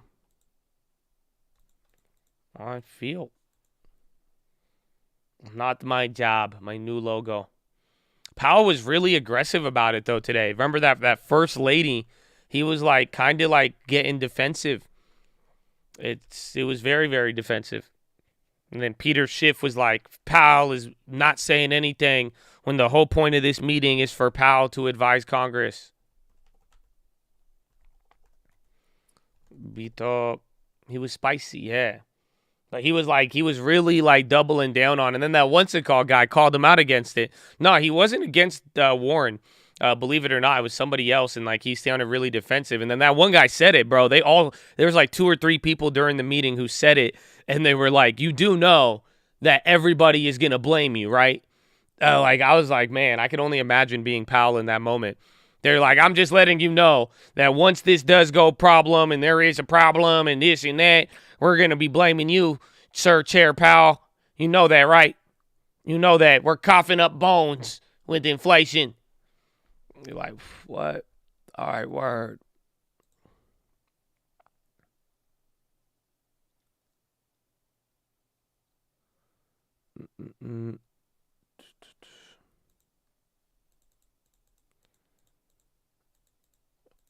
Of course, he should be blamed. But sometimes they were aggressive, but then he kept falling back on this, again, on the not my job logic. I'm trying my best to not comment on future policy, so on and so forth.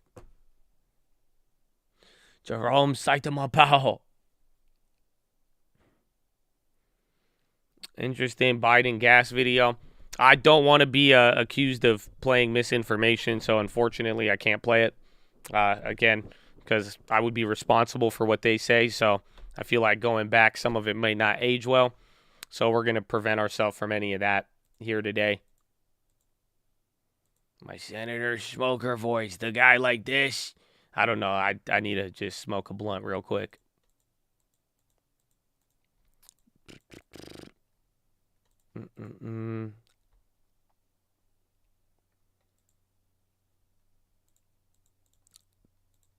Bros Green. Where's Starbucks? Starbucks. And again, consumer stocks very, very good today. And then surprisingly, with bonds coming down, interest rate sensitive was able to do very good.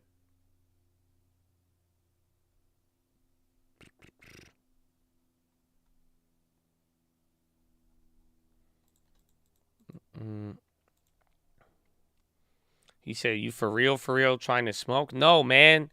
It's 10 a.m. Relax. He's like, yo, Josh, you down, bro?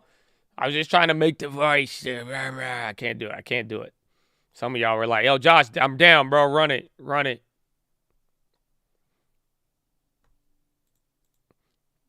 Do you think President Biden is going to ask Congress to suspend the gas tax?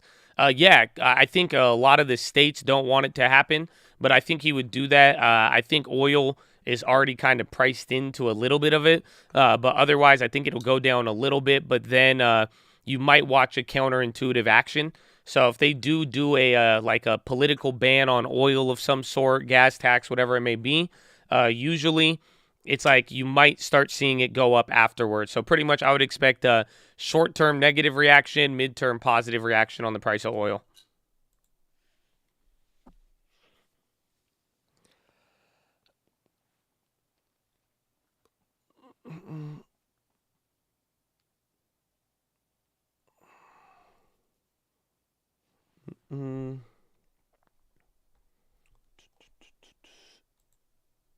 Bike NFT.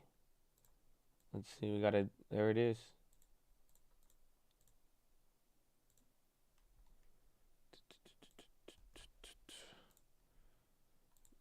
Here's your bike NFT. 1 year, 19-year bonds auctioned. Allotted at high 8.6, 3.4.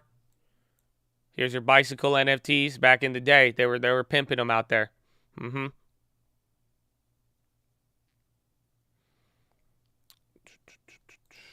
So SPY coming down a little bit. 20-year bond auction. Watch TLT because this will affect TLT directly.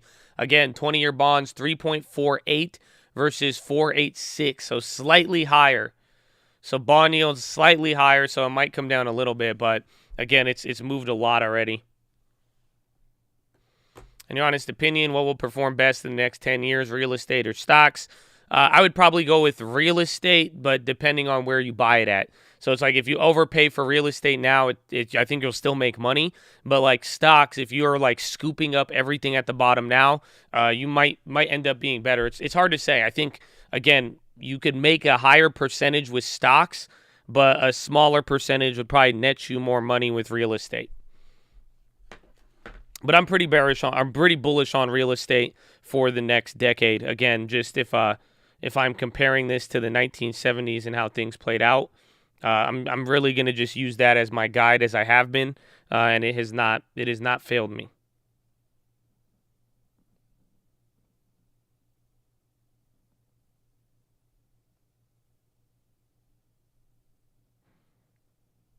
Pop.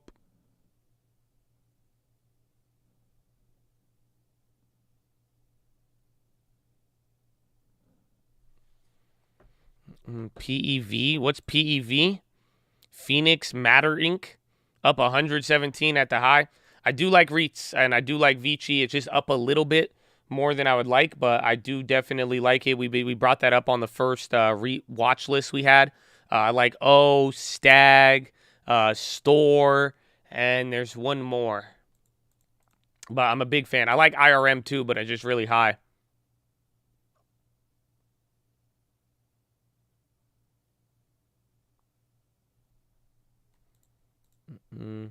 Need cheap real estate. I mean, there is still cheap real estate all over the country. That's the thing. It's like the cheap houses still exist. I was talking about this yesterday.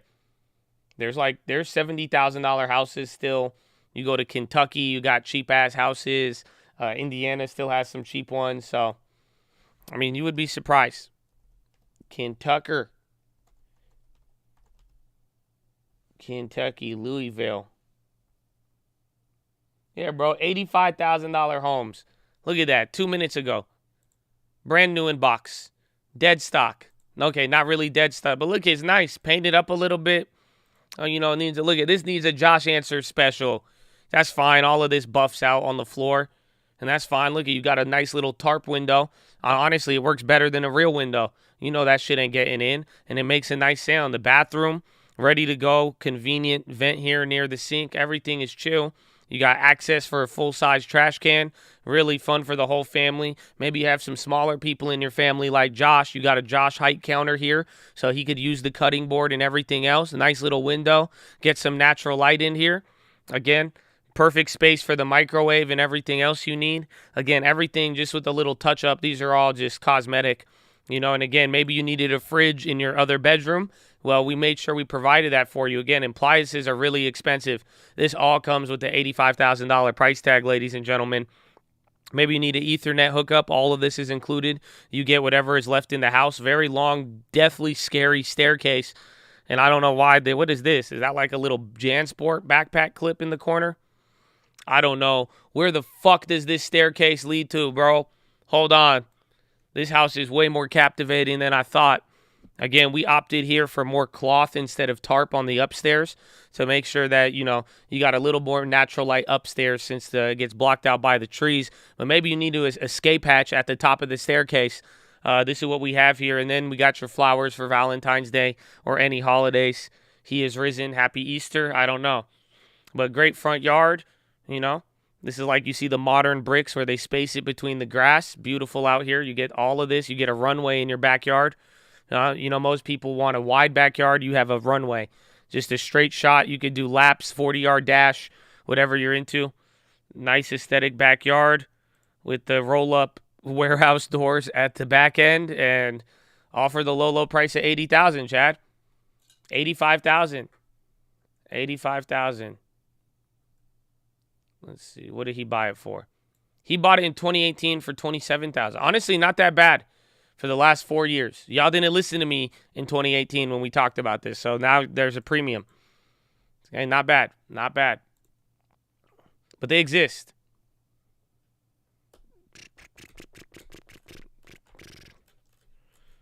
You be frying your clients like this all the time. And honestly, if people can't take it and they're like soft pieces of shit, I don't even work with them at that point. I just say, God is good. You will find somebody who will work with you. I'll always give good advice and general recommendations, but, if they felt like that was if they couldn't handle that little session, I would just tell them this isn't, I don't think we're going to work on this one. What you guys made from the Fed word? Pretty much the Fed, they battled against recession talks today, and they upheld their resolve to fight inflation through aggressive Fed policy. You're selling your house. Do you want it? Yeah. Let's make a deal. But if it's not too great of a deal for you or me, then we'll just, I'll just tell you to list it.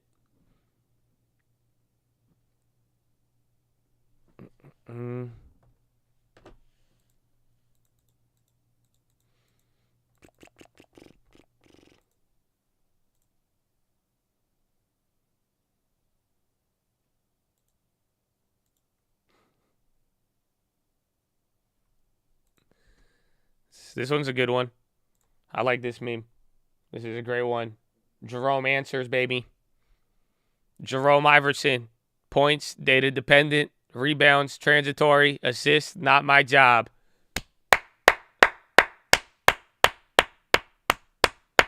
I love it.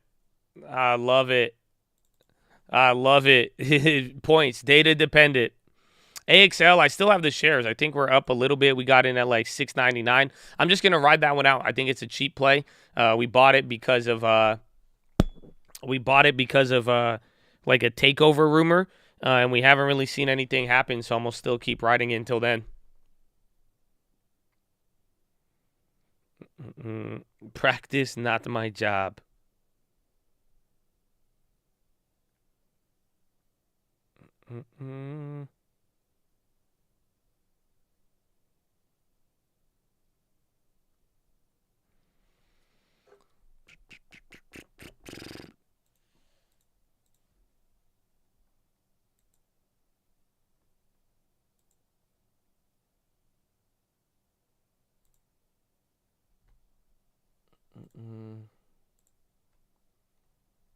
Let's see. I'll tweet it if my thing could work. Shout out Van Breezy on that one. Credits to Van. Bro, I can't even tweet. I can't even do anything. My internet is just, it's random what wants to work. They don't want me to tweet right now. Maybe I got banned. That'd be cool. Those homes in Louisville, easy flips. Comps in that neighborhood are 130. That's how we started. Really? 85, but I guess the margin's pretty decent. You'd probably make like 10, 20 grand, probably execute it in a month, assuming they sell fast.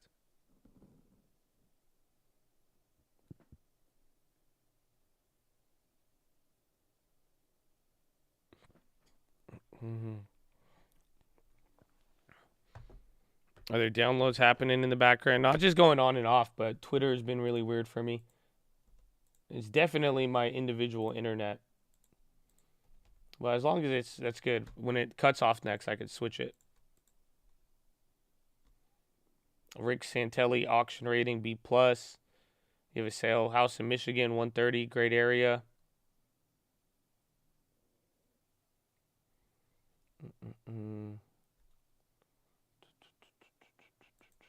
Why are bans going up on YouTube? More people getting banned. Just chatitative tightening. That's all. If you don't follow the rules, you will be banned. If you don't want to be here and do not contribute or vibe with the community, you know, we're not here to like do anything. You know what I'm saying? Like in the sense of at this point, even with like the way we get treated with stuff, I don't really care. Like I'm not here for people who don't want to be here. You know, if you enrich the wise people and you know, make the wise people smarter, they will love you for it. It doesn't work on the opposite end. So if you can't vibe with the rules, unfortunately, we've been banning everything, and it's very, very simple. You know, it's people who want to be here or not. Clearly, even if we don't agree on some stuff, I mean, we love to accept everybody, and we do. But some people hold those differences true to their heart, and they act on it. So it's very simple. We're just gonna, if it's not positive, if it doesn't align, it's not gonna be here. But chatitative tightening, yeah, we got to reduce demand.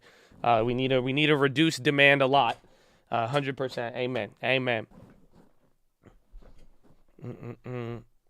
And they will get wiser. Mockers will hate you. Amen. Amen. Proverbs, baby. I like travel. The only thing I have a problem with travel stocks is that the expectations are so high right now. That's it. So it's like, you know, the last couple quarters, they've done very good. We're now finally getting into a weird quarter with things kind of like chilling out. But it's definitely going to be it's going to be a hard comp to beat. If they do good, I think it'll be good, but I don't know how they're going to I don't know how they'll be rewarded, because last times that's it. You know, last time they had good earnings and they still all went down. So it's like people are expecting a lot for them. So if they don't do good, I think it's going to be bad. But if they do good, it's a hard comp to beat, and hopefully it does good from there. Jazz Powell. Jazz Powell. It's good. We learn. Chatitative tightening is real. It's good for you, you know. It happens.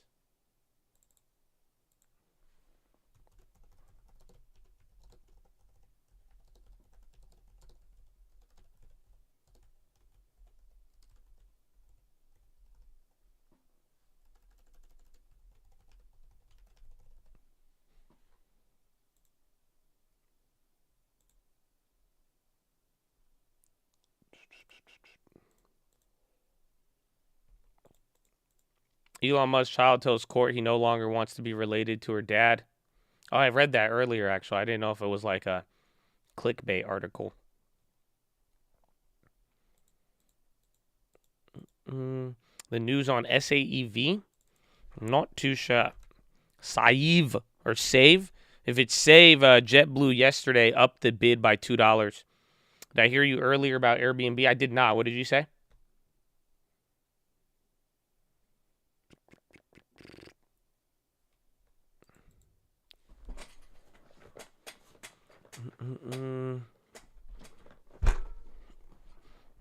So disowned.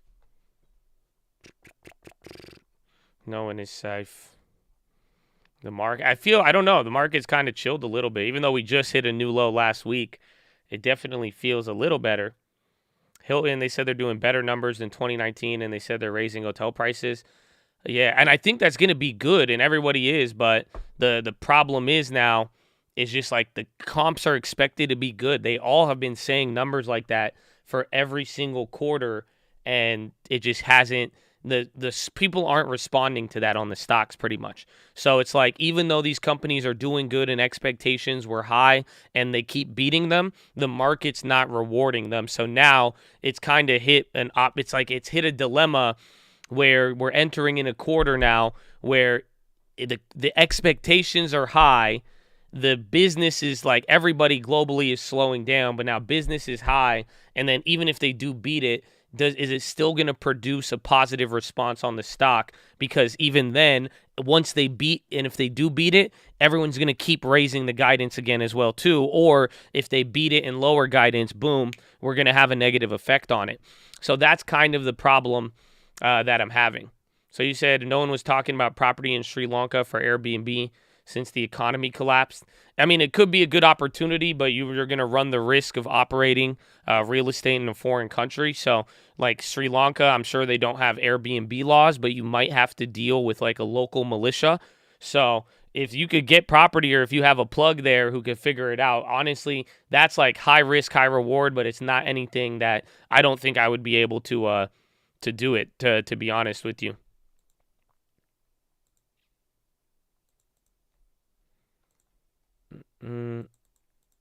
Crazy high risk, yeah, and no gas or resources. Yes, political risk.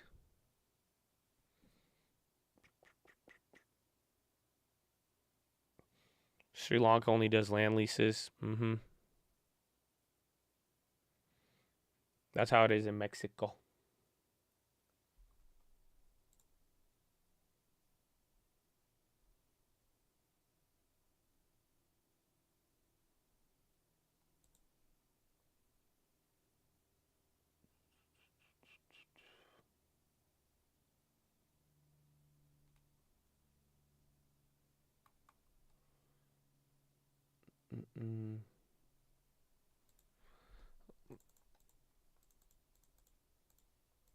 Same thing. It's slow today. It was a lot faster. I mean, I was expecting a non-event from Powell, but like I said in the morning, everybody was like intensely listening to my guy.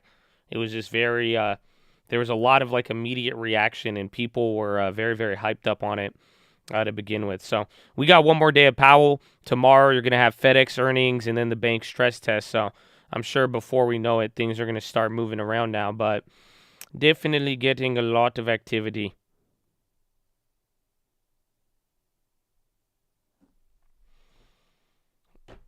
Sri Lanka. We were just answering an Airbnb question. Pretty much, I just don't know. I wouldn't be looking for Sri Lanka for an Airbnb. You could probably definitely get a discount with what's going on there, but there's just going to be a lot of risks outside of your control. UNG's on the high.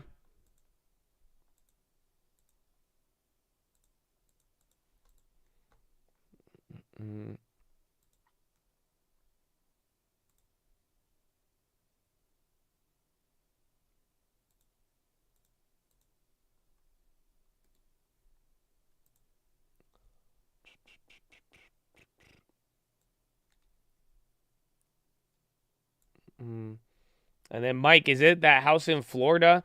Again, I swear I gave a response on this one. I don't know. I mean, but if he's had the house listed for 2 weeks and it hasn't sold yet, I mean, I don't know. Is this the right one? There's so many. But, I mean, would he take $650 and we could close on Friday?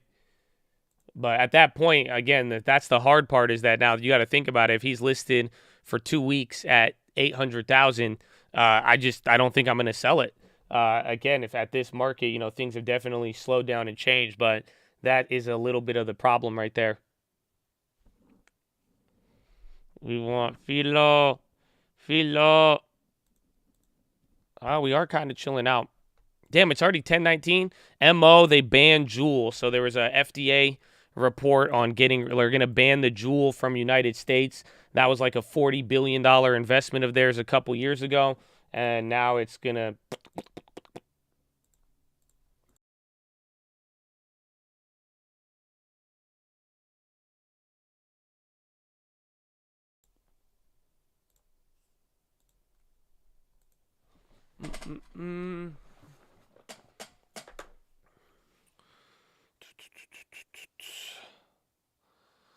Oh. My, oh my. Altria, they paid 13. I thought it was 40 billion. Juul has gotten many of my friends addicted to nicotine in high school. I just, in a weird way, as I know the Juul was like a very it was a very damaging item like to a lot of people's health. The Juul went crazy, but man, I remember the first days of the Juul. Those were the good old days. I felt like that was like culture and society was just different when the Juul mango pods were hitting. I just feel like life was completely different than what it is. And I wasn't even that immature. It's not even like I was like that old or that young, but I felt like it was just a different like life. I don't know. Like I felt like, yeah, life kind of peaked right then. Honestly, at that point, like I remember they're like mango pods, even like the creme brulee ones, and like life was like, and then eventually we're like, no, we can't do this. I started throwing mine out the window. But no, it was like, dude, it was like 2017, 2016 in a weird way. Like, I'm telling you, like, even culture, the world was different. There was not that much division. You know what I'm saying? Like, legitimately, if you had a mango pod on you, there was no division. You could have went anywhere. You could have talked about anything. You could have said a couple of words. Maybe you misspoke. Who knows? But if you just pulled out a mango pod, all was forgiven. It's insane now, actually. It's wild. It's wild, actually. It's wild. You know what I'm talking about. You know exactly what I'm talking about. And you know it too, because you know you were about to get into a fight at one point, and then someone pulled out a mango pod, and you're like, can I hit that? And then that's it. And then y'all moved on, and then you were like, club going up on a Tuesday, because that was a banger back then. You know that. That was a banger right then. Even then, some of y'all were still bumping Tekashi 6ix9ine. You like, hit me with the blicky ya. Ya. You're like, what, bro? And then you would just throw a mango pod at them, and then they shut up. Like, it was just weird. I don't know. Just different time, bro. Just different time is all I'm saying. Are you dumb, stupid, or dumb? What? I don't know. I'm just... Life goes by so fast, man. It feels like ancient history now. Okay, let me go get a carbo. Follow me on Instagram at the Trading Fraternity. Yeah, follow Real Colt News on Twitter as well. And follow Fast Stock News. It's my first retweet. And we love you. And that's it, man. We just love you. That's it. Embrace the love, okay? You need more love in the world. You need to smile more, so please smile. Hit you with the blicky ya. Sort of decide what other industries Okay, let me go to pee pull and get in. my carbo. Yes, so we're really looking at innovation in the food and materials sector, which is why you see Elf Beauty and their fabulous marketing. They're working very hard to replace all animal products. Who wants animal oils on your face anyway? They're looking to replace those animal products with plant-based innovation. All right, VegTech Invest CEO Elizabeth Alfano, thank you so much for joining us on set too. Great to see you. Thanks for having me. Before we go, here's a special look at another ETF. This one focuses on the home building sector, quickly cooling off. Strap on your tool belt for the direction daily home builders and supplies bull 3x share ETF. The fund's name is a mouthful, but the ticker isn't. It's simply NAIL. This leveraged ETF seeks 300% return of its benchmark index for a single day. On top of that, NAIL is more of a pure play on just home builders, giving it extra zip over other home builder ETFs, which tend to include a lot of retail names. Bottom line, NAIL is not a buy and hold investment. It's not your typical ETF, it's much riskier. With mortgage rates rising and the red-hot housing market possibly cooling a bit, NAIL has struggled since the start of the year. The danger is hammered home by NAIL's rating in the Bloomberg Intelligence traffic light system, a red light with 6 warnings. The fund has some 50 market cap weighted holdings, with about half in large caps. Top names include D.R. Horton, Lennar, NVR, Pulte Group, along with Sherwin-Williams.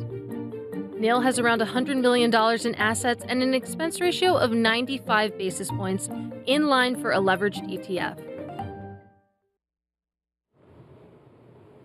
All right, so the big take story on the Bloomberg terminal and on Bloomberg.com is also about housing. A lot of concern, really. In fact, John Authors wrote about this the day before. So is this a bubble that is going to pop, or will it just slowly... I sound different? What do you mean? Nah, this is Josh. What's up, man? You trade crypto by chance?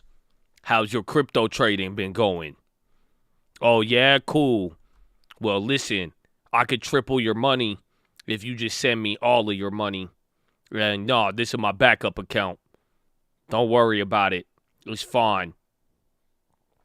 Okay. So don't fall for the fake Joshes. I'll never ask you about crypto. That was a joke. Okay. Amen. Amen. Yeah, just don't fall for that one. Don't fall for that one. Oh! Oh, but you know what I just fell for? The Peach, right? Oh, my gosh. Peach Nation has arrived. Ladies and gentlemen, it is 10:26 a.m. on June 22nd, 2022, and Bradley, Frizzle, and the Peach have arrived, baby. Oh, no. What a glorious day. What a glorious day. That's all you needed in life. That's all you needed in life. Oh, my goodness, bro. Oh, my goodness, bro. Little volume candle. I don't know if that's real, but, man, just talk about that glory right there. God bless you, Bradley Frizzle. Oh, I hope you're having a wonderful day. Hope you are having a wonderful day. We needed that one. Wow, it feels good, don't it? Feel good? This is great. Very, very great.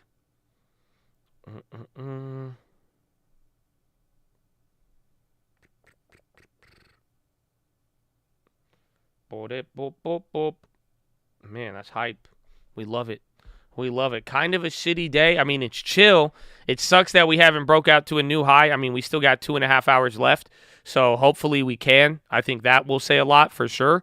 If not, then it's just going to be a premium day to pretty much we killed half of the week, not really moving from the first move. So we will see. We will see. But tensions are rising and oil is everywhere. I think that's definitely going to have an effect, and then we go from there. We go from there, you know? We go from there.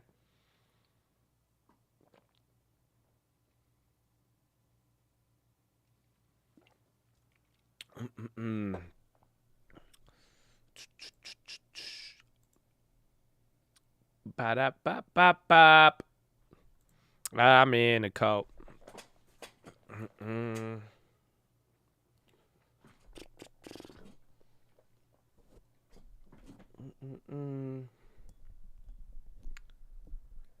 Peach Day is coming up in August.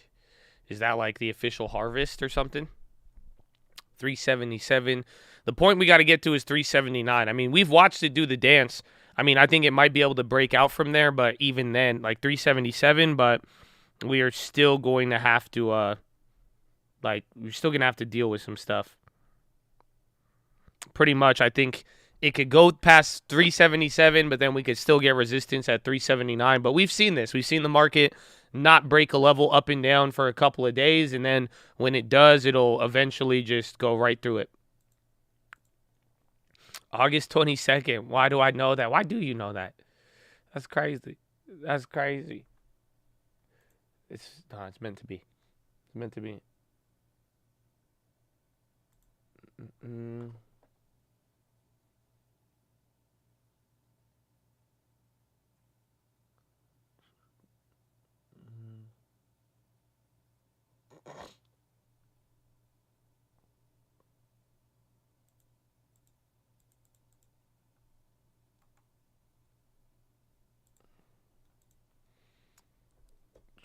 How do you feel about putting 20K in the I bonds? I think you're capped at 10, right?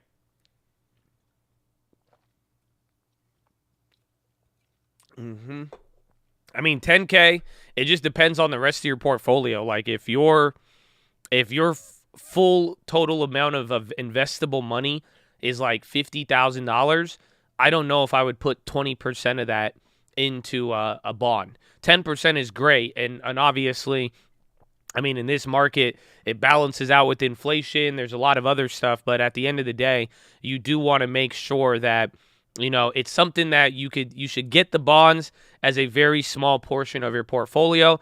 It's a nice little 10% there, but I really wouldn't expect too much from it. But pretty much if you have, like, again, if you only have 10K, I wouldn't do 10K. If you only have 20K, I wouldn't do it. Maybe like 5K on 50K, but even then, you got to really consider your plan and how you're going to be using everything else.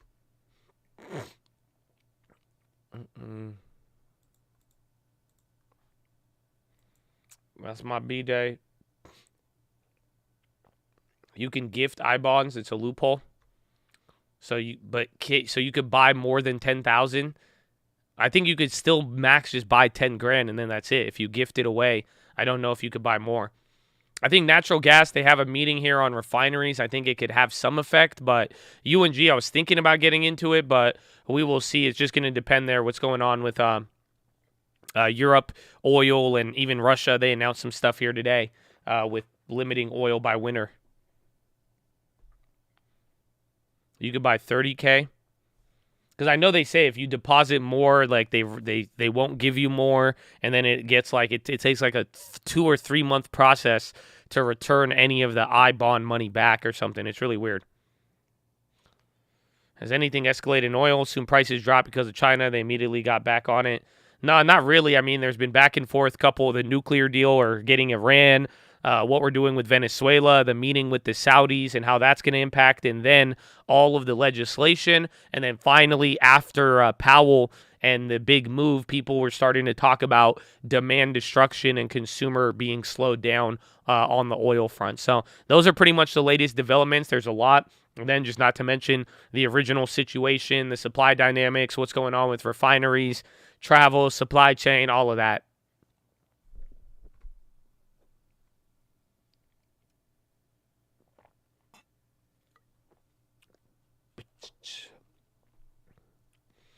$10K in cash, you could do another $5K through income tax returns.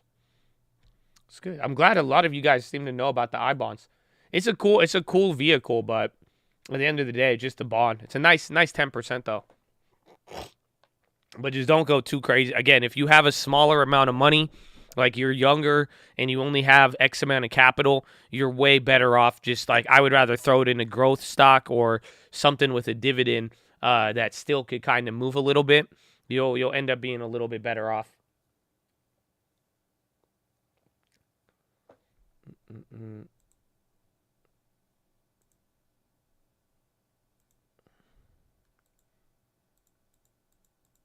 I do like IRAs. They're very good. IRAs are very, very good.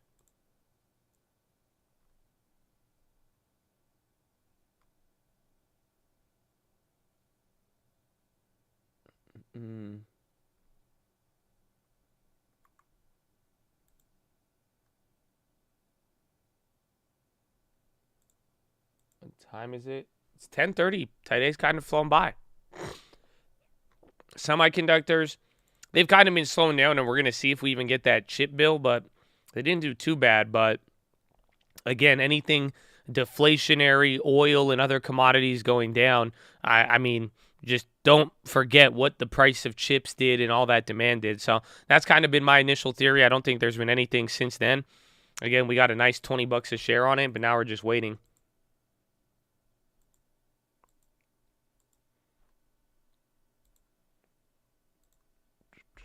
Yallah. Yallah. Where is the yen? Forgot to look. Oil came back up. The yen chilled out today. A little bit. Still at a low. Not the lowest, but still at a low. Just coined the word stock. It's unreal. Well, again, there's just been a lot of drama in crypto. That's been the problem. You got to realize any bad news in crypto, any big price swing, anybody going bankrupt. Again, Voyager, that's the next one people are worried about. What was it? VGYF? VGYG. Bro, how do you do this? VYG? What's the rest of it, dog? I don't know. Why did they make this ticker so confusing? It's like VYGF, VYGYF. Bro, like they would be like an awful like rap group or something. This would be so hard to say. Oh, VYGR. No, that's Voyager Therapeutics. What is it? VYGVF. I'm not VYGVY. Like it don't even work. But Voyager, that's a crypto one. Again, they're down 50%. Just on counterparty risk of them being exposed to somebody getting clapped. So one thing, Coinbase is one thing about them as a company internally. Another thing is what's going on in the markets. And I had this up here a little bit earlier. Let me see if I can find it again. Here it is. So here is the trailing 4-month average and then 2-day change in Bitcoin price in blue. And then here is the average in coin volume. So pretty much this is what people are noticing is that as the price of Bitcoin has hit a low, on the upside, when Bitcoin's been going up, the volume hasn't been picking up pretty much. So the amount of people trading on Coinbase and everything else, what's been going on is that the volume increases when it drops, but then on the buybacks up, you're not getting people buying back in. Do you see that? So again, the red line is the volume, the blue line is the change in price. So on the big price drops, you're not really getting the amount of people trading changing.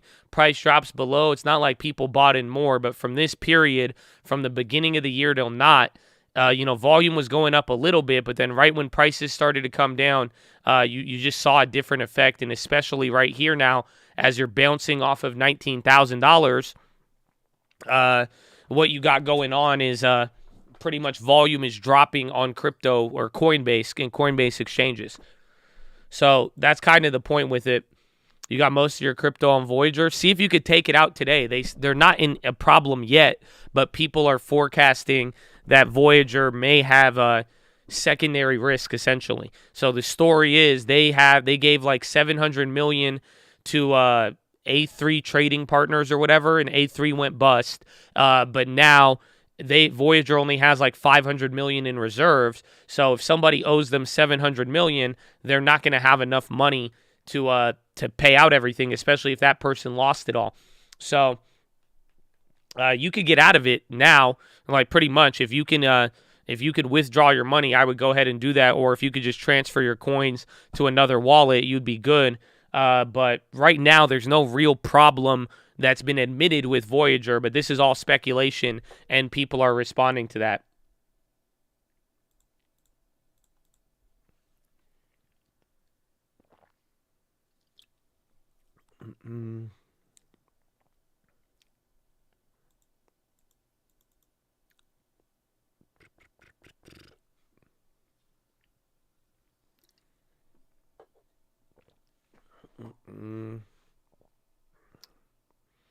Now it sounds like time to leverage up on Voyager.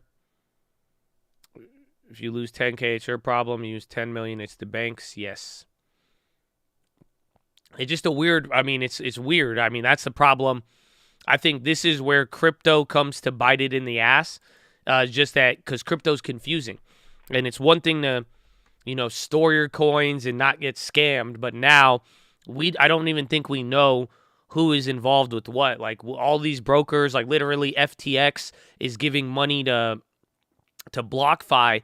And bro, BlockFi was offering a lot of money for sponsorships last year, 2 years ago, which is wild. But it's like you don't know who's connected to who. You don't know any of these funds, anybody who wanted to get off the ground and do whatever they wanted to do.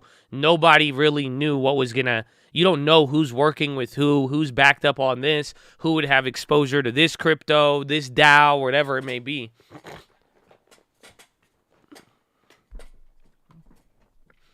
FTX basically owns BlockFi. I think they just have some agreements from the beginning, but again, it's just like everything is connected for the most part.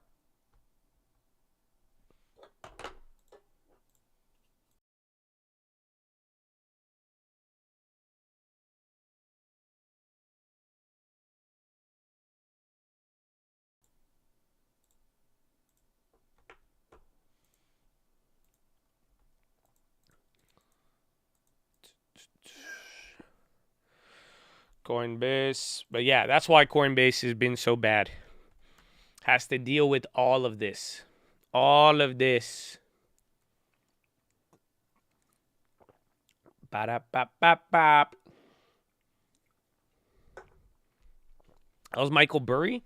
I think he's been doing good. A couple cryptic tweets here and there, but I mean, just living his best life, I'd assume.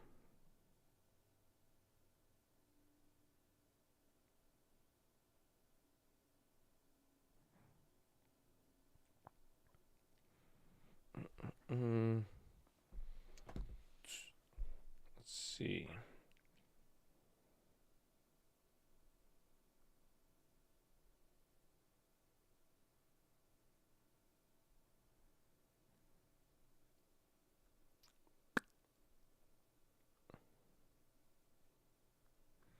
Okay. He updated his profile picture? Wow, I didn't know that. It's an update.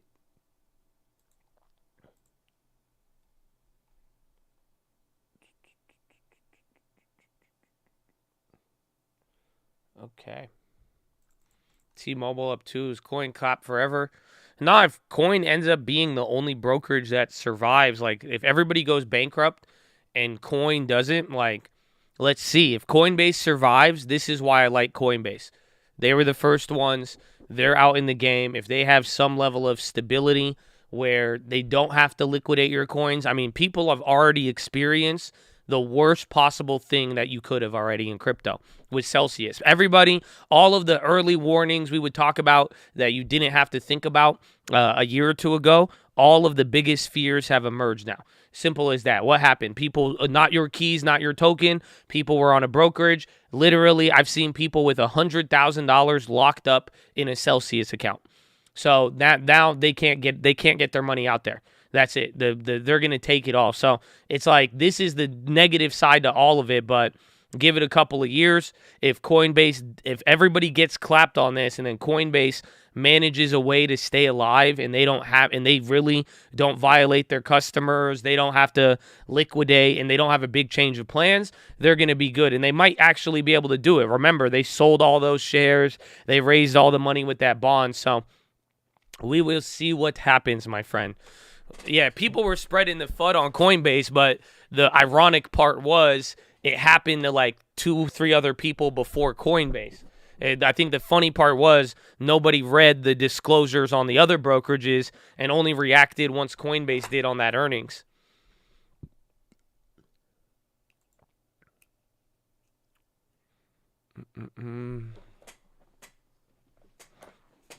They said there's no risk. They're the only place I'll put real money.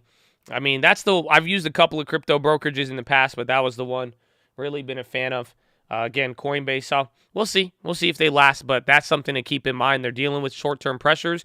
I think if Coinbase is the only one to survive, they will be good. Yeah, they do have management acumen. Again, and now all of those remember all of the bullshit bond sales and offerings that we were mad about in the beginning. I mean, let's just hope they have enough. They better have cash. And it seems like they will no matter what, but we will find out. We will find out.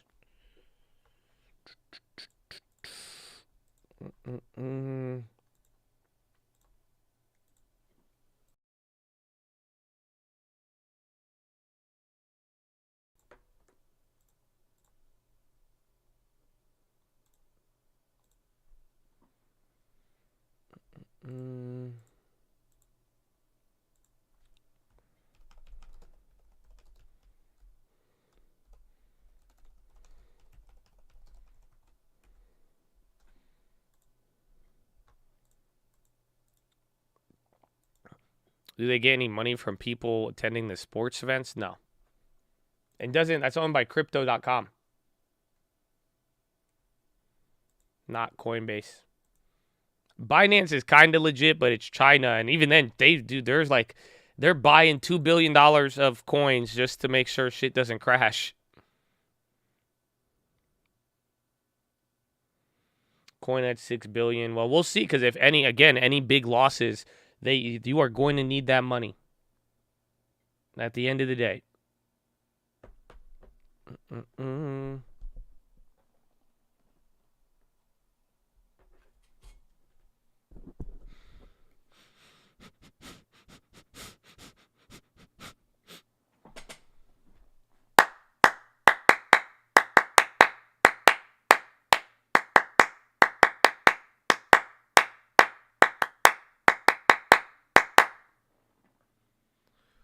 Ladies and gentlemen,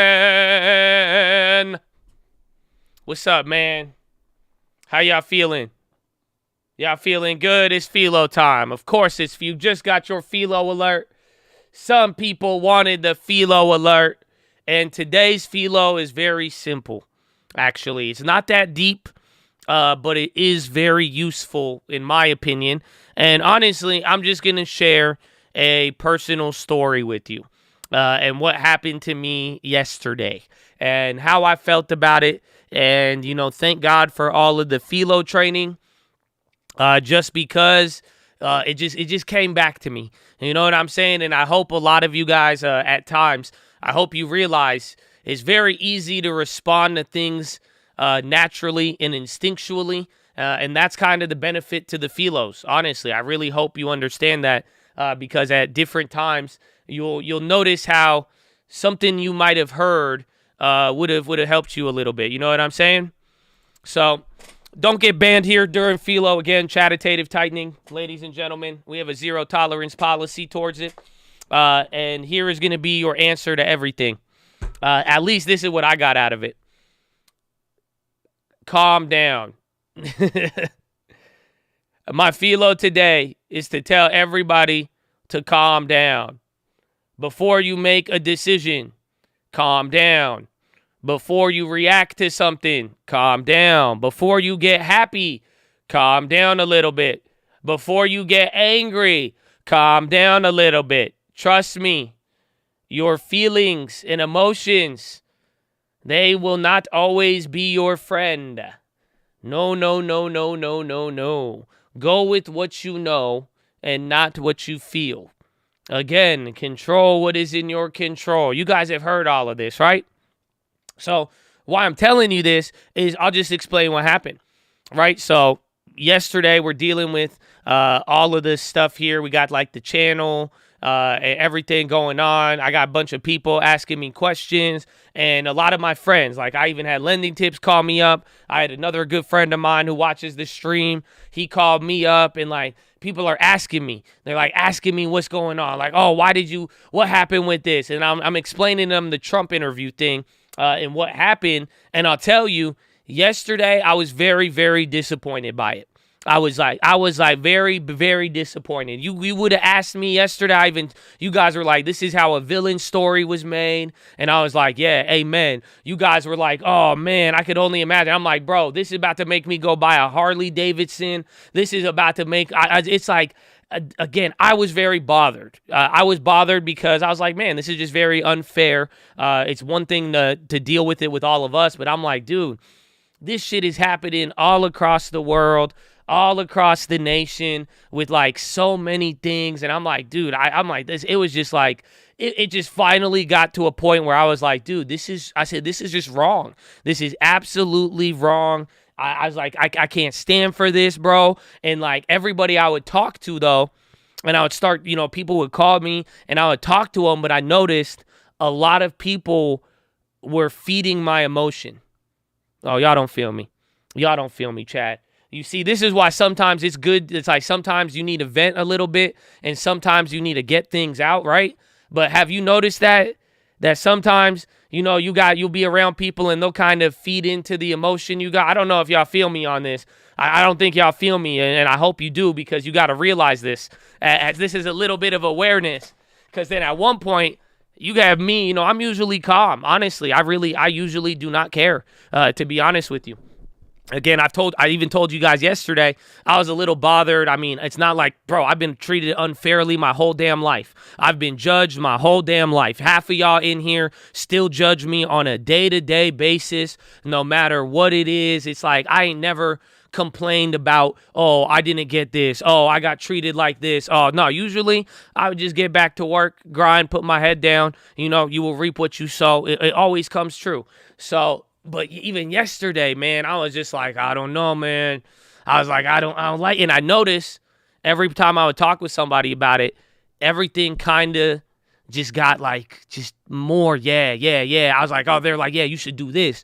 You should do this. Oh, and I was like, man, I want to do this. And I'm like, this is wrong. And then they're like, yeah, it is wrong. And this is what happens. And I imagine they let this happen. And then this. And then like before I knew it, bro, I was amped up, bro. I was ready. I was like, bro, I was ready to just flip this script completely.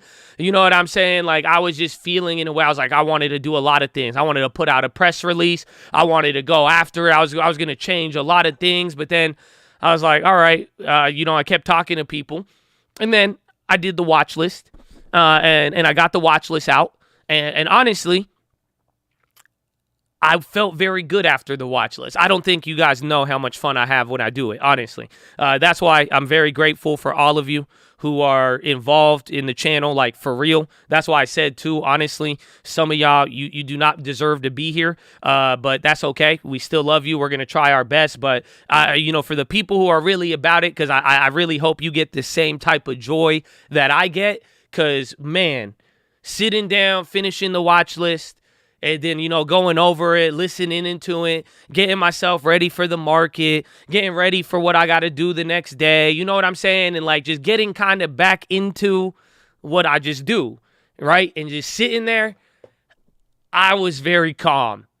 And I finally chilled out. I didn't have anybody in my ear. I was just thinking about the watch list. I was thinking about what was said in it. I was thinking about you guys, how your responses are going to be, what's going to happen, how everyone's going to get ready, what people are going to say to the 40% thing. I was very excited about it. And it really calmed me down a little bit. Okay? And at that moment, I was just like, all right, well, I guess I'm not even that bothered anymore.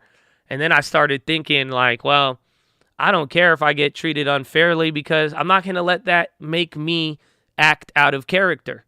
I'm not going to let that make me change away. And honestly, I just started laughing at myself by the end of it. That's all. I went down and I started thinking about it. The main thing was pretty much I'm not going to act unfair if I get treated unfair. That's not, even though I could be treated like that, I refused to continue any of that. But I just started laughing at myself. That's what I started doing yesterday. Because I was like, damn, bro, you were really stressing. Or you were really getting really, really amped up. And it makes sense because it's not like I was wrong. Again, I don't think I was wrong. When it comes down to it, it's like, yeah, there's a lot of stuff going on. Again, I don't like the treatment. It's just sad what they're doing. Again, I could get really, really deep on the implications of society. I'm like, we live in damn America, China now. It's wild. Like all different things. But then eventually it just came right when I calmed down. Right when I took a step back. And then, like I said, I was just reminded, control what you can control. There is no point in wasting your life in time and making your life's actions dictated, trying to control things that are outside of your control. I cannot control the world, right? All I could control is what I do. So what I did was I calmed down, I went back to it, and I continue to have the same fun that I have every single day. That's it. It's very, very simple. But when I kept looking back at this, and even all throughout waking up today, even yesterday, after all of it, I'm just looking back and I'm like, dude, this is pretty funny because I'm like, it is so easy in this day and age to be so reactive before even having the opportunity to calm down, before having the opportunity to really think. And right now we are pressed with so many different things. Again, this is me from my personal situation, but y'all have different things you got to deal with. And I'm sure everything is kind of heightened in the sense, right? It's just like everything kind of just holds a weight now where everybody is so much more reactive. It seems to have bigger weight than it ever did. And really all it just came back down to is that for one brief window of time yesterday, I came very, very close to acting on how I felt versus what I knew. I came very, very close to responding to something and doing something based off of a feeling and emotion, and rather than saying what is in my control and am I actually approaching this from a calm, sound mind before doing something. And it's funny because at the end of the day, like I said, I was laughing at myself about it. Because at the end of the day, I can only control what I can control. But that's what I wanted to share with you guys today. And it has nothing to do with what went down, okay? That's the best part about all of it. But what I am trying to tell you is like the real practical benefit that I had. And honestly, I'm good, and I like it because some of you are like, no, Josh. Some people are like, don't back down, Josh. It's like, I'm not backing down. I know who I am and I know what I got. And I know that, again, you don't need to work too hard to do something that is meant to be. in that sense. And it's like at the end of the day, honestly, bro, I feel in the most humble way possible, baby. We are LeBron James. We will take our talents to South Beach. We will go anywhere because we have the value, and we will bring value to anybody wherever we go. If somebody is not going to be a part of that, they're not going to be a part of that. But I could only control what we do. But we are not going to let any other external change anything about how we behave, unfortunately. No matter what it is, even if it is unfair, I believe you reap what you sow. And if somebody sows unfairness, they will get it right back. So, and that's what it comes down to. And that's where I think I really want to give that to all of you, in the sense where, one, I hope you are going with what you know and not what you feel. Two, I hope you realize who you are. Oh, y'all don't feel me. Okay, I really hope you realize who you are, because even with that last phrase I just said, I know some people will be like, oh, you're so full of yourself. How you gonna say that? How you gonna say that humbly? But nah, that goes for all of you. Just don't forget who you are, okay? Because when it's all said and done, you are the one who could put in the work. You are the one who is going to bring something to the table. So if you have something to bring to the table, you have something that you could provide, and you could bring value, my friend, it does not matter what an algorithm, a computer, a company, a corporation, or any other random individual tells you, because you still have the capability and history of providing value. So do you see what I'm saying? Don't forget who you are. And before you get so quick to reacting with everything, again, apply this to trades as well, too. Just calm down a little bit, baby. So I hope you guys like it. I really hope this helps. Again, it's a different type of philo, more or less, but like, I don't know. I feel like this is so applicable to everything right now. You see the market going down. You see all these things happening. You see people so quick to talk shit when they should have been humbled. You see people act like this. You see this is wrong over here. Literally, people getting treated wrong. Like, you know what I'm saying? Like, you could go look at all of it. Am I saying that you shouldn't do anything? No. Am I saying that you should lie down and take nothing? No, because that's not what I came with. That wasn't my solution yesterday. But my solution was calm down first, and then you're going to have a game plan. Calm down, and then you're going to see it clearly, and then you're going to know the angles of which you're going to be able to attack from. That's all it comes down to. So I really hope I could give this to you as we get into the next 6 months of the year, because I don't doubt it that every single one of you will be faced with a situation like this, whether, I don't care if it's money related, personal life, who knows. Chances are you're going to encounter something. It is going to push you to a reactionary level, and you are going to be ready to react. And the question is, are you going to go with what you know and give yourself time to calm down and really think about your next step? Or are you just going to impulsively take the leap and then let it lead you down a whole nother spiral that we've already probably dealt with once in our lives before? So, hope you enjoy it. Hope it's helpful. It's very practical. And I hope you take that to the bank, ladies and gentlemen. That is your philosophy. Make sure you guys are subscribed. We're live Monday through Friday, 30 minutes before open. Drop your thumbs up on the video. You're on mobile. Press hot chat. X out the chat. Hit the thumbs up button. Second link for the Nightly Watchlist and main channel. First link for the Scream Alerts boot camp and real estate course. Follow me on Instagram at The Trading Fraternity. Let's see. Oh, yeah, I got another. That's funny. After the PHILO, one of my friends texted me right now. He's like, so you don't want the press release anymore?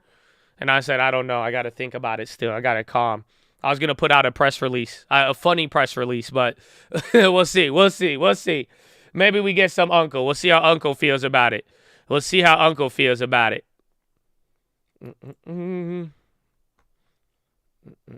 Where is it? Oh, yeah, I like this one. I like this one. God bless y'all. It's a cup. Yeah. Ones that love me the most, they never seen me. So you tell me what that mean. Make it slick, come and get clap on string. Business again, need some seaware change. Got dreams, talking MK things. Solomon, David get to Caesar his things. I don't like favorites, boy, they all expect things. They don't got patience like a bad MD. They don't mean, but they pay that fee. And when the boy snap it, then they grab it as cheap. You never fall back, just don't go fast, G. I made a lot of money and have been overreacting. Made a lot of money and happens to be distracting. Made a lot of people that have them always acting. Know the answer to the question, but they still go ask me. Ashley, remember remember when they didn't love me last year. I ain't throwing shade, they living in my shadow. How you getting paid when you ain't giving value? Bring the fuel later, tell the wood to give you fat. Child, why your money y'all sit on the nine? I'ma get my buckets even if they foul. You can wear my kids, but putting it through a mile. Throw me to the woods, I come back with a smile. I'm off and overlooked, but that's so good for battle. Remember when they told me God ain't good for business, but I can smile in a Honda Hover Bentley. She bad as fuck, wearing Target, that's offended. Ain't go to church, but the Lord is always with me. Hey, I hit South Beach and I like that freedom. Hit LA, get the check, then leave it. I'm up 6 a.m. Yes, I'm scheming, check the play, I stream it. Please don't play with your boy. Seen some things that could break a divorce. I mean one thing when I made me a choice. I'm gonna live in peace and I ain't fear anymore. Nah, hey red boy, but I got big dreams. Inshallah, I'll kill him out of B. I'll tell him my habiti, I'ma buy her anything. I told her Miss Skillet when she asked for property. I don't love the money, I won't even charge a fee. But you can pay a little if you ask a lot for me. I got a couple killers and they down to ride for me. They own a couple bidders, they won't even charge a fee. How you motherfuckers play about me? Making more money than playing for South Beach. Wake up in the lane, I trade to Wall Street. Hey, when they complain, they get in the cold feet. Always in the game, my OG. Wasn't waiting to make it, they saving, go and buy things. They was hating, I'm changing, I know they didn't like me. Couldn't take, they was waiting, but money wasn't I reach. I'ma take it, I'm patient, you know the game is timing. I need payments and statements to get my shit right then. Hesitation and waiting, the reason you declining. Meditation and praise, the reason why I'm rising. One comes up and one comes down. Started with one, but the shit compared. We was looking dumb, but we look good now. Before she hit me up, she gon' Google me. Ones that love me the most, ain't never seen me. So you tell me what that mean. Make a slick comment, get clap on stream. Bitch, this a gang, this will see well things. Got dreams, don't get McKay things. Solomon David get the Caesar his things. I don't like favors, boy, they all expect things. They don't got patience like a bad MD. It's a cult, baby. Amen.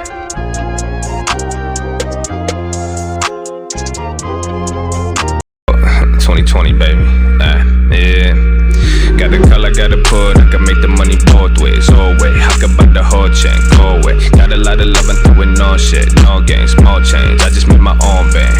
Probably trading stats where you still like the snoring. Morning, scoring. I'm just bringing more in. Hissing the DeLorean, sourcing. You could throw your own in. Drop it like a ball when you holding. I'm shorting. Skinny motherfucker, but I'm eating. Seeking, scheming. I get paid for sleeping, dreaming. Hating for no reason, you a demon. Leeching, heating. Wishing you could be me. Ain't easy. I told you I'ma do this, don't forget this shit a marathon. You make a move but stay in the same place, your West a Peloton. Make 100 off a phone call, now that's a telethon. Benjamin's, Jefferson, YOLO to a ghetto spread. Yeah, you know I invented that. Who's been like a Trinidad? I'm moving like a president, can kill me like a Kennedy. I'm trying to be a better me, but they just keep on tempting me. Release the demon, set him free, he come back, bring me 50 G's. Nowadays it's hella smoke, your game like I'm from Babylon. My capital got stamina, I wrap it up in lemon.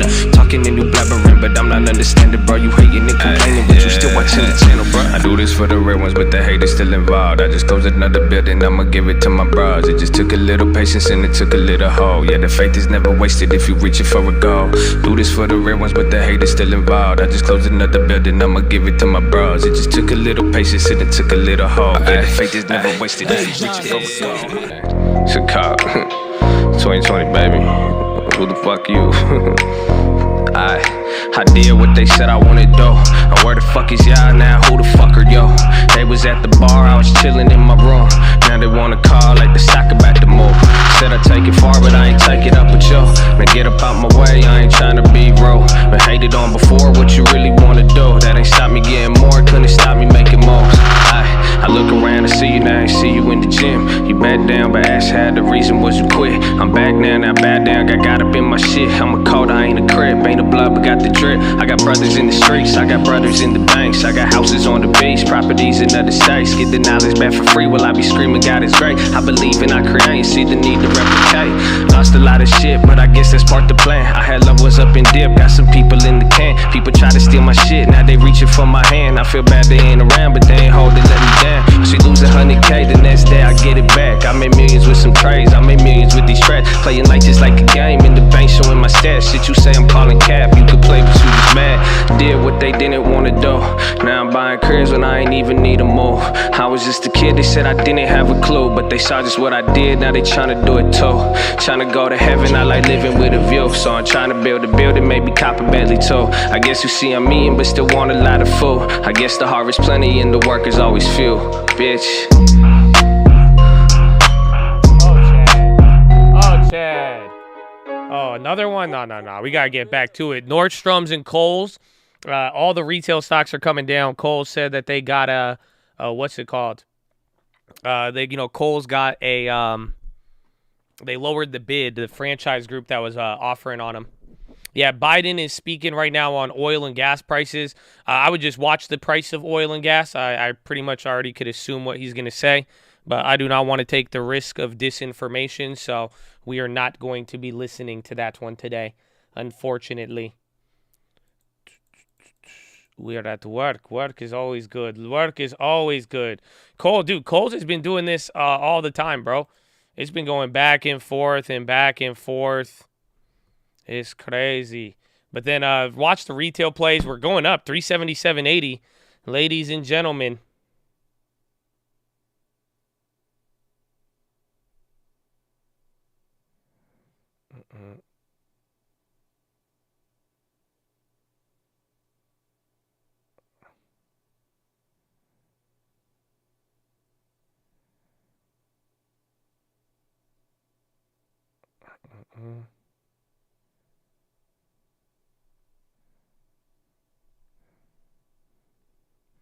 Let's see.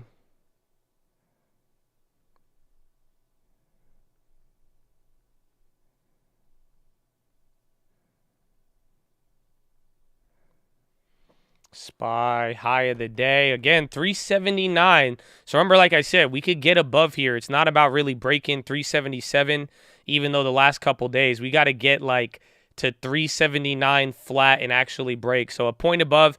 Everything's up now, almost 1%. NASDAQ 0.88, 0.8 on the SPY and 0.68 on the Dow. Biden calling on oil to be more refined, or refiners to refine more oil. Where's the other one? QG.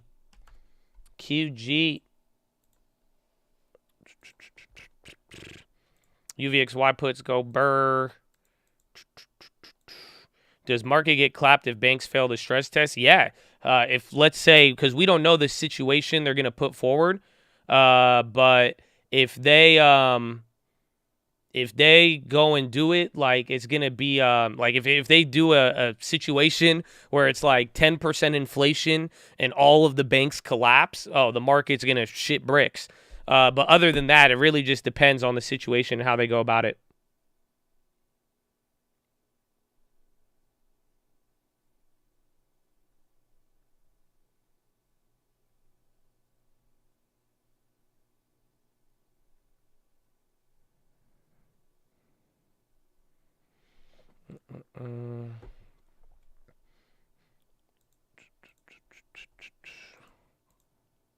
Gas tax is 18. It's like, I think it total in some areas it's more. I don't know how they're gonna do the rest of it, like with like states, because Cali it's like 75. Netflix popping up here, partnership for ad supported tier. Netflix and ads. Among front running for partnership with Netflix to facilitate ad support tier. Yep, that's confirmed. I'm getting a couple articles on the wire, so it might hold again. We've seen it pop before, but it hasn't held this news, but it might.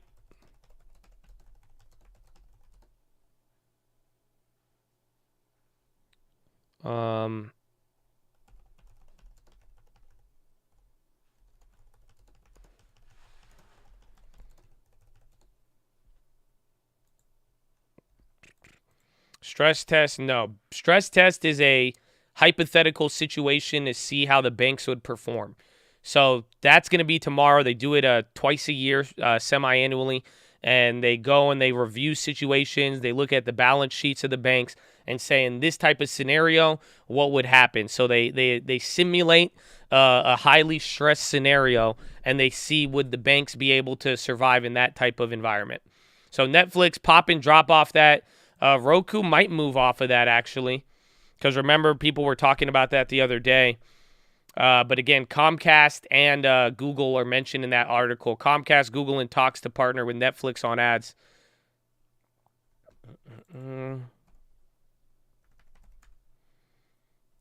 Google's going up. Google got the candle and held. Again, everything was kind of already going up there, too. Oh, we pop in, son. Who pop in with 2 hours left. Stress test, it could move the market. More specifically, it will move the bank stocks, but it all depends. There's going to be winners and losers from it. So some will do good, some won't. Irregular appointments were made at South Africa spy agency, Zondo. I don't know. Biden says gasoline prices need to come down now. I'll 100% cancel my Netflix if they start showing ads. I don't know if I'd cancel, but I want to get the ads because, bro, my girl, she was watching Hulu the other day, and oh my gosh, I almost broke up with her because I was like, why? I was like, you mean to tell me you signed up for Hulu and you still got to watch an ad? I just looked at her, and I was just like, what's wrong with you? I said, this makes 0 sense. I said, I have to watch 6 ads. I learned about Colgate, Listerine. I learned about Arco in the gas stations, Chevron with Techron. And then I learned about makeup products, all in one ad. It was like, bro, they have like 7-minute ads. And I'm like, bro, why would you pay for something to watch something that... So this is ridiculous. I said, how did they get people to do this? I said, who would do this? And then I looked at my girlfriend. I said, you would do this. I said, how dare you? They did not have stress tests in 08, in 07.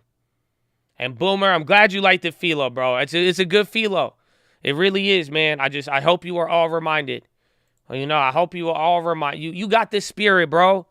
You know what I'm saying? What do you got to trip on if you got the spirit? I like what you said, Boomer. On to the next chapter.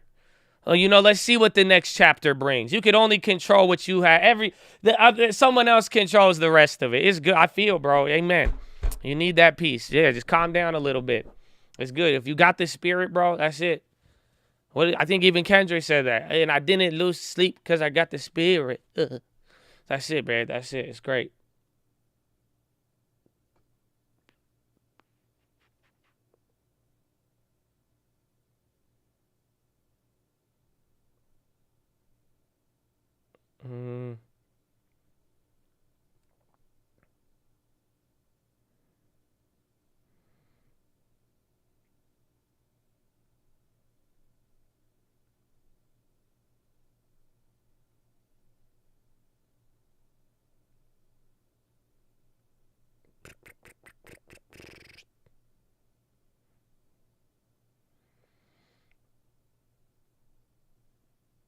Tacos. Today's not Tuesday. Oh, Taco Wednesday. That's crazy.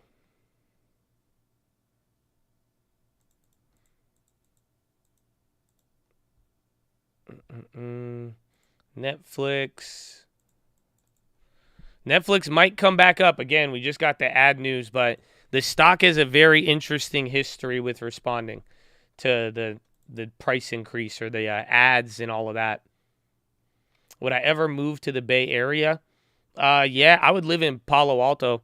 I actually liked it out there comparatively to the Bay, but I don't know. I would, unless my whole family was there. I don't know. I saw a house in Texas with a garage, with a boat garage, and that got me excited. But I was like, I can't live on a lake in Texas with mosquitoes. But I don't know. I was considering buying a Harley yesterday with everything, so I was like, I don't know. Maybe I belong on the Texas lake with the boat garage. So I don't know. I don't know.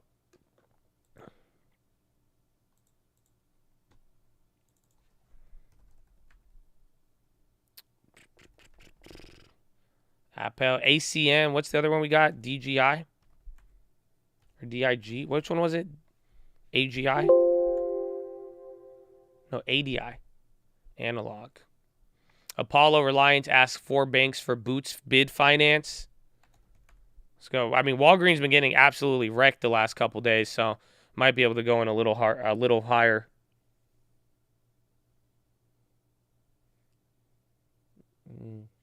You belong here in Florida. I mean, I'm trying to get a good deal. I've been seeing some good deals on Florida houses, or people willing to sell them a little bit lower. Chicago Fed press, Charles Evans speak to reporters. He says, I think by year end, Fed will be doing 25s. He said it's very reasonable place for July's FOMC at 75. Don't think 100 basis is necessary. He said very strong agreement on FOMC rate path. Evans says doesn't see need for a 100 basis point increase. He says maybe data comes in and 50 all right for July. He says there's tremendous consensus for path going forward. He said the Fed takes on risk when it works to slow demand. He said Fed must take steam out of inflation. And then he said it's hard for monetary policy to have fine-tuned outcomes. So a bunch of little mini headlines coming in. I guess he was speaking with reporters, or it was pre-written.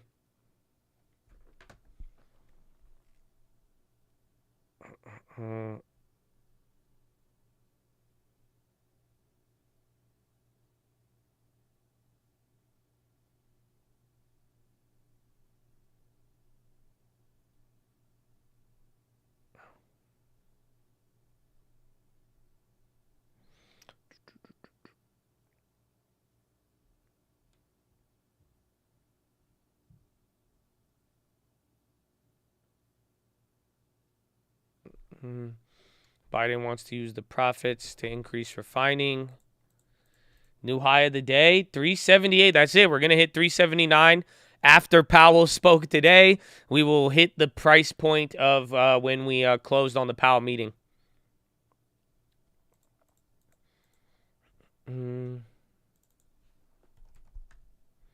Yeah, Evan says 75 reasonable for July. He even said that if data comes in, they might even be willing to go to 0.5. So that one was interesting. FedEx is still below where we shorted it. What are the premiums at on the insurance? Nice. The premiums are actually kind of up. Dope. So we got a little bit of both. A little bit of both on both. I'll take it. Let's check oil.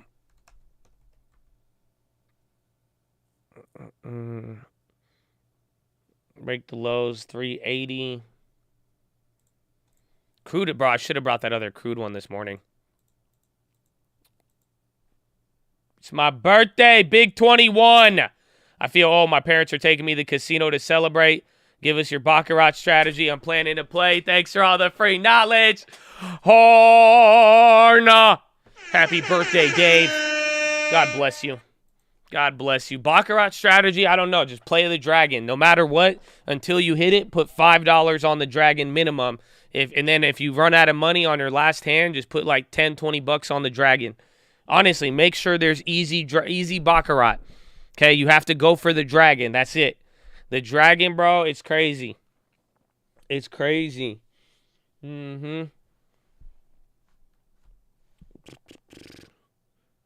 Evans, I don't think 100 is necessary. Yeah, he got rid of that. He said no 100. And then SPY 378.68.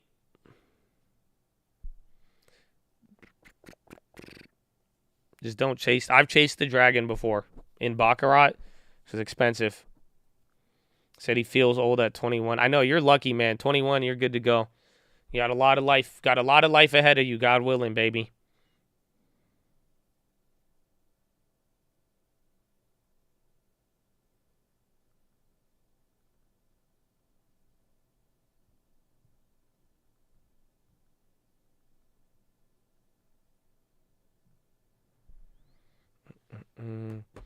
You ever play on stake? I was really tempted to the other day, but then the minute I had to like go and set up the VPN and all that, I was like, dude, I'm not trying to do this.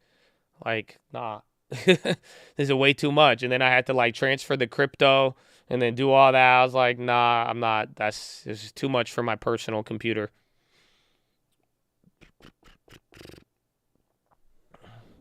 21, great age to save your money. Great age to get in real estate, to get a long-term. Great age to do anything. My favorite hotel. I like all of them for the most part. Like in a really weird way, one of my favorite hotels, don't judge me for this, is Planet Hollywood. I love Planet Hollywood. I don't know why. I've just always liked it. I like gambling there. I've always liked the rooms. But yeah, Planet Hollywood. I like Planet Hollywood a lot. I like every other one though. But yeah, big Planet Hollywood guy. I think Biden has already given this speech. I don't know if he's still continuing or not. We just don't want to be at the risk of any misinformation. So we did not play it. PAs, yeah, they got, what's it called? They got Earls there too. I just turned 26, would do anything to be 21. Feel very far behind. Nah, man, you're good. Trust me, a lot of you're still young at that age, honestly. It's just all about the day you flip the switch, put your mindset in the game, start saving little by little, start chipping away, working hard. You'll be surprised. Again, I remember, I think when Lending Tips was that age, he was valeting cars. So you were not, but you were probably ahead of Lending Tips at your current age. So you're doing good. You're doing good. Keep it up. Now Lending Tips, even though Lending Tips is Ubering now because of mortgage rates, still, you know, he ended up still doing good. He's still doing good.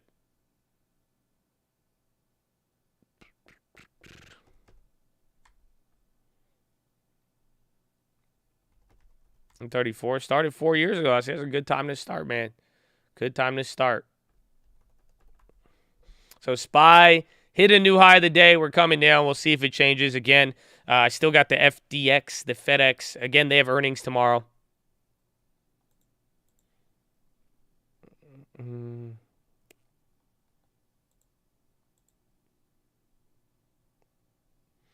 The age some people really wealthy got their first million is very reassuring.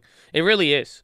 I promise you, I don't think anything, like, you guys should, if you ever feel behind, like, please go read the list of all the people that you, like, know with a lot of money, and you will definitely be encouraged by it. Because a lot of people, they didn't make their first million till they were like 40 years old, 50 years old. Like, it took them a pretty decent amount of time.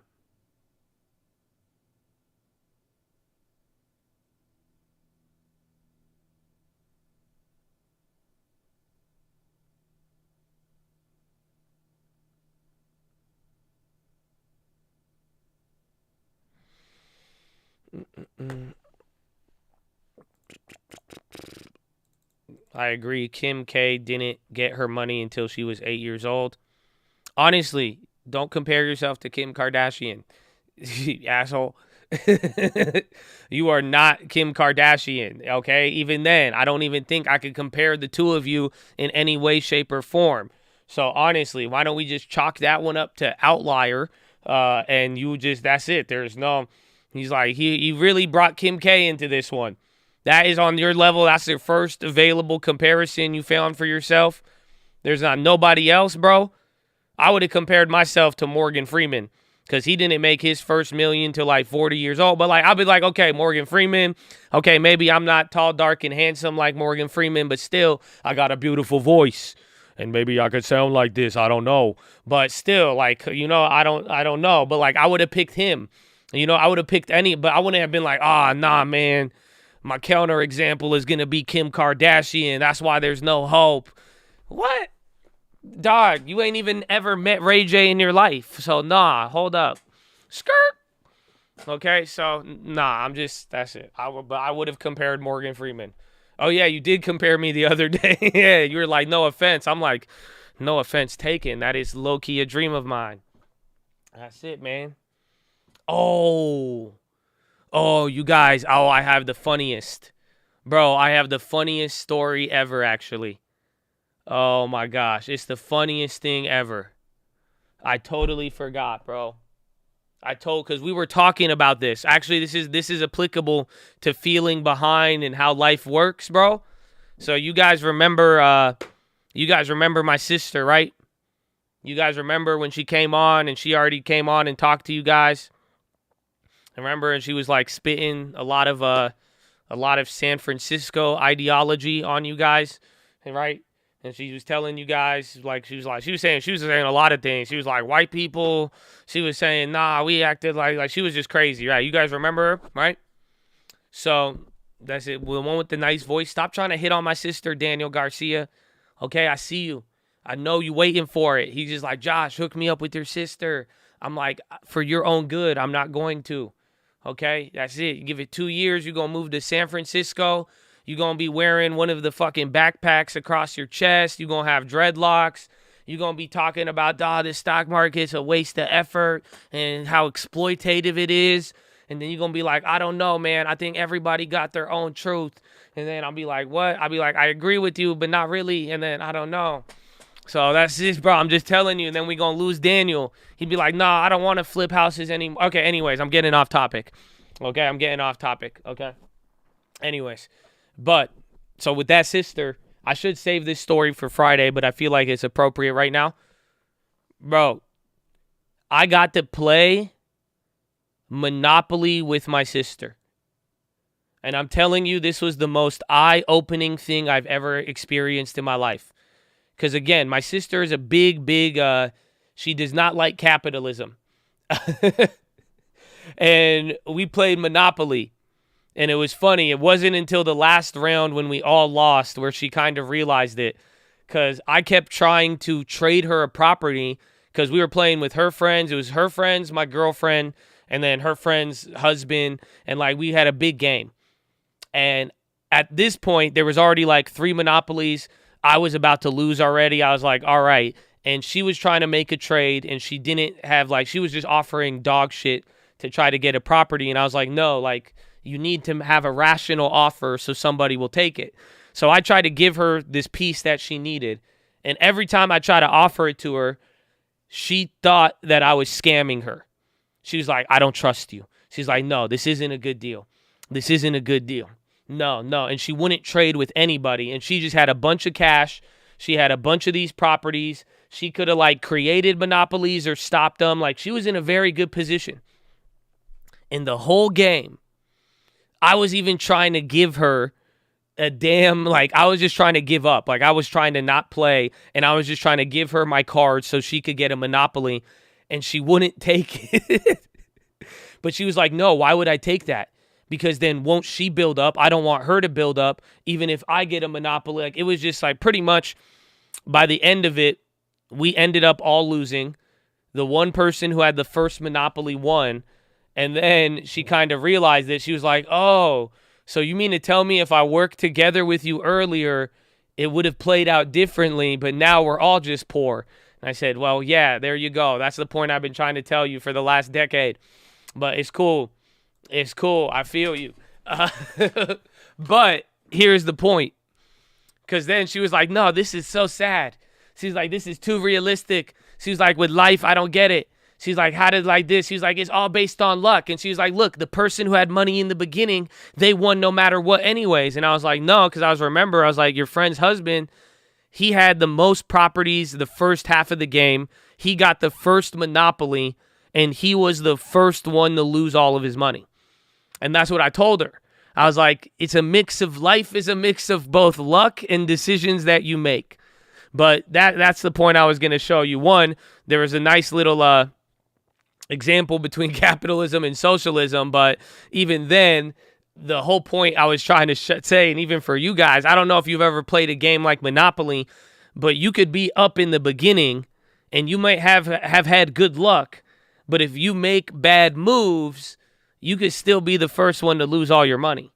You could still be the first one to lose. So apply that to where you're at in life. It's a mix of both luck and a mix of decisions. So even if you're behind now, doesn't mean you can't come back. And if you're up now, doesn't mean that you can't go backwards. Oh, they don't feel me, Chad. But there you go. Nice little Monopoly story. But it was fun, bro. It was crazy. Even then, she's still confused about all of. It was a very educational Monopoly game.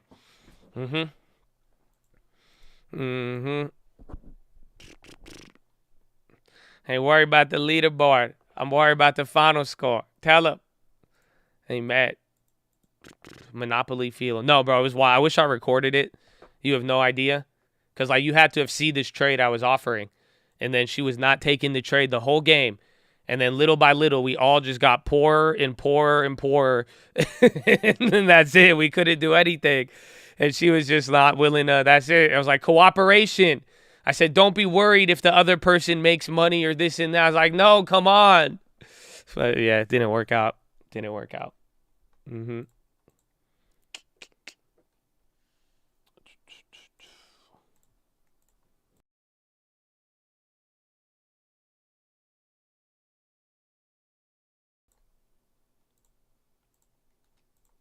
Inflation is priced in a monopoly. It is. I was thinking about this. Are you ready? Now that we're on now that I've accurately primed you for monopoly, are you ready for this? Are you ready for this monopoly fun fact? It's quite interesting, and maybe this will open your eyes a little bit, but I don't know how I feel about it. So when you play Monopoly and you need money, you could mortgage a property, right? So if you don't know how Monopoly works, you could take you bought a property, you need money. Kirkland is ripping. They're up 25% right now. Let's say you need that money. You could flip the card over, and it tells you the mortgage amount, how much you can mortgage it for. So it's so amazing. And Monopoly teaches you about mortgages. So you could go and mortgage a property and take out money against the property, and if someone lands on it, you can't collect anything, right? But when you pay back the mortgage, do you guys know that you have to pay back interest on Monopoly? Oh, I don't know if y'all feel me on this. Does anybody know the interest?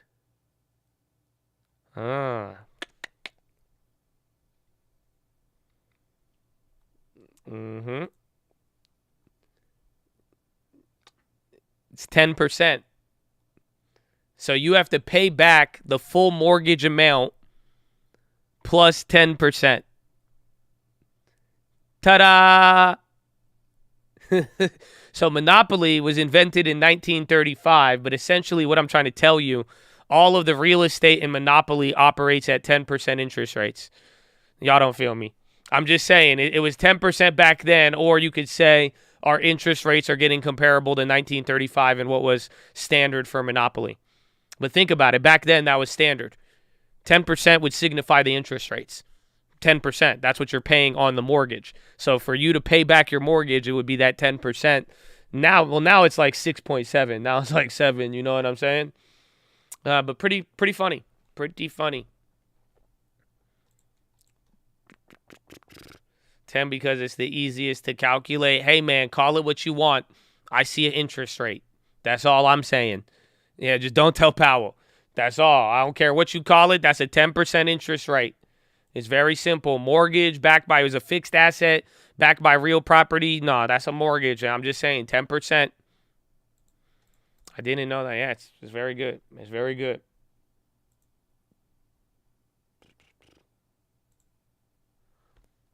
Any ACN thoughts? If the options are cheap, I'd go for it. Accenture, they moved a lot.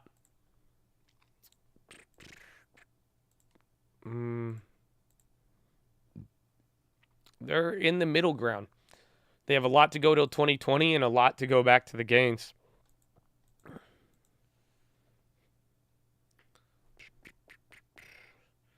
My parents are 14%. Yeah, I had to explain that to my mom the other day.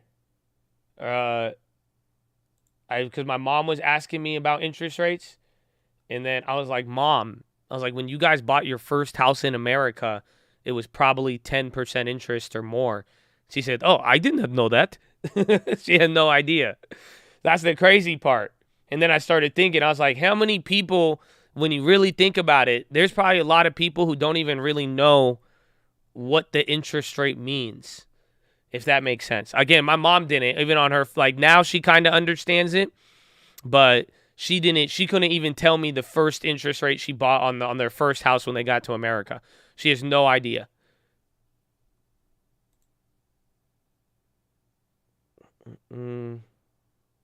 Everything going red. Well, we just had a nice little rise up. Honestly, the momentum's looking good. Just like yesterday, we only tested VWAP once. I mean, it's kind of continuing the trend. Dollar's still down. Bonds chilled out. So we'll see. Have any input?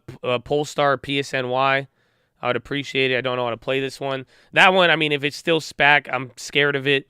I would just wait personally. I don't really see anything on Polestar. I mean, it's a cool company. I actually know what the company is, and I know what it is, but it's just really going to come down to any guidance numbers and however they value that company with everything up there. You know what I'm saying?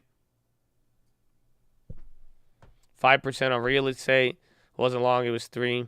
It depends where you are, but like a lot of the rates are higher than like I would assume right now. Most mortgages are like 6.5, because it depends on what you put down. So you'll probably get 5% if you have the best credit, put 20% down and everything else. Otherwise, most people are probably pushing 6.5 right now.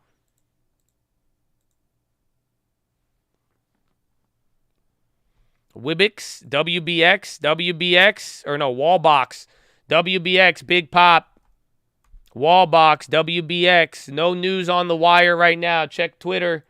WBX, 12% in one candle. No news on this, actually. Wallbox, is a charger? I think it's an EV charger. They haven't had any news here. Again, it's just up the most. Nissan, Wallbox to offer home charging solutions for EV. So news with Nissan. Nissan and Wallbox partnership.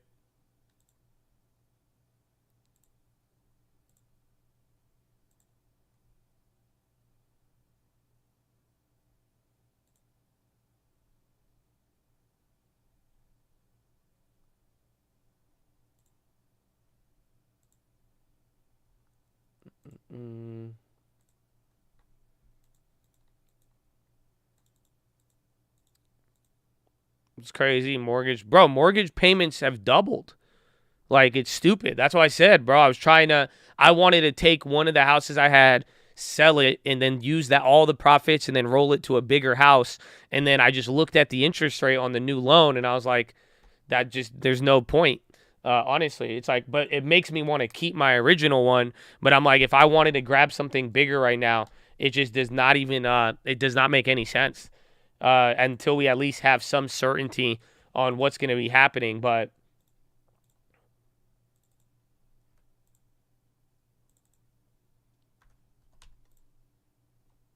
so just take a look. Banks not accused of gouging, not when the Fed sets the rates. But take a look, 300 grand at 3.2% interest at 5% down, you were spending about $1,700 a month, right? So remember, I told you realistically, again, I have mortgages at 3.2 right now. Now I got quoted yesterday as like 6.0, but let's say really it's probably going to come in at 6.5. So 1711, ready? To 2200 on 5% down. Doesn't seem like that much, but 17, 18, 19, 20, 21, 22. That's like 500 out of 1700. It's about 30% or so. But I don't know. It just feels like, I feel like on the bigger amounts, it's even crazier. 5,100 versus 3,800. Yeah, that's about 50%. I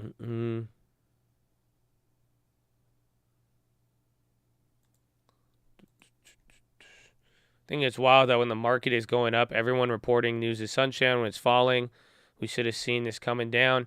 That's where you'll realize. I mean, again, the incentives to how you get in news and information nowadays is wicked.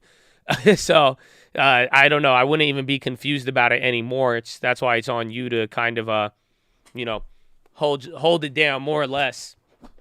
It takes you 3,000 house, my 900 Max. We still have our bet, Max. You said end of the year, right? I think we go. I don't know, Max. It's been a couple months. But no, affordability is definitely. I personally don't like it. It's crazy when bro, I was getting quoted 6% on hard money loans at one point in the last year or so. I remember I had somebody offer me 6.5% on 3.2 million, and I said they're high. I said screw you. I said you're insane. I would never pay that. I said why would I pay you that much money right now? And then sure enough, that same loan would be 9% today.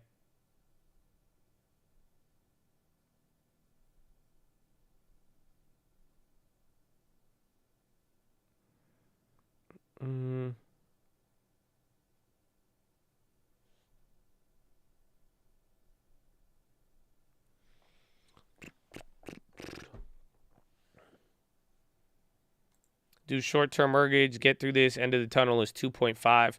Well, that's what I mean. That's even the thing, though. You got to realize, part of the strategy here now is like if you with real estate though is like if you find a house that you are gonna hold for a couple of years, it's actually not that bad to be buying in the sense that you could buy it right now, and then once they cut rates again, probably some point in the next 3 to 5 years, maybe sooner, then the rates come back down, and then you could refinance out of it. So that's where people are talking about the differences in pricing, more or less. So it's like you can get, it's like your price right now, you're going to be paying more interest, and that should bring the price down a little bit, depending on where you get it at. But essentially, even though you'll be paying more for it now, the whole idea is 12 months from now, you should be able to refinance and get it at a lower rate. Where payments decrease when late? No, your payment is fixed until you refinance. So that's if you get a fixed interest rate, that's the good and bad about it. But essentially, if it stays fixed and the rates drop until you refinance, you won't. But a lot of people expect that, essentially. So it's like a lot of people, even if prices come down or not, most people are expecting, hey, even if I buy here now and I do plan to hold for X amount of time, their plan is to be able to refinance. And then again, once the rates go lower again, that should drive the prices back up. So you should find some level of middle ground between the two.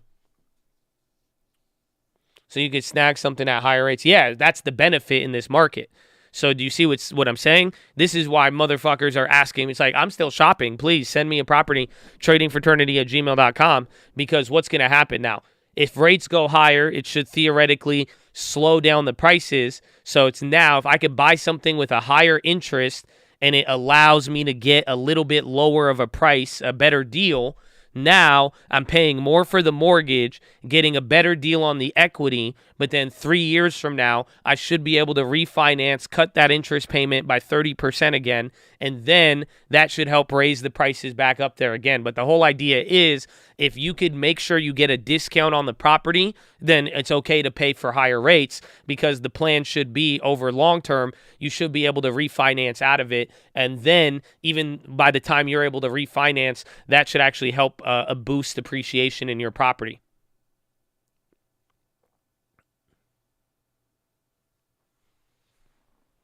And you do get to write off the interest, yes.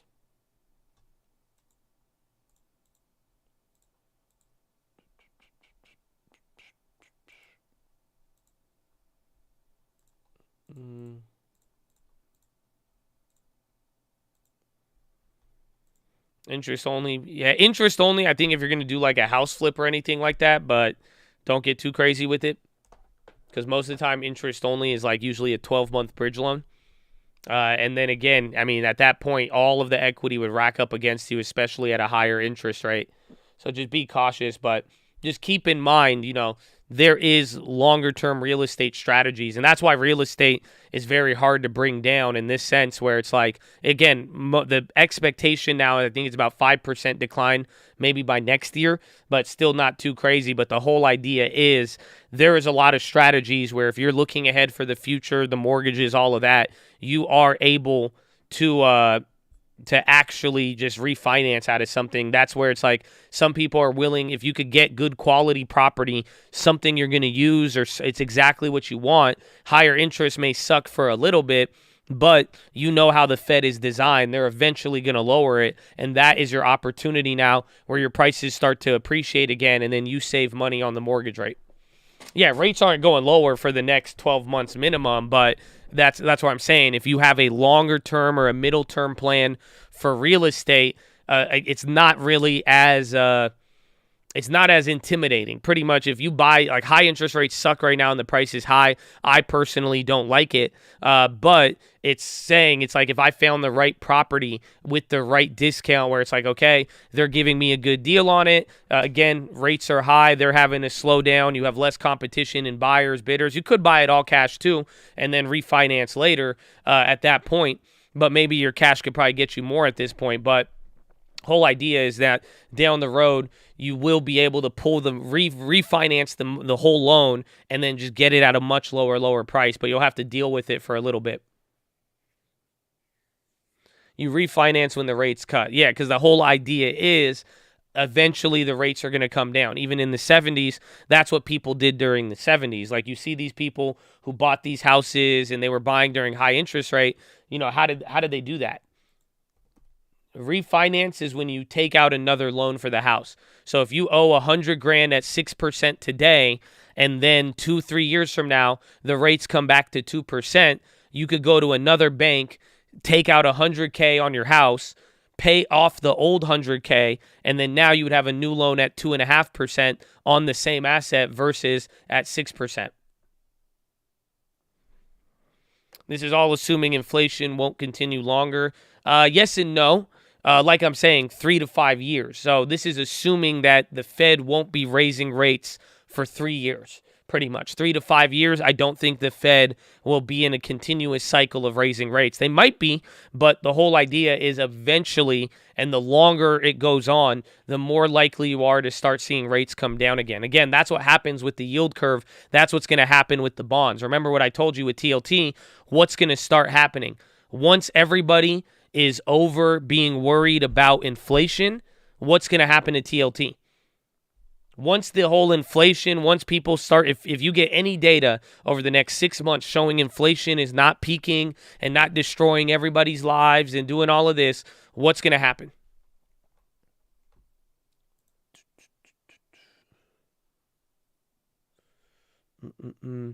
Would a variable be winning? Yes and no, but you're gonna run risks with it. TLT should go up. Yes. And people will be more worried about recession next, but literally TLT will start going up. That means bond rates will start coming down. So once we get inflation out the window and then people start worrying about recession, all of the rates are going to start dropping again, because once the recession actually hits, that means the Fed will begin cutting rates, and then boom, your mortgage rates are on the decline again. And that's the whole story.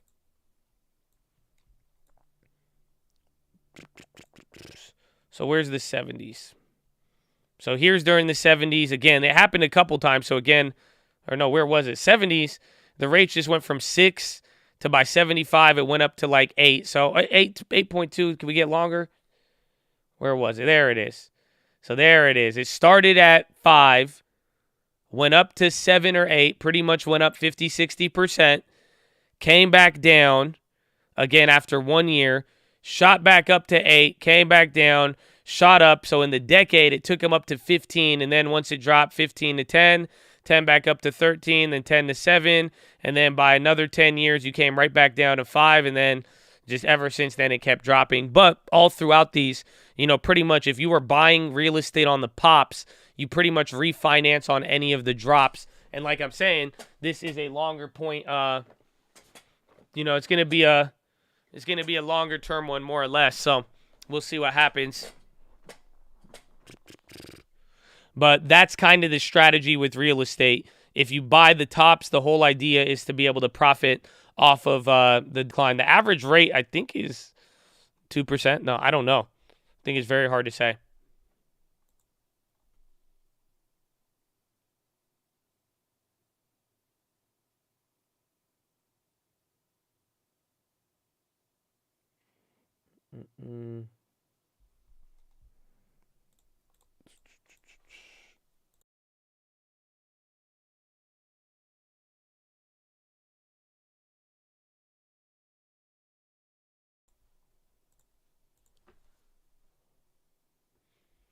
MO, I like it now that it's yielding 8, but after today, it's down. But it could be a long-term pickup. I think they got XDivvy coming soon.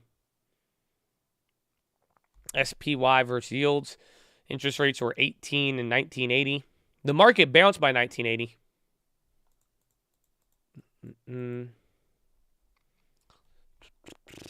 You better hope your renters stay employed. I mean, at this point, though, I think on a lot of properties, even if people aren't employed, I don't doubt the government will give them money. But that is, again, that's why the big thing you got to watch for is with real estate trends is watch the unemployment rate. That will determine more, I think, than not. Oh, they just had ex-dividend? Damn. Oh, that's cold. That's cold.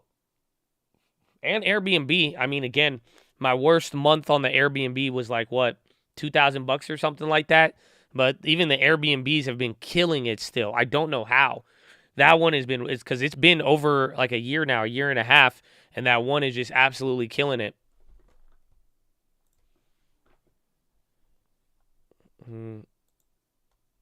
Dude, it's paying you 8.9% a year on MO. Like, dude, like if anything, like if inflation comes down a little bit, that dividend will be beating inflation.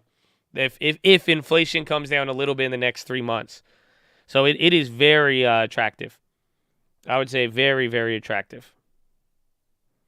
But again, they have problems left and right. Using interest rates so that what you pay now is worth more in the future, but you can't raise rate is the only catch. Yeah, well, that depends. Again, if you're renting it or not, you're going to have to run different dynamics or different metrics. And like we said, again, it's like if you're going to use the property yourself for the next 3 to 5 years, then you may be able to justify it through there.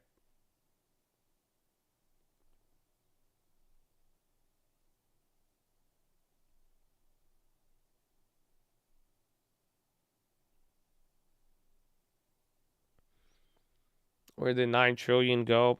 I mean, it's still there somewhere. I mean, actually, the balance sheet is still there. It's still like 9,000.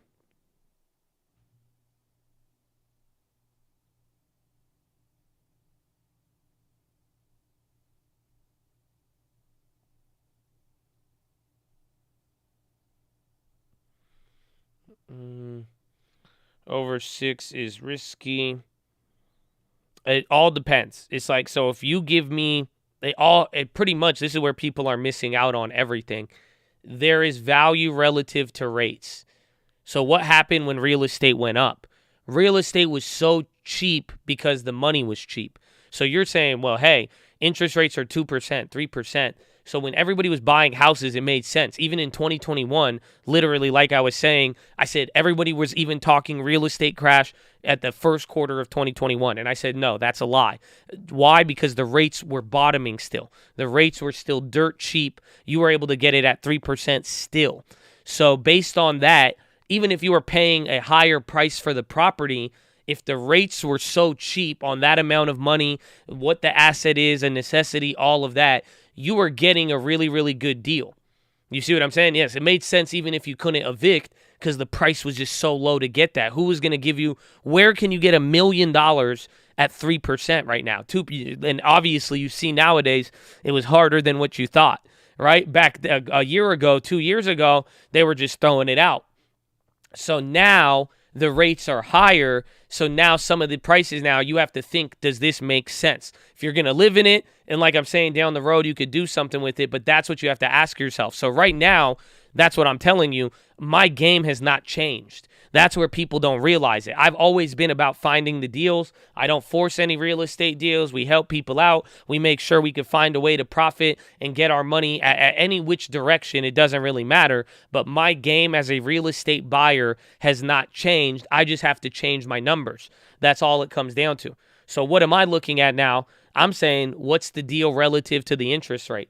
So now if my interest rate is going to be this much, and now I have to factor in holding for X amount of time, and now I know I can't get this price, if you give me a big enough discount on the price, even with high interest rates, it's a good deal. Do you see what I'm saying? Because then if I'm forecasting, okay, it's this interest, but in the future, I do see the value holding, I see the value doing this, and then we also could reasonably forecast on a long enough time frame that rates are going to come down, then boom, I have my way to produce profit on this or something from it in the long term, or hold my money there, whatever it may be, get the write-off from interest, you could go down the list. But the whole idea is, you bring me a property today, and you could call it expensive, but all we got to do is really run it against the rates. And then now we're able to really break down, okay, no, this is actually it's a decent deal or not. But the pricing in real estate now is relationship between cost of the home and the relationship of cost of the financing. How much is that mortgage going to cost you? That creates overvalued, undervalued. Right there, simply put. So that's why the mortgage rates are actually so interesting with where they're at now. And that's literally what we're looking at here. And you could still find a deal. So I'm saying if you find a house and it may be higher priced than what it was a couple years ago, but you could get a good deal, the person's willing to negotiate, it's the best deal in your neighborhood in the last 12 months, yeah, interest rates might be higher, you may be paying more, but if you could bear that for 3 to 5 years, you're going to use the house, just understand you could kind of pull out the dividend from it in the long term by refinancing once the rates ultimately do come down. Yes, FDA for MO. They banned the jewels.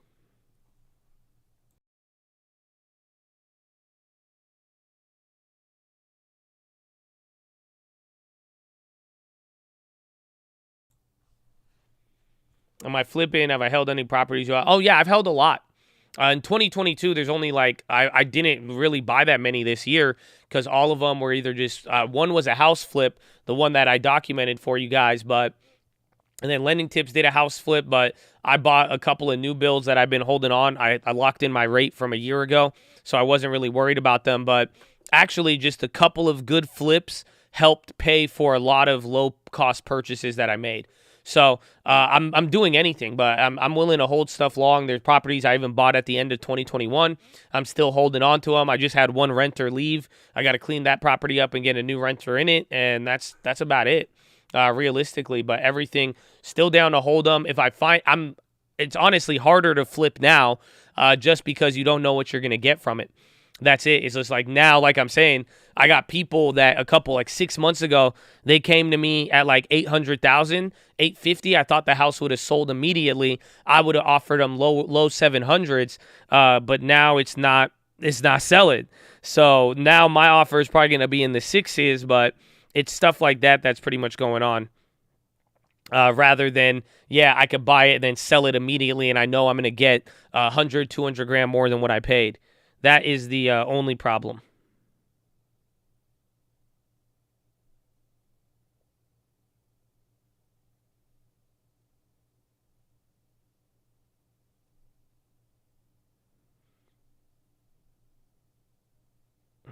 Ba-da-bop-bop-bop.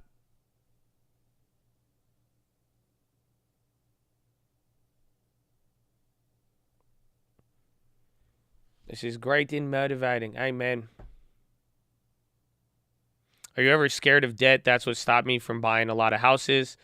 Not as long as you make a plan to actually account for it. So I've been saying this for years. Even in 2021, I was saying the same thing. Just make sure you have reserves. That's it. Like, again, I've watched my family lose every single property they bought. I watched my parents during the bubble. They bought houses, they cashed out refi, they were buying left and right, they were doing all of this stuff, they were foreign, they didn't really know what they were doing, but I watched them lose all of it, and it was all over leverage. That's it. My parents could have been very, very well off if their appetite was smaller, believe it or not. That's the crazy part to think about it, because I'm like, dude, even at the time, it's like my dad was a pastor, you hear mom a missionary, and think about it. Their biggest problem was they bought more than they owned. They bit off way more than they could chew. So literally, they ended up just having all of this leverage. So when one thing changed and there was one little shock, they weren't able to. They had a little bit of reserves, and that's where my mom came in. She was a very prudent saving type of person, but even then, she was like, after I think they paid, I think it was like 4 to 6 months. I think it was about 6 months of properties that went unrented, and my mom was just paying mortgage payments where she was just like, give it to the bank. That's it. She's like, why get rid of our savings? She was like, we have kids. We need money. If we don't have money, that's it. We need to keep one home to live in. My mom, she was like, nah, that's it. My dad to this day said, no, your mom was scared. I say to keep it. No, your mom is the one who wanted to sell it. I would never want to sell it. My dad was diamond hands. My mom was, I'm sure, again, you guys are all married. A lot of you guys, you know how it goes. Eventually, your wife is going to be down with crypto until it goes down too low. And then she's going to be like, nah.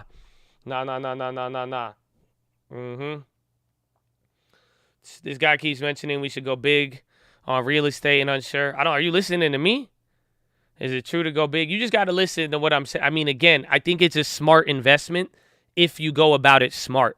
So listen to what I've been talking about right now. I'll finish this story, but to establish, I am a real estate bull, yes, but I am not a bull. Like, I'm not blind about it. I'm not charging at everything. If you go about anything stupid, you're going to get clapped. Real estate is dumb if you do not go about it in a smart fashion. If you are going into real estate with no revelation as to what the rates are going to do, how they impact you, the future plan, how you plan to hold it, you are not going in thinking about reserves, the total costs you're going to have, all of that, then yeah, it's don't go into it. There's no need to go big into it.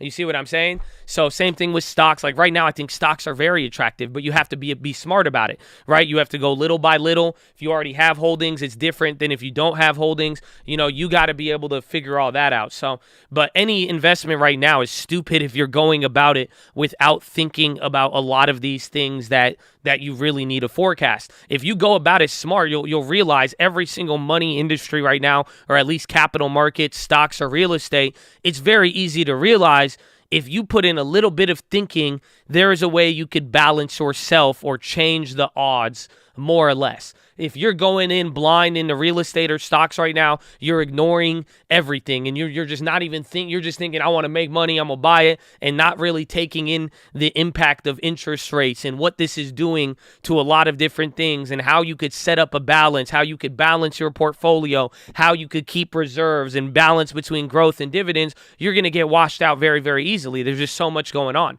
So it's the same thing with real estate as well too. But back to this story here. I forgot what was going to be the end point with my story with the real estate. I forgot what it was. Oh, thank you. Thank you. You want to say hello? You can't talk too much. Don't talk too much. I know you get crazy. Yeah. What's up? What's up? That's Sister Answers. Anything you know. You got to give him something else. You got to give him something. What did you learn in San Francisco? Give us like something that, motivate the people. Anything? You ain't got anything? Sister Answers in the house, baby. Nothing matters. Wow, nothing matters. Oh, my gosh. Wow. That's crazy. That's crazy. She just dropped me off some Starbucks. I wanted a cake pop. I have a cake pop. We were talking about it yesterday. She was in the area. She's like, what's up? She's like, you want Starbucks? I said, yeah, let's go.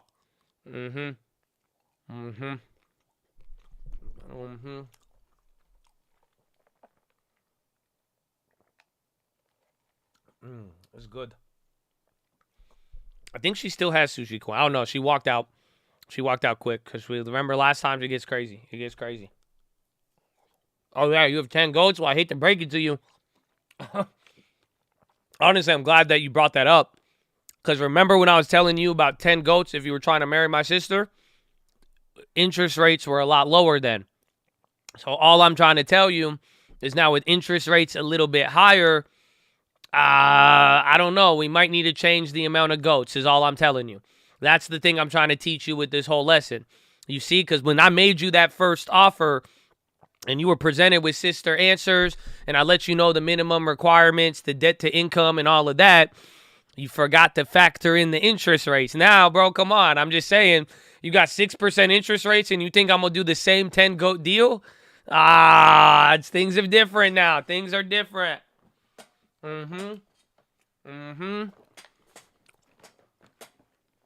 See, you're learning. The debt to go rate. You guys are learning. Amen.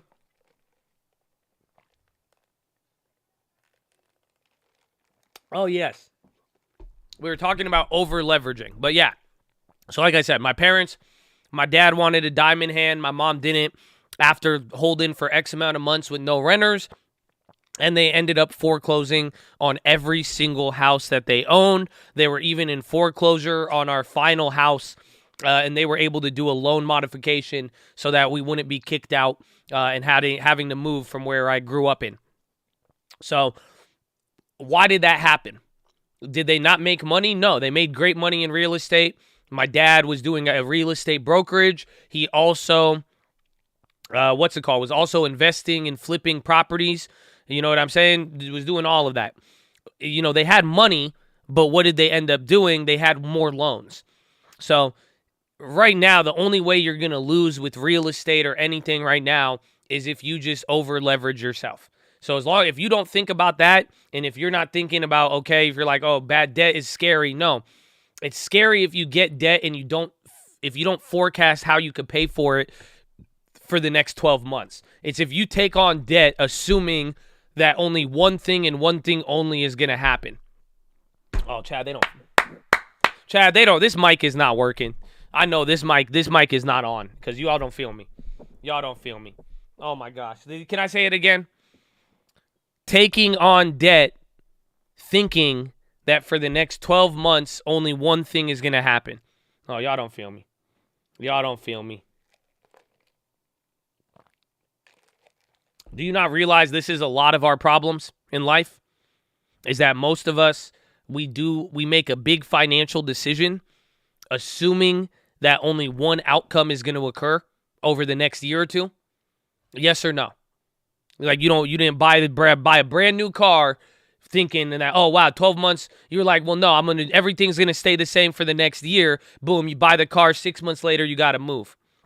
You're like, oh, I don't actually need this car anymore. Oh, I have a new job now, actually, and I can walk to work. Oh, I just rented this house. 3 months later, I want to go here. Oh, man, I just signed a lease with my girlfriend. Oh, man, 6 months later, she cheated on me. What? No way. Now, again, why do you think divorce exists? Because people are like, no, we're going to stay married forever. No, that's not what happens, unfortunately. So you go down the list. This is what I'm trying to tell you. With debt, it's the same exact way. Just don't make a big debt purchase, and don't be afraid of debt. But I would be afraid of debt if I took on debt thinking that everything was going to stay the same for the next year or for 2 years or for whatever it may be. So it's like, don't be afraid of the debt. If you have a job to pay for it, you have money saved up, and you're like, okay, it's a $2,000 a month payment. If I can't pay this for the next if there's no renters and it makes me no money for the next 12 months, that's going to be $24,000. Do I have $24,000? Boom, I could cover a year. Okay, what am I going to do? Oh, I'm going to buy it and I'm going to Airbnb it. No, that if you buy the property and your financial plan to pay for it is because you think you're going to Airbnb it, bro, I love Airbnb. Uncle has a song called Airbnb. I will buy Airbnb month after month and I will still slap you in the face because that plan is not going to work. You cannot buy a property at X interest rate, X value and assume, well, yeah, I could pay for this as long as I make X amount of money through Airbnb. That's my only option, and that is and I think that will never change. If you think that is not going to happen, then that's bad debt right there. But if you could have a plan for it, I would never be afraid of the debt at all. Again, if you could answer these questions, if you could say, there's multiple ways I could generate property. I could either live in it and use it. I could either rent it out. I could rent out a room to someone. I could Airbnb it. Again, if there's multiple ways where you could find out how to service that debt through the utility of the property and you've accounted for it, boom, you're good to go. If you could say, okay, I could pay for the payments for 12 months, or maybe 24 months without making a single dollar, boom, you're good to go. You know, that type of stuff right there will help you. If you're saying, okay, I got a little bit of a discount on the property, interest rates are higher, but I'm assuming I'm going to hold this now for the next 3 to 4 years, and I could reasonably expect interest rates to come down, boom, you got a good debt right there. Everything else, you're just kind of blindly hoping, you know, I could understand the fear that would come with that if you're not thinking about those things.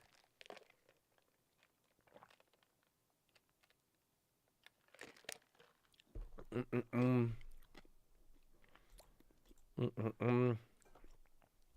said, I'm Canadian. I could go to Cuba.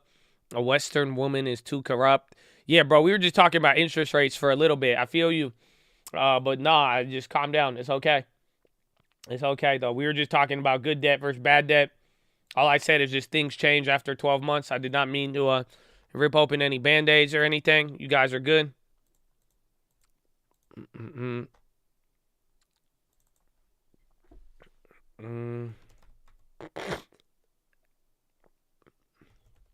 Calm down. It's okay. He said the Western women are too corrupt. It's like, shit, bro, that's the view. I listened to you saying money is cheap 1 year ago. Took out a loan to pay off credit card down. Best decision I made. I looked at what I could get now and saw that I could get the same amount. My monthly payment was going to be higher for less money. Amen. And this is just a bait. I'm telling you, when you learn this basic broad concept of money being cheap or not and how interest rate moves things around, that understanding will help you get richer. I'm telling you, it's a basic logic. I would almost argue it's common sense, but it's not. It's very difficult when you really try to understand the what's it called, the intrinsicness of it and why it's so valuable. But this is why, even in the midst of everything, that's why I'm saying it's like, dude, we're watching interest rates go crazy. All of money is changing right now. So no matter what, everyone's like, stock market, bullish, bearish, bear trap, bull trap. It's like, nah, you have it happening. So, but once you could understand that, just like, yo, money is cheap, it's going to affect things. It's going to affect real estate. It's going to affect certain assets and vice versa. Once you understand that, I mean, I'm sure a lot of you, the next economic cycle you go through where money is cheap, I think a lot of you have already learned and you are going to react accordingly next time. I could guarantee it almost at this point. I think some of you have already witnessed it. If we ever go through another crisis where they lower interest rates and do what they did, I already know 90% of you, even all of you shit talkers, and 90% of you are going to find out how to get a property. 90% of you are going to be like, okay, maybe 70%, I would say. There's still some people who are not going to, but now some of you have already witnessed it. Now you know. You have a first-hand experience of you've never seen prices change your whole life, and then all of a sudden, real estate just doubled and tripled. Now all of this, now you know. But because you saw it, rates went, and remember, it was slow when it was first happening. I mean, I made the video in April 2020 saying, let's benefit off of inflation, but you didn't feel it till the end of the year, really. And then you were like, oh, but even then you hesitated. Everybody did, because then things started moving. But now that it's gone and out the window in the rear view, you're looking back. If that ever comes across again, oh man, watch how different your behavior is going to be. But you learned about it. Cheap money versus expensive money, that's it. So what is expensive money? It's all relative. So it's all relative to what you, again, this is like global currencies. It's relative to what you could buy in other countries. It's relative to what you could buy in your state, your own domestic area, what you could actually get for it, and then the price of interest relative to where it has been. But that's why anything at 0% and lower is always cheap money. That's what you got to understand. If somebody is going to give you, do you guys realize this is where these motherfuckers make so much money? This is where a lot of Wall Street gets started on, and this is where the Wall Street and the plugs and connections go a long way, is 0% interest. Bro, I'm telling you, this is why, honestly, if I ever finish the stream, I'm going straight to Japan and Europe, and I'm going to just trade free money all day and make $1 billion. If I wasn't here right now and I wasn't doing real estate, that would be the next thing I would be doing. Why? Because when money is at 0%, it's cheap. That's all you need to realize. Again, we lived in 0% for a very, very long time. But if you tell me you are going to give me massive amounts of money and I do not have to pay it back with any payment extra, I have to pay it back, but I don't have to pay you for it, what kind of behavior do you think I'm going to do? Are you following me? Like, what do you think is going to happen? That money is cheap. I could take that, go buy houses. I could go buy anything at 0% interest. I don't have to pay for you to give me a bankroll. Boom, I just made a giant bankroll out of thin air, and now I could go buy whatever assets I want, and I could go leverage it and go buy, and get anything off of that. I could go from having 1,000 in assets to 100 million in assets if I could get the right loan. And again, it's not going to cost me anything. Yeah, exactly. You go park it in treasuries. You could just do crazy things. Yeah, you have nothing to pay. So that's why that's cheap money. But again, how you could even compare it is relative by, like I'm saying, relative to other countries, relative to the goods and services that the dollar will provide you, and then relative to historical interest rates for certain assets, industries, so on and so forth.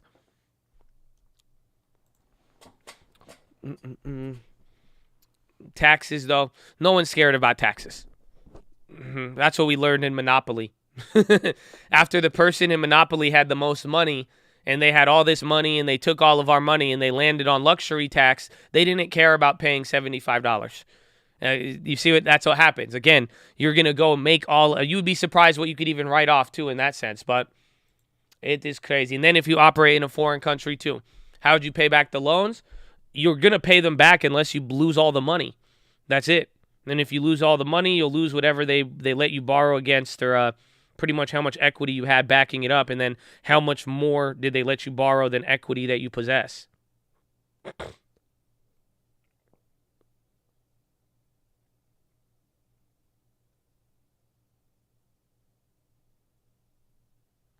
Mm-hmm. Even with negative interest rates, Europe lending rules are strict. Real interest rates are always over 0. Again, it just depends on how it is. So if you go to Europe or Japan and you could find a financial institution or find the right industry or asset that would allow you to borrow a certain way against it, you could find your ways around that. Again, real estate in America was the answer. So when they dropped the rates after COVID and started handing out money, real estate was that loophole. Why? Because you were getting paid pretty much to go take out these loans and buy a bunch of property. You were literally, the money was so cheap for what you were getting and what was in demand and what there was supply off of, a real fixed asset, income producing as well. That's what people did, because it's like, again, if you just qualified for X amount and then they suspended some of the qualifications, that was the opportunity for some people to get their hands on millions of dollars of assets, even if they didn't have millions. You see what I'm saying? You could have had $100,000 and they would have gave you $1 million.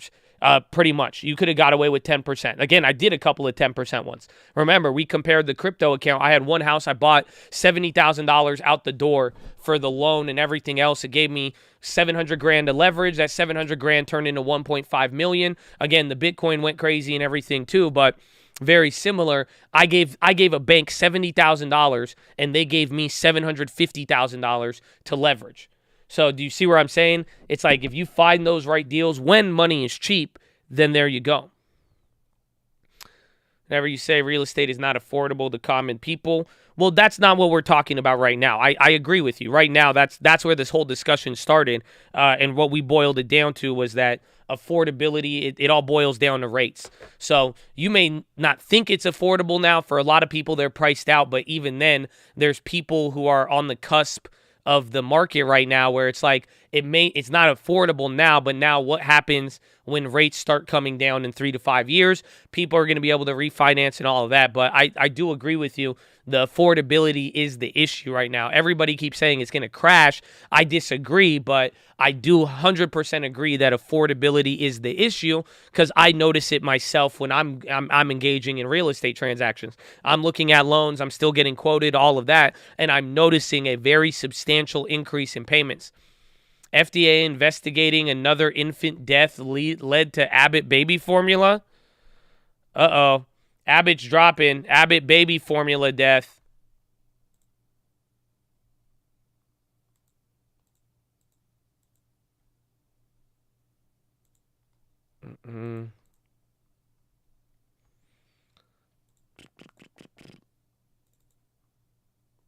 I put ABT. Kind of a big one.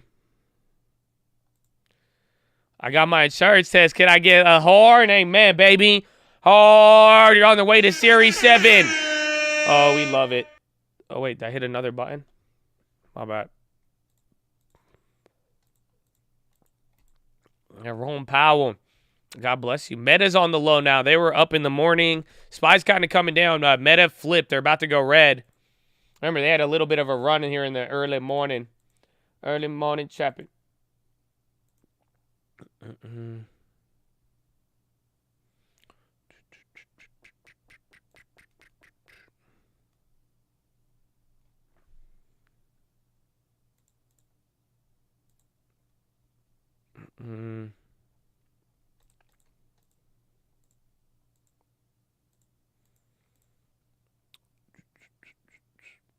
Why we ended up ripping.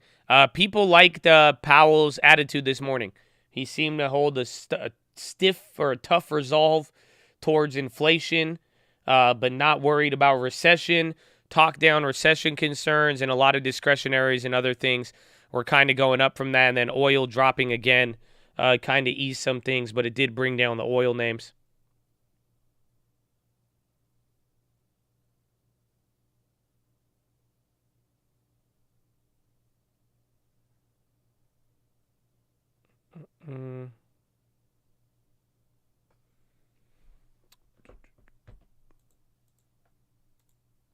He wasn't worried. Love the guy. No worries. He was. Well, he had a tough resolve towards it. Again, he came out as hawkish as last time. He was saying they could raise as much as they need to. Who knows? All on the data. Said he doesn't see a recession as inevitable, but who knows what could happen. But again, he came in with the same attitude. I don't think it was new, but right off the bat, I mean, there wasn't a bombshell. Market liked it, and then they just rode with it for most of the day.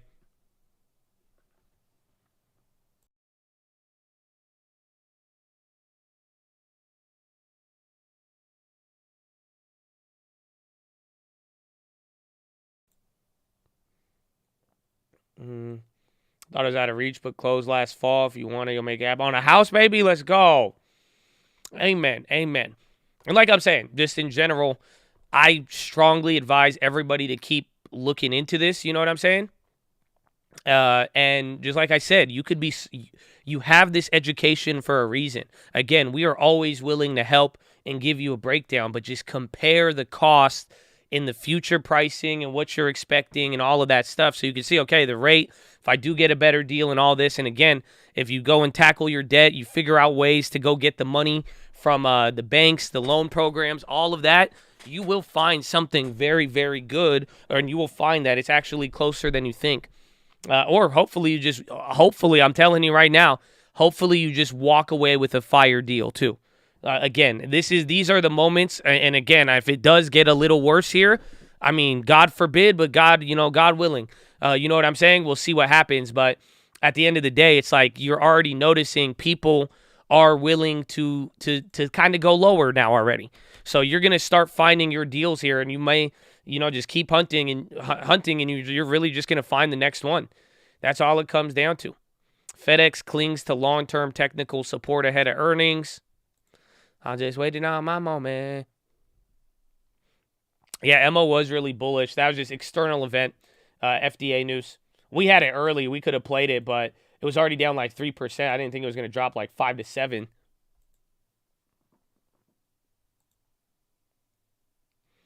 Very easy for the banks to give you money if the money is cheap. Yes. If interest rates are low, yes. When it gets harder, prices get more expensive. Other people have to service their debt. If it costs more money for the bank to get the loan to give to you, they're going to raise the loans to you too. And usually the signs of rates going up, again, it slows demand. It's slowing the amount of money that is out there or limiting it more or less.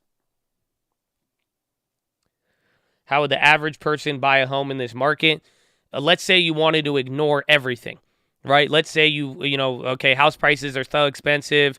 The mortgage rates are so high, yibbity-bobbity-boo. The first way to do it is have a W-2 job. That'd be the easiest. If you have a job, boom, you have a guaranteed debt-to-income ratio on W-2.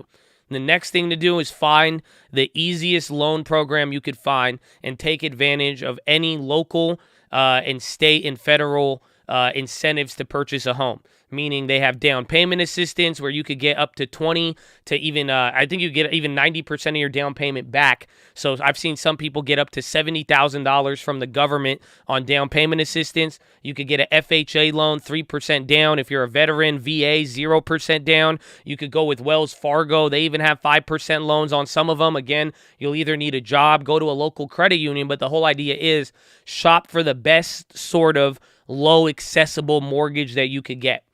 That right there is going to save you money up front. And the house may be expensive, but again, if you could get a 3.5% down payment and you qualify for down payment assistance from the government, you may walk away spending $500 just to get the keys.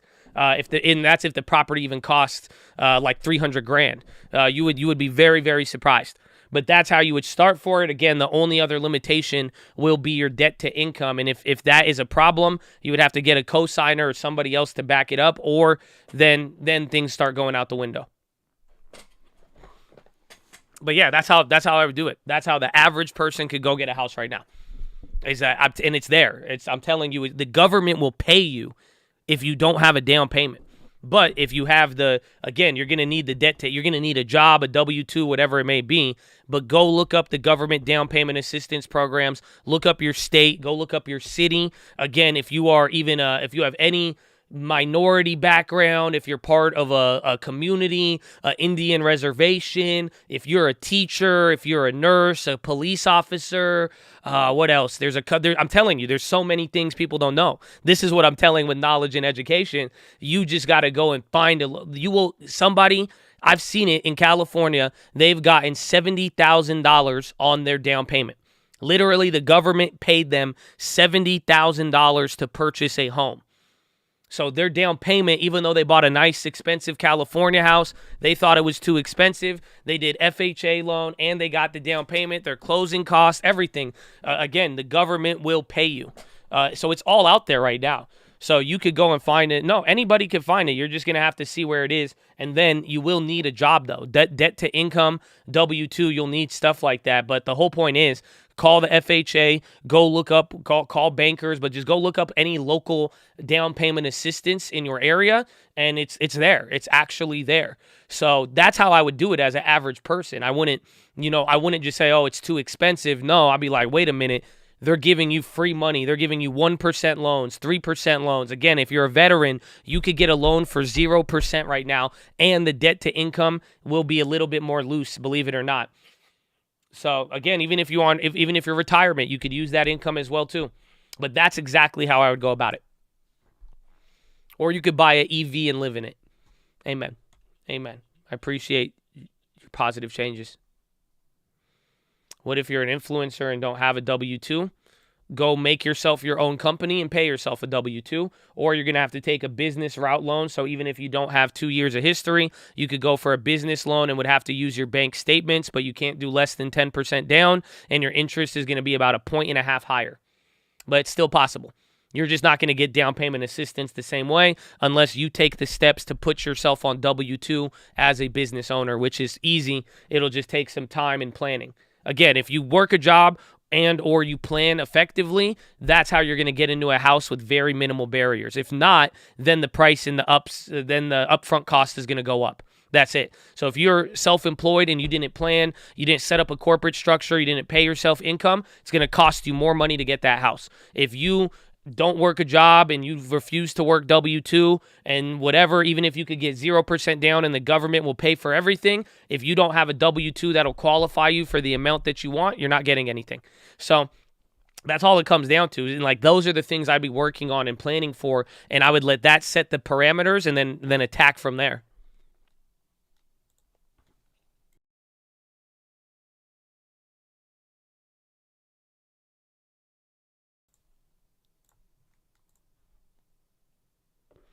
Well, oh, wow, we only have 30 minutes left. So what you're saying is I'm effed? Oh, no, you got options. You got options, baby. I got options. I ain't talking about just trades. Ooh. They don't feel me. They don't feel me. Anything is possible.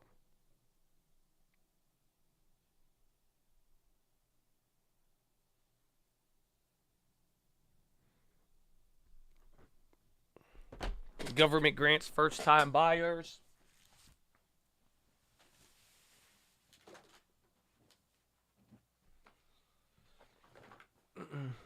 Let's say you got the house. How can the house make you income?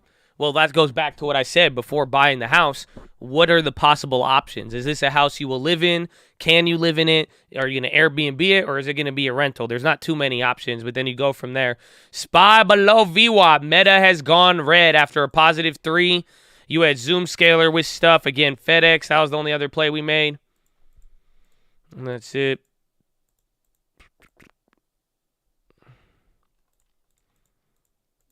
I was thinking of living in an EV. It's not a bad plan.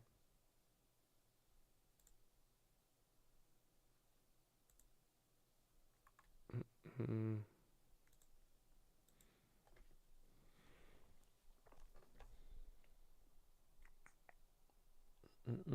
How do I get a loan with 600 credit score? I would just fix up the credit a little bit. It's easy to get 600 to 650. All you got to do is change a couple things, maybe get a couple of disputes, or if you get a high balance approved, that should probably fix it. Go get approved for a higher one. Not a recommendation. Obviously, I don't know the extent of your credit and all of that, but you'd be surprised.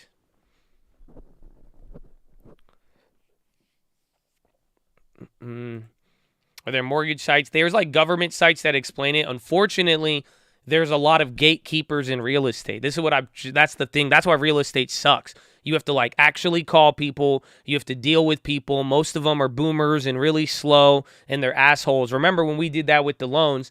There's a lot of gatekeepers. So there's government websites. You got to find out which programs are available. Again, understand the FHA, understand the government first-time buyer grants, all of that stuff. And, understand what's there. But you're going to have to call people. And there's a lot of gatekeepers. Even then, you'll see it many times in real estate. Bro, I'm telling you, it's literally... It's just like old people who just suck. I hate to break it to you. They just suck. They'll even tell you, no, you can't. They will tell you, no, you can't do that. Don't listen to them. Go talk to a lot of people. Trust me. But there is a lot of gatekeepers when it comes to real estate. So that's a problem. You're not going to find everything I just told you was from all different sources of information, from experience and all of that, but you're never going to find all of that on one website with all the links on where to click, who to call, all of that. That just doesn't exist in real estate. That's why people don't like real estate. It is a lot more hands-on work that you have to do, and you're going to be dealing with a lot of slow people and just like, it's just slow. It's just slow, and it's like when you call in, when you have to call in for like customer support, that's what it's like. That's exactly what it's like. So you should make it. It's very hard to, because again, there's every single geographic, every single every single state, locale, county, and everything just different by area to area. And that's what kind of makes it more difficult. And then some people, it's just who you get in contact with and calling people. That's why I like to go find a local area and I just start calling people left and right.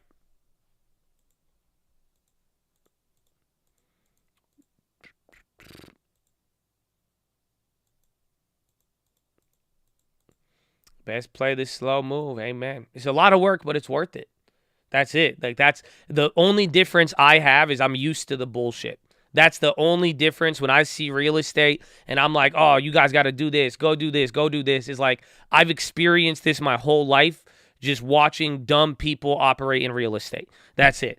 I know exactly the process of like why, again, I don't like talking to people I don't like fruitless conversations, anything like that. Just like, that's what a lot of real estate is. And unfortunately, it's like, I'm just used to the process of calling a bunch of people. I'm used to, I want to buy something. It doesn't get purchased for 30 to 60 days. You have to wait. I'm used to getting the forms. I already know my debt to income. I already know everything. But you have to go and if you've never done that, it is a lot of work. It is a ton of work, and it's very, very surprising if you've never done it. And then you're like, dude, this is so much work. I'd rather just go log into Robinhood and 3 clicks, you bought something. Simple as that. So it's just so much more work on that. And that's the big, that is the big difference, more or less. Yeah, I shorted FedEx with shares, and then I grabbed 3 contracts for 2 weeks out. It's easy. It's easy once you get used to it. If it's your first time, it is a lot.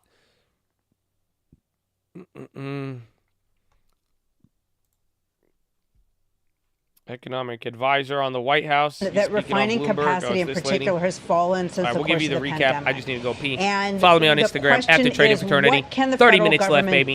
Shout out to Colt. Did you follow me on Instagram? Back online. Did you follow me on Twitter? Are there regulations that dude. need to be Stop addressed? playing with Is there me. Come on. particular uses of the Defense Production Act that would be useful? What can we do to help them increase capacity? Because we know that the limits to the supply in terms of refineries is part of the price challenge at the pump. This has been a little bit of a polarizing issue. You could argue on one side, the environmentalists might be a little confused when the president today said we need to drill more oil, we need to use the permits, we need to use more refining capacity. And yet the energy companies, then on the other hand, are being told that they're greedy and they aren't doing enough to pass on the lower cost to the consumer. Is that not isolating all the people in the room where this is no chance of passing Congress? So right now, we understand that we are facing twin crises between the pandemic and Russia's unprovoked war in Ukraine. So those two crises have generated inflation because we're on unprecedented economic turmoil, including increased prices at the pump. So the president wants to work with Congress. He wants to work with the oil companies in order to address the immediate need to increase oil production on the market as we attempt to focus costs on the Russian economy. But we also know that we have to be investing in our economy for the medium and longer terms. So yes, environmentalists would like to see the transition to clean energy, as with the president. That's part of his economic plan.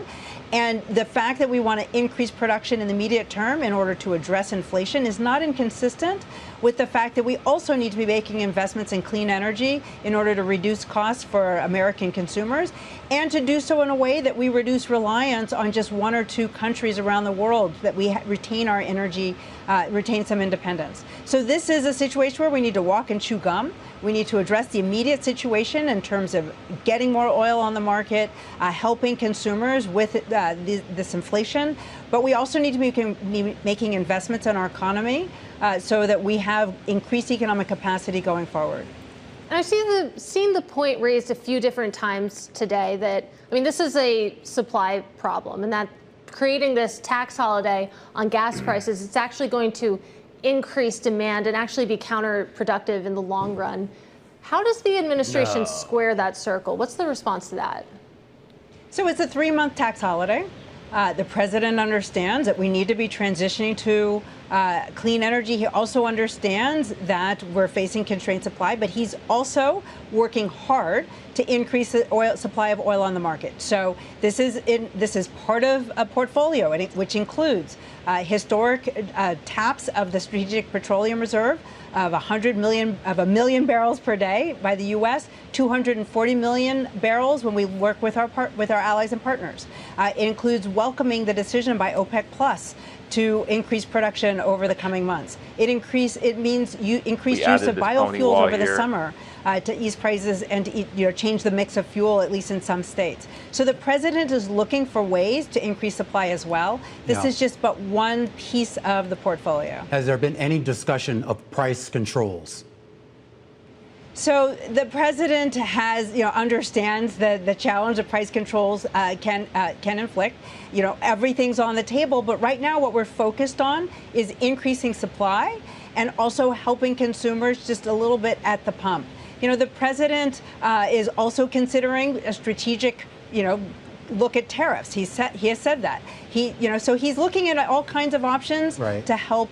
To help get us through these challenging. So yeah, what you guys got to take from that is that there'll probably be an immediate reaction to oil if they do get it passed. But like Bloomberg has even said on there, eventually this will increase demand if prices go lower, which might hurt oil in the longer run again. So we'll see. This is LT at the house flip. Bro, I've never even seen this house. I don't even know what house he's even flipping. Boys. This shit looks. Tecate boys. This is lending tips. When he's not talking tinfoil, he's flipping houses. Jake from State Farm. What's up, Jake? Look at that. What's up, Forever Young? What's up, Pat? What's up? Go tell him hello. Go say hi to lending tips. Say, what's up, man?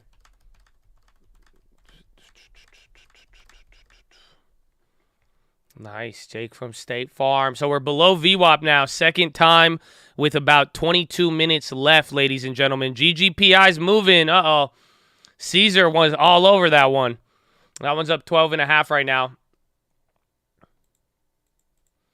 Pull up weekly. They're at 841, 20 strikes. More deep. Friday's expiry. Pretty odd. Dude, the options on that thing are crazy. I hate it, honestly. It's just not, they're all still elevated. They all still have that crazy crackhead premium embedded into it. So you can't even like short and buy it up as you would expect, pretty much.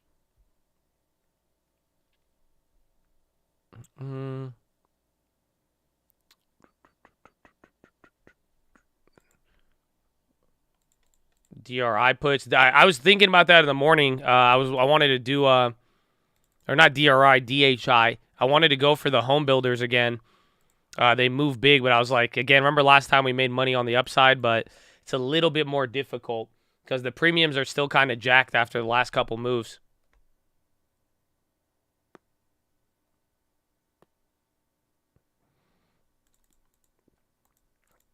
Disney or Starbucks. I would take Starbucks. Again, I think you'll get more growth on it in the back end or even in the shorter term. And then I think they just move better. So 374, we're getting to the first VWAP break. But again, you are now below VWAP today. Second time, but we are holding up only green on the SPY. Actually, SPY's about to go red.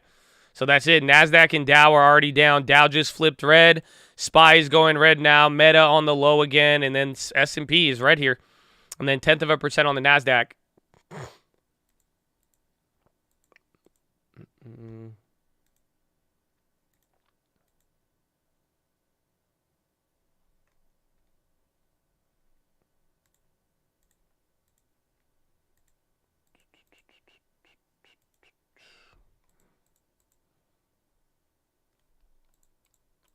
Trend changes so quickly. Wait till we get a good trend. That's it. It's just we've been on bad trends throughout all of this. Wait till we actually start getting some optimism kind of coming back into the market. But who knows when that'll be. We'll see. Again, people are talking about the next 3 months just in general, or even as we get in from like September to the end of the year. Who knows what's going to happen.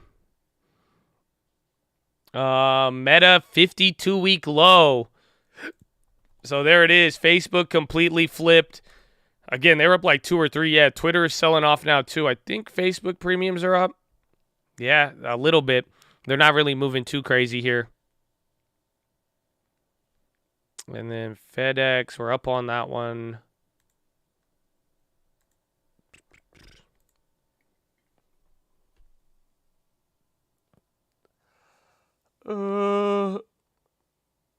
Kind of aggressive candles. It's like they're building.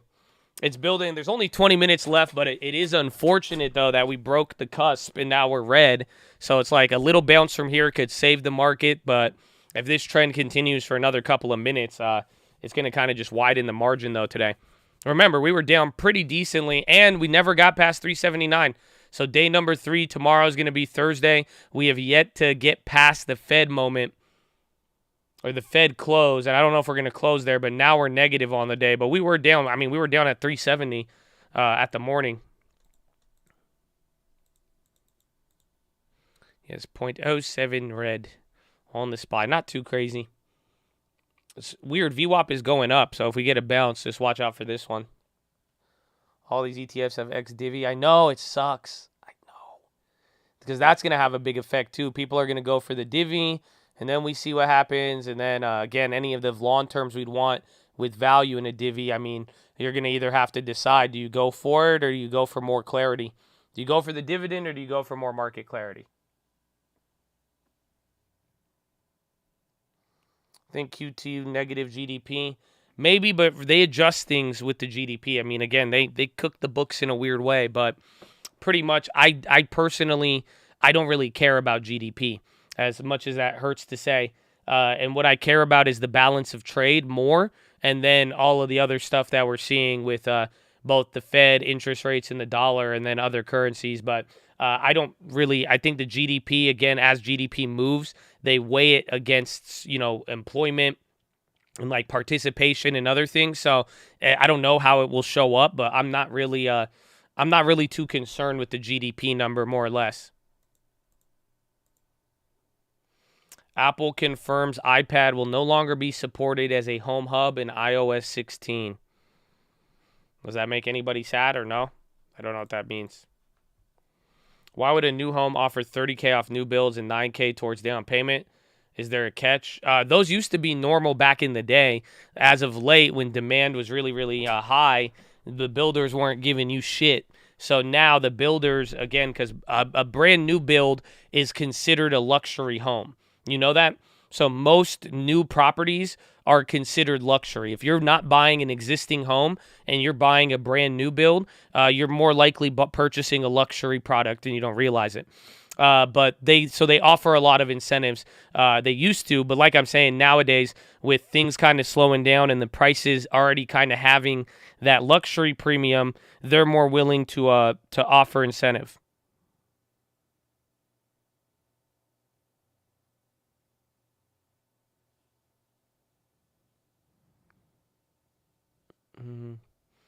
Some builders are auctioning it off.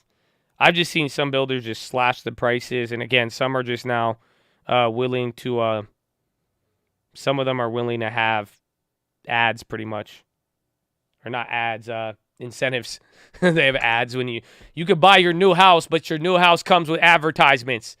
Is that cool with you? We gonna include a 52-inch TV that would just play advertisements day and night, but we gonna give you 30% off. 30,000, not percent, sorry.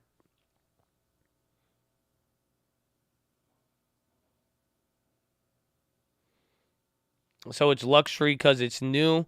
Usually, and there's usually a premium on new home builds. Again, what ended up happening is that there used to be a premium on new home builds, and then everybody bought them up, and those prices ended up being too cheap. So now they started raising their prices. But before any of the craziness, a new home build is a luxury product. Even Lennar, I think Lennar, D.R. Horton, will they said it on their earnings, their average price that they sell is $900,000 average on any new build property. So most of the time, a new property, brand new, you're paying for all the finishings, you're paying for the lot, you're paying for all of it. It probably even have a Melrose tax or something with it. It's like you're paying a lot for it, but you're getting a brand new, never lived in house, essentially. Yeah, the Hulu house. But why would all new inventory be luxury? Because most of the time you could probably buy the same house in the same area. If it wasn't new, you should be able to buy it cheaper. That's it. It's again, you don't need pretty much houses aren't like cars. It's like you don't need a house to be new. So that's why a lot of people will consider a brand new house. If you're the first person to poop in the bathroom, that's a luxury. You know what I'm saying? You're the first person to clog up the hair in the sink. You're the first person to use the AC. Like, think about, we're talking a brand new, never lived in house ever. Channel change name. Nah, we on the main channel right now, baby. So make sure you subscribe because we got the watch list coming out. Oh, amen. Amen.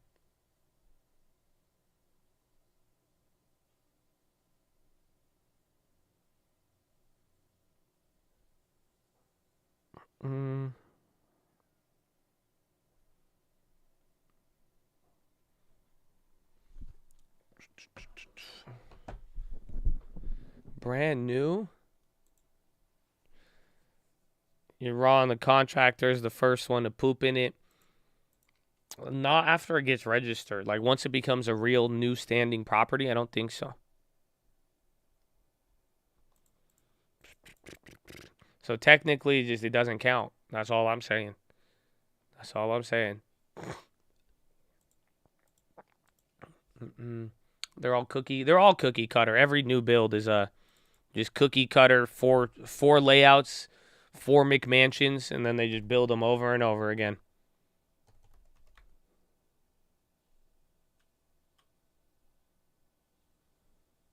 They poop in the foundation. Okay. There you go. Strong, though. It's strong. It's very good.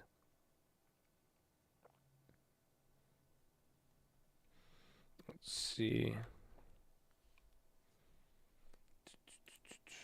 So not the stock market. So you guys better be on the watch list, okay?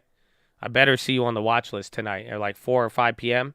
It's on this channel. You better have the bell turned on, okay? Everybody, make sure you have the bell turned on. Make sure you're signed in to YouTube on your phone. Make sure you tell them, I want the Trading Fraternity app or the Trading Fraternity notification. Just tell them. Just tell the YouTube. Just say it out loud so they pick it up on their thing. Say, where's my watch list? And the microphone listening to you.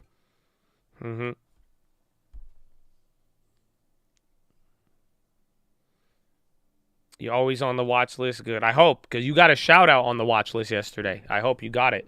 I really hope you were watching it, Mosby, because you got a shout out. So it's good.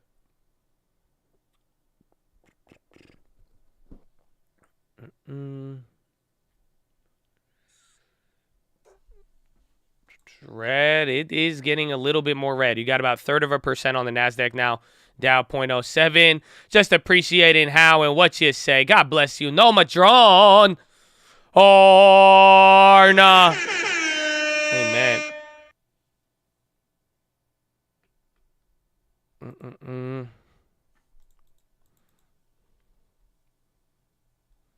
Josh, you ain't shout me out on the watch list. You got to drop me a play, bro.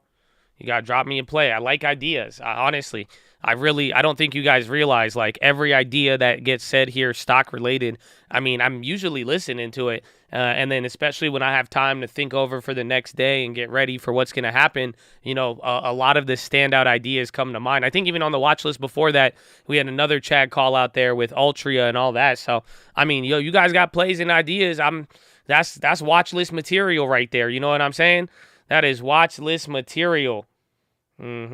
Puts on stress test. Yeah, XLF. We got that one. It's your birthday. Happy birthday, James. Are we going to have a green birthday or a red birthday here? Come on, man. The best play, the slow move. GGPI has been killing it. Just want my badge back. It'll be there soon. Before you know it. Before you know it. CAH. How is healthcare? Still holding up good. Still praying for a mention in an Uncle song. I told Uncle he's working on it. You know, Uncle still he's working. I think he has he probably has enough for like a small mini album. You know, it sucks, man. I kind of wish it was a pandemic for Uncle. Nothing will beat those days being locked in the studio with Uncle. You really couldn't do much. Now he has to work. It takes time. It's crazy.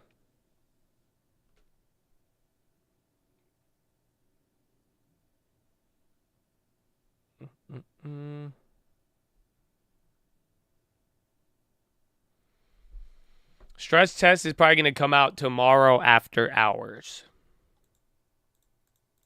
Market on close, $1.3 billion to the sell side.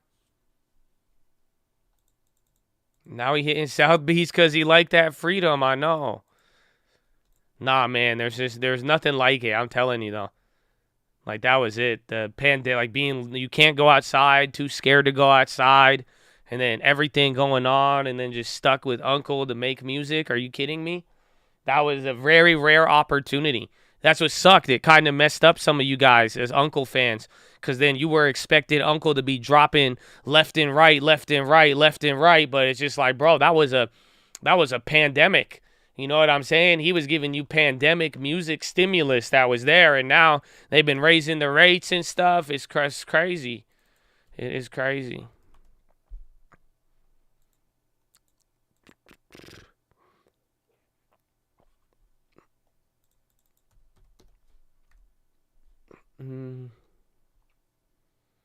Wells Fargo.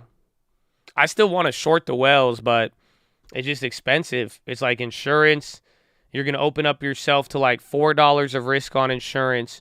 If you want more than 100 shares short, it'll be a lot more. Let's see. It's kind of the same price.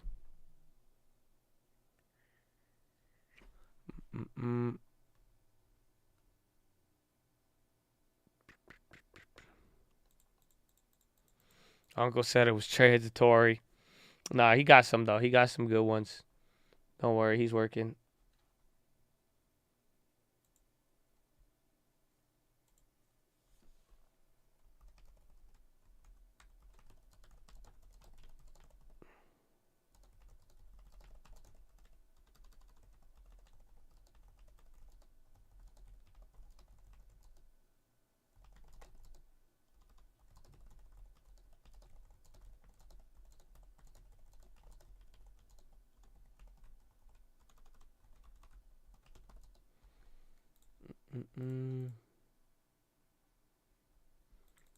Watch GL, volume, and wick. I'm looking at what's it called? I don't know. I might be down to do the Wells Fargo.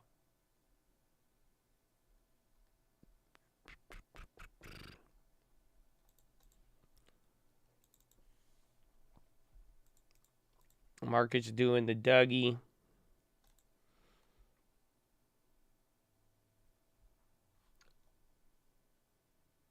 So it'd be 1,200 risk if I shorted 300 shares and then bought insurance, and then it'd be 1,200 risk, and you'd have to make $1 Stock would have to drop at least $1 tomorrow back to here just to make a break even on the insurance. So that's the part that sucks. You just don't know how much it's going to move. But then the calls might surprise very, very big.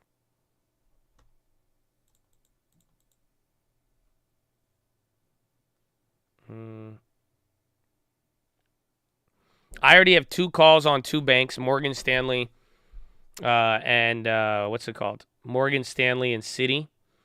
I think they're going to be the winners, but Citi's kind of iffy, but Citi I think could have the biggest move. And then I would get Wells Fargo for the puts. But like I'm saying, I might consider just go with shares and then puts. But it's still like, it's still expensive. Oh shit, we only have 5 minutes. Let's go. I'm down with the coin. I'm down with the coin. Sound good?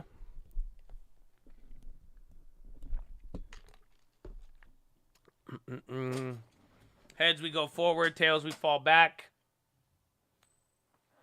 Woo! All right, heads. I'm going to do it. Might as well. I got an idea.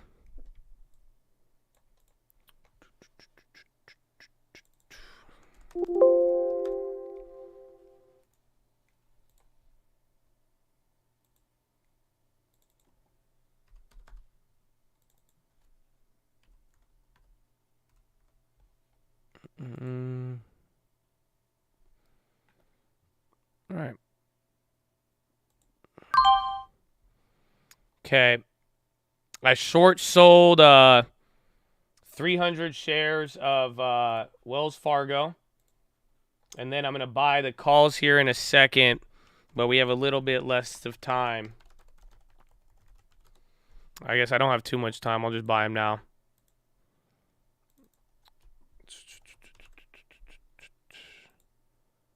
July 15th.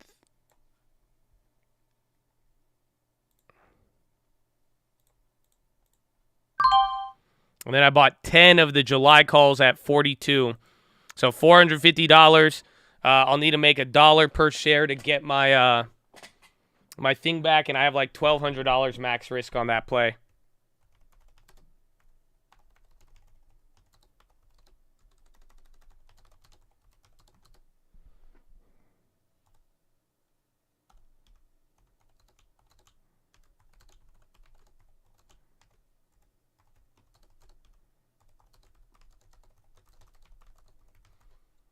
Good luck, good luck, good luck. We'll see what happens. We'll see what happens, but... All right, ladies and gentlemen, we're making our final approach. As we make our final approach, if you guys are holding on to any bags, please throw them in the overhead bins above or firmly beneath your seats. We'll be coming through the aisle with a trash bag if you'd like to dispose of those bags. But as we make this final approach, we're going to be landing here into the second link terminal. Second link terminal in the description. That's going to be your nightly watch list and main channel layover.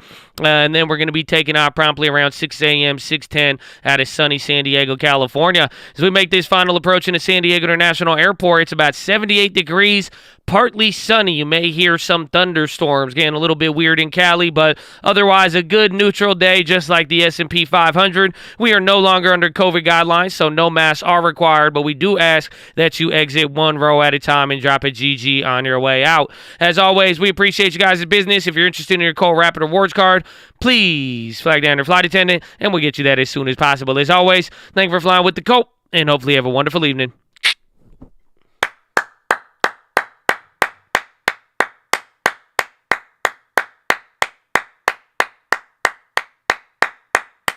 Let's go, baby. We really out here. Finalize the plays. Bring it home. What you gonna do? 1 minute. Oh, let's go, baby. Let's go. Let's go. We did it. We made it. It's time to bring it home, ladies and gentlemen. It is time to bring it home. So wrap it up. Again, you have Powell tomorrow.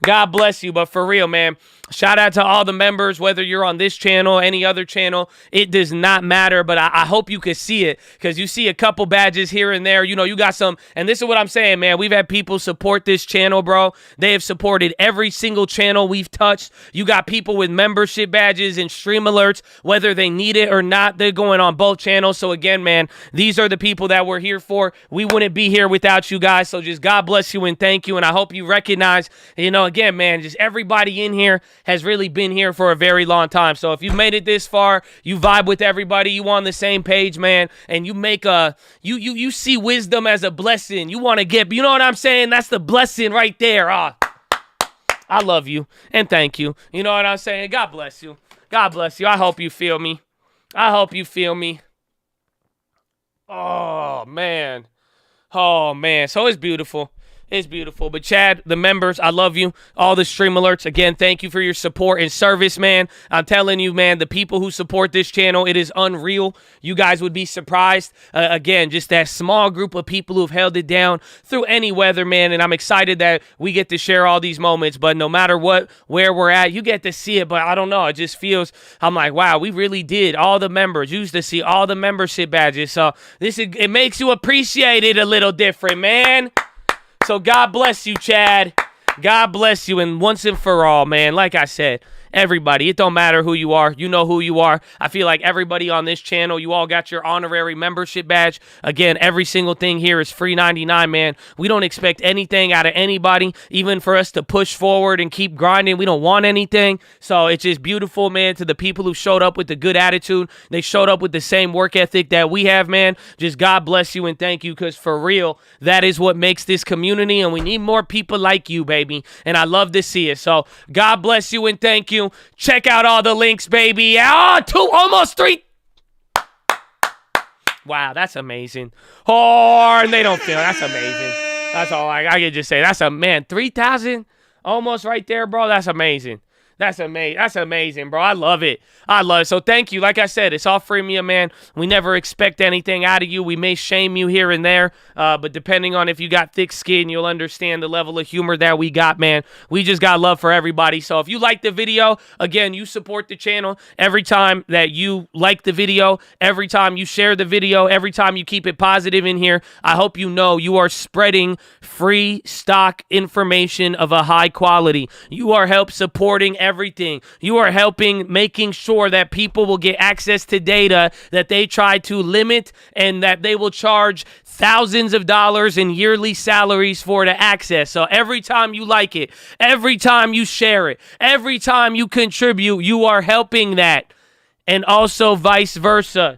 Every time you don't like the video, every time you report it because you got your feelings hurt, whatever it may be, you are stopping good information from getting out there. You are stopping somebody from learning about high quality information. Again, access to high level investment grade resources, and you are dooming them to a life of penny stocks and AMC. Okay? So thank you for supporting the channel, and shame on you if you haven't been, but you've been spending your time in here. Oh, yeah, shame on you. Shame on you, but we love you still, because that's why. Everybody could get it. I do this for the real ones, but the haters still involved. I just bought another crib. I'm going to give it to my bros. They don't... Damn, speaking on it. I know it is, honestly. I have to speak again. I got to calm down. I'm not getting impulsive. I told you everything, but it's sad though, because I'm like, man, some people just the weapon they use to voice their frustration oftentimes leads to a way bigger effect that they don't realize. Again, like I'm saying, so it's like if you're not supporting this, I mean, go compare us to what anybody has done on here on a lot of this stuff. I'm just saying at this point, if you are not supporting it, that means you want to see people fail. You don't want free stock news. You want it to be a lower quality. Again, if you haven't noticed, they're trying to take away all fast news from the internet. I don't know if you've noticed it recently. Oh, y'all don't feel me. Again, why do you think they send letters? They send emails. They'll send cease and desist. They've been going after people. I'm telling you, they don't. I'm just saying, bro. So we've got to do a lot of disruption in this industry. So let's keep it going. But just remember, man, if you guys are frivolously blocking people, you're not supporting stuff or whatever it is, just remember,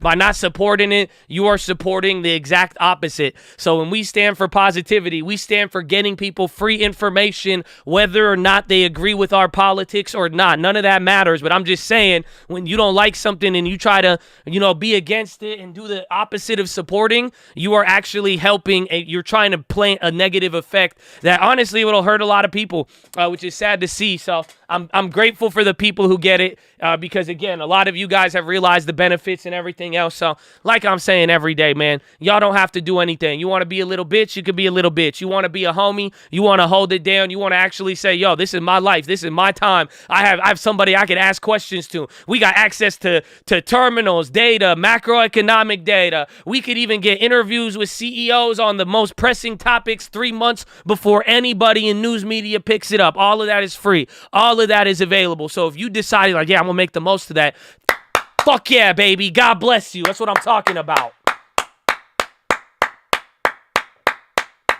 That's it, man. That's all it is, bro. I'm serious. That's all it comes down to. We got love, so I'm glad. Because a lot of you, if you supported and you're with it and you are being a beacon yourself, you are on the right side. That means you are supporting it. You are pushing the culture in this industry to a better place and where it needs to be. If you're doing anything else and you do not support that, you're hurting it. And that's all it comes down to. You're either for it or against it. So I really hope that you want to see good in society instead of tear it down. You know what I'm saying, baby?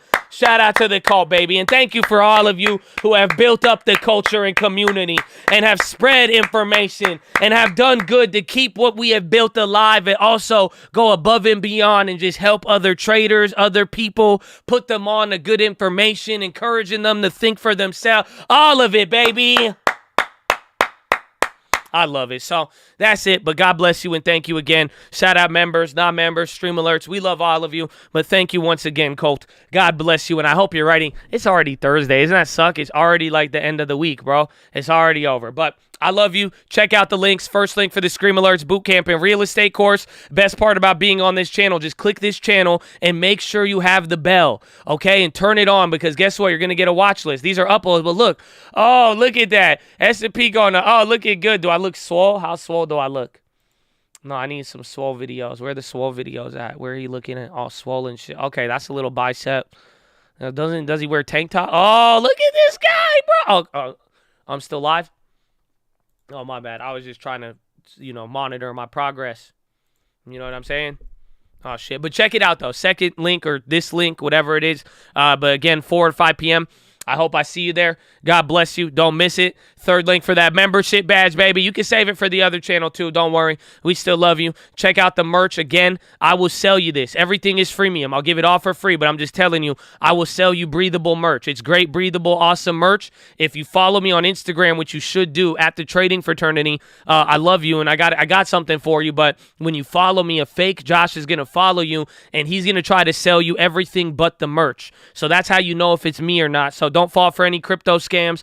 Just fall for the merch, because even if you fall in the merch, it'll protect you, because it's also defensive merch. Have you ever? Okay, I'm just getting crazy with the sales pitch. Okay, I'm sorry. I'm just sorry. Maybe I need more breathable merchandise. That's it. I'm just getting a little too crazy. Very breathable. It's very breathable. On it. That's a fact. It's a fact. Okay, anyways, check that out, how option pricing works. The links don't work right now. I might need to, actually, if I forgot to fix them from yesterday, but check that out. You could search these videos. We got a bunch of tutorials on this channel. You could learn a bunch of different things. So hopefully we see you here. And finally, the prayer request wall, ladies and gentlemen. Like I said, it's all freemium. We don't got any affiliate links.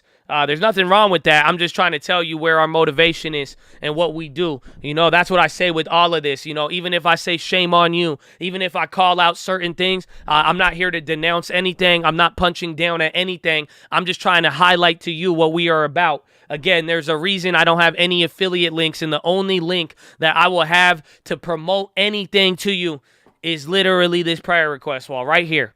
Why? Because we pray for people. This is what me and my mom do. We've been doing this for years, man. I'm glad we started this. I'm glad that we included this, man, because this is just something that we do, and we praying for all of you, man. And if you ever want to do anything for me, just pray for me. That's all I could ever ask. And even if you don't fill it out, I'm still going to pray for you. That's all. That's how it goes down. Again, the attitude we foster here. If it can't flow through you, it ain't going to flow to you. So you see people every day. I hope you could encourage and want to see people win, because remember, like I told you, if you don't want to see people win, you are part of the problem, and shame on you. Oh, come on.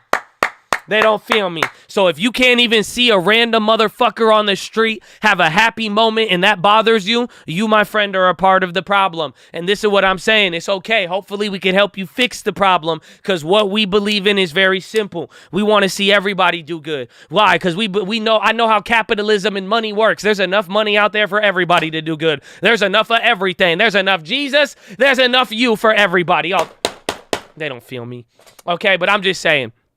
I love it, and God bless you, man. And this is just what we are about, okay? I hope you can encourage everybody. I hope you want to see people win, and this is what we want for you. So like I said, I'm praying for you regardless. We hope that you guys get your goals, dreams, that you maintain your mentality in the right place, that you don't slip up at the first opportunity, that you're able to have a little fight in you. I'm praying for...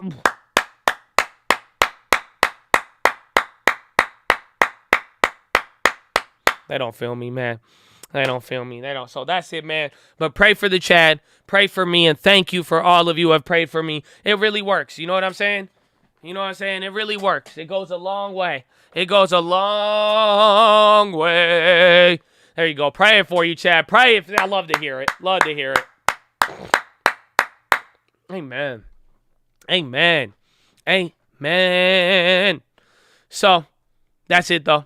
I love you. Go read the books, Richest Man of Babylon, Proverbs, New Living Translation, and The Strangest Secret in the World. We love all of you, and we hope you have a wonderful, beautiful, glorious day. And I hope you got the PHILO, man. You know that? I really like the... I did not think that PHILO, because I was just telling you about what happened yesterday. I didn't think y'all were going to, like, react to the PHILO like that. You know that?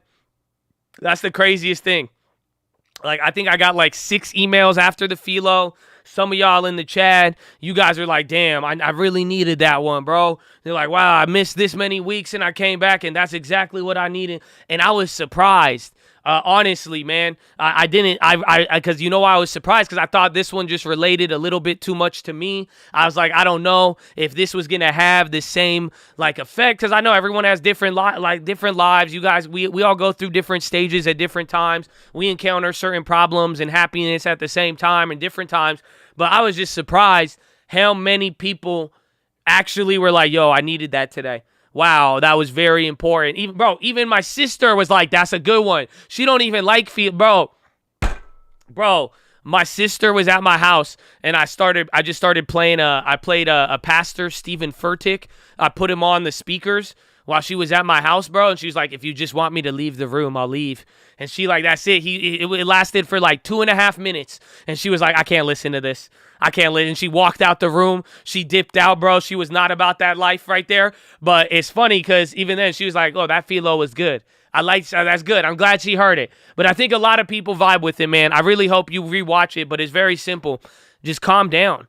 That's it. Again, before you make a decision, before you make an action, whatever it is, man, just calm down. That's all. There was a lot more that I went into. Again, you'll get to hear it with the background and everything. But, you know, I'm glad. And I hope y'all realize the spirit that you have, okay? So remember, I keep telling y'all, and I keep making sure I remind you that you know that you have a future and that you're going to do something.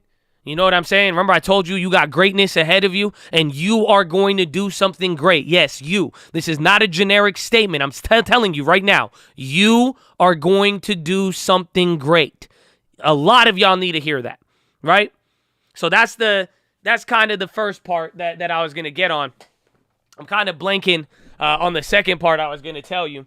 But where is it? Hold on. I blanked real quick. I got to think on it. Take a sip. Well,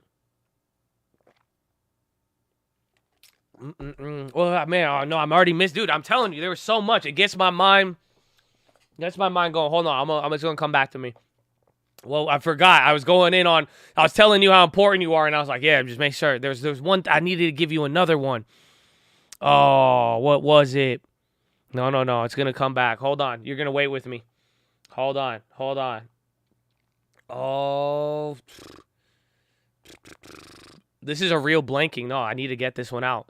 Oh, I was going to give you one more thing. I was saying some of y'all need to remember one more thing now. Oh, why did that one just blank? No, hold on. Give me a sec.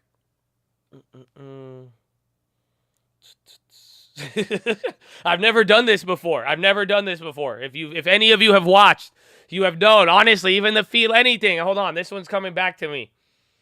Yeah, you're going to do great things, but this one was related to the PHILO. Oh, no. It's going to come back. You're going to... No, not to protect peace. It's in reference to staying calm. Oh my gosh, this is killing me.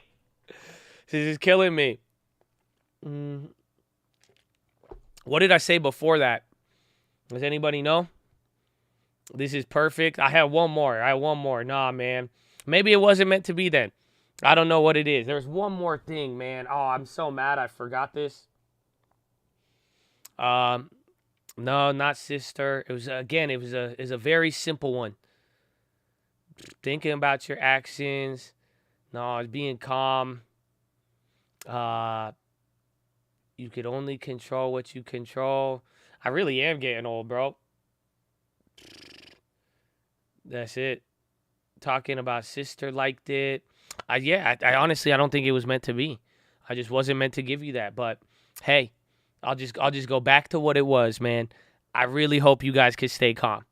That's it. That's who it is. That's what it is. I got it back. I need to tell you this. Don't forget you have the Spirit. Oh, yes. That's all. Just don't forget who you are, Chad. Okay? I need you to really recognize that. So before you get impulsive, I need you to take one step back, and I just want you to remember who you are, and I want you to remember that you got the Spirit. That's it. That's all. Do you get what I'm saying? No. Like, you got to realize, like, I got the Spirit. Like, I want you to go listen to Kendrick Lamar. I want you to really be like, bro, I got the Spirit in me. It don't even matter right now. What do you mean? I ain't lose sleep on nothing. I got the Holy Spirit. It's chill. Holy Spirit, come down. No, yes, you have it, though. Seriously, though. That's what I'm saying. It's like, yo, before I get all impulsive, before I start reacting, hold on, I could calm down, and then just don't forget you got the Spirit with you. And like I'm saying, don't forget who you are. That's what I told you in the PHILO today. I said, don't forget the value you bring. Don't forget what you add to this world. Don't forget what you stand by and what you are working for. And don't let a little moment of not being calm try to change that and get them off of you. When literally, bro, you got the Spirit. You don't have to trip on anything. And you know that, right? You got the Spirit. I don't care what happens to you, what they do to you, what they say to you. It don't matter, because I got the Spirit, and what's going to happen is going to happen. I can't control that, but I'm just saying the Spirit in my favor. Oh, Chad.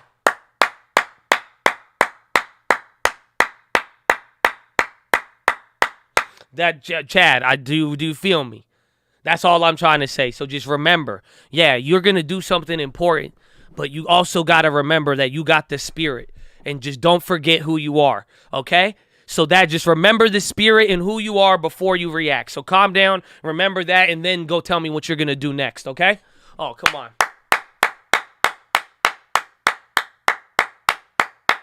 Oh, amen. So God bless you.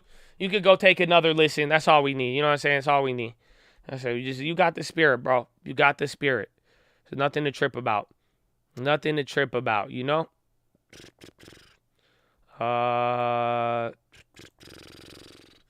Which one?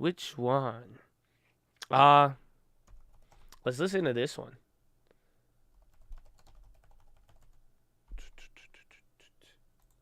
Please, allow me to show you something. Check me, man. It's a cop. 2020, baby. Straight up, man. I just hope you in the game. Yeah, I ain't seen this in a minute. I ain't seen this in a while. Seeing like this a little different. No minutes the word gone viral. Thinking that the Chinese did it. Or maybe we started the virus. Maybe they want you divided. Maybe they profit off fighting. I ain't seen this in a minute. I ain't seen this in a while. Seeing like this a little different. No minutes the word gone viral. Thinking that the Chinese did it. Or maybe we started the virus. Maybe they want you divided. Maybe they profit off fighting. Yeah, this one different. You should listen. Take a minute. Cause in seconds, people tripping. Fed decisions. Reminiscing of the time we saw this last. Not in a crash, but in collapse. Not contained across the map. First the strain and then the grab. Damn. This is the system deflating. But it's coming off as inflation. That's why the dollar's still strengthened. The money ain't moving the dollar. But you made your mind up real quick. Cause when the 3 month on the fall, that's when you don't buy the dip. Ay, so what I'm gonna do? Break it in two. Feast in the famine. The cycle ain't no. But that's just a view. It could be your way, yeah. It could be your toe. It could be a plot and it could be a coup. Either way, I know I'm gonna get through. I got some armor and I got the tools. I'm playing patience, then I make a move. I ain't been a bear in a minute. I ain't been a bull in a while. I ain't feel them in a minute. All of these bitches got bias. Yo, attitude oil prices. Chill when you up, but I feel when you negative. Millions of dollars won't make you a better man. Should be a way to the way that I'm. I ain't seen this in a minute. I ain't seen this in a while. Seen like this a little different. No minutes the word gone viral. I want you to start ad-libbing. Or maybe we started the virus. Maybe they want you divided. Maybe they profit off fighting. I ain't seen this in a minute.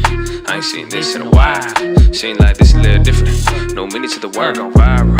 Thinking that the Chinese did it. Or maybe we started the virus. Maybe they want you divided. Maybe they profit off fighting. Oh, it could be your way. It could be your two. Could be a plot. It could be a coup. Oh, man. Chattadonia. God bless you all. Take that one in. A little different of an ending song. Usually we got a little bit of a crazy hype, hippity hype. But it's okay. Don't worry. We're working on it. Uncle working on it. Don't worry. We're going to get it to you. But Chad, what we got to focus on the rest of the week, the watch list tonight, getting back in the game as best as can be, getting ready for whatever they throw at us. Again, we've stayed at the same price on the S&P for 3 days, and I'm just saying, I know how this ends up. It either snaps upwards or snaps downwards. So we're going to find out. I hope you're locked in, but God bless you, and thank all of you again for being here.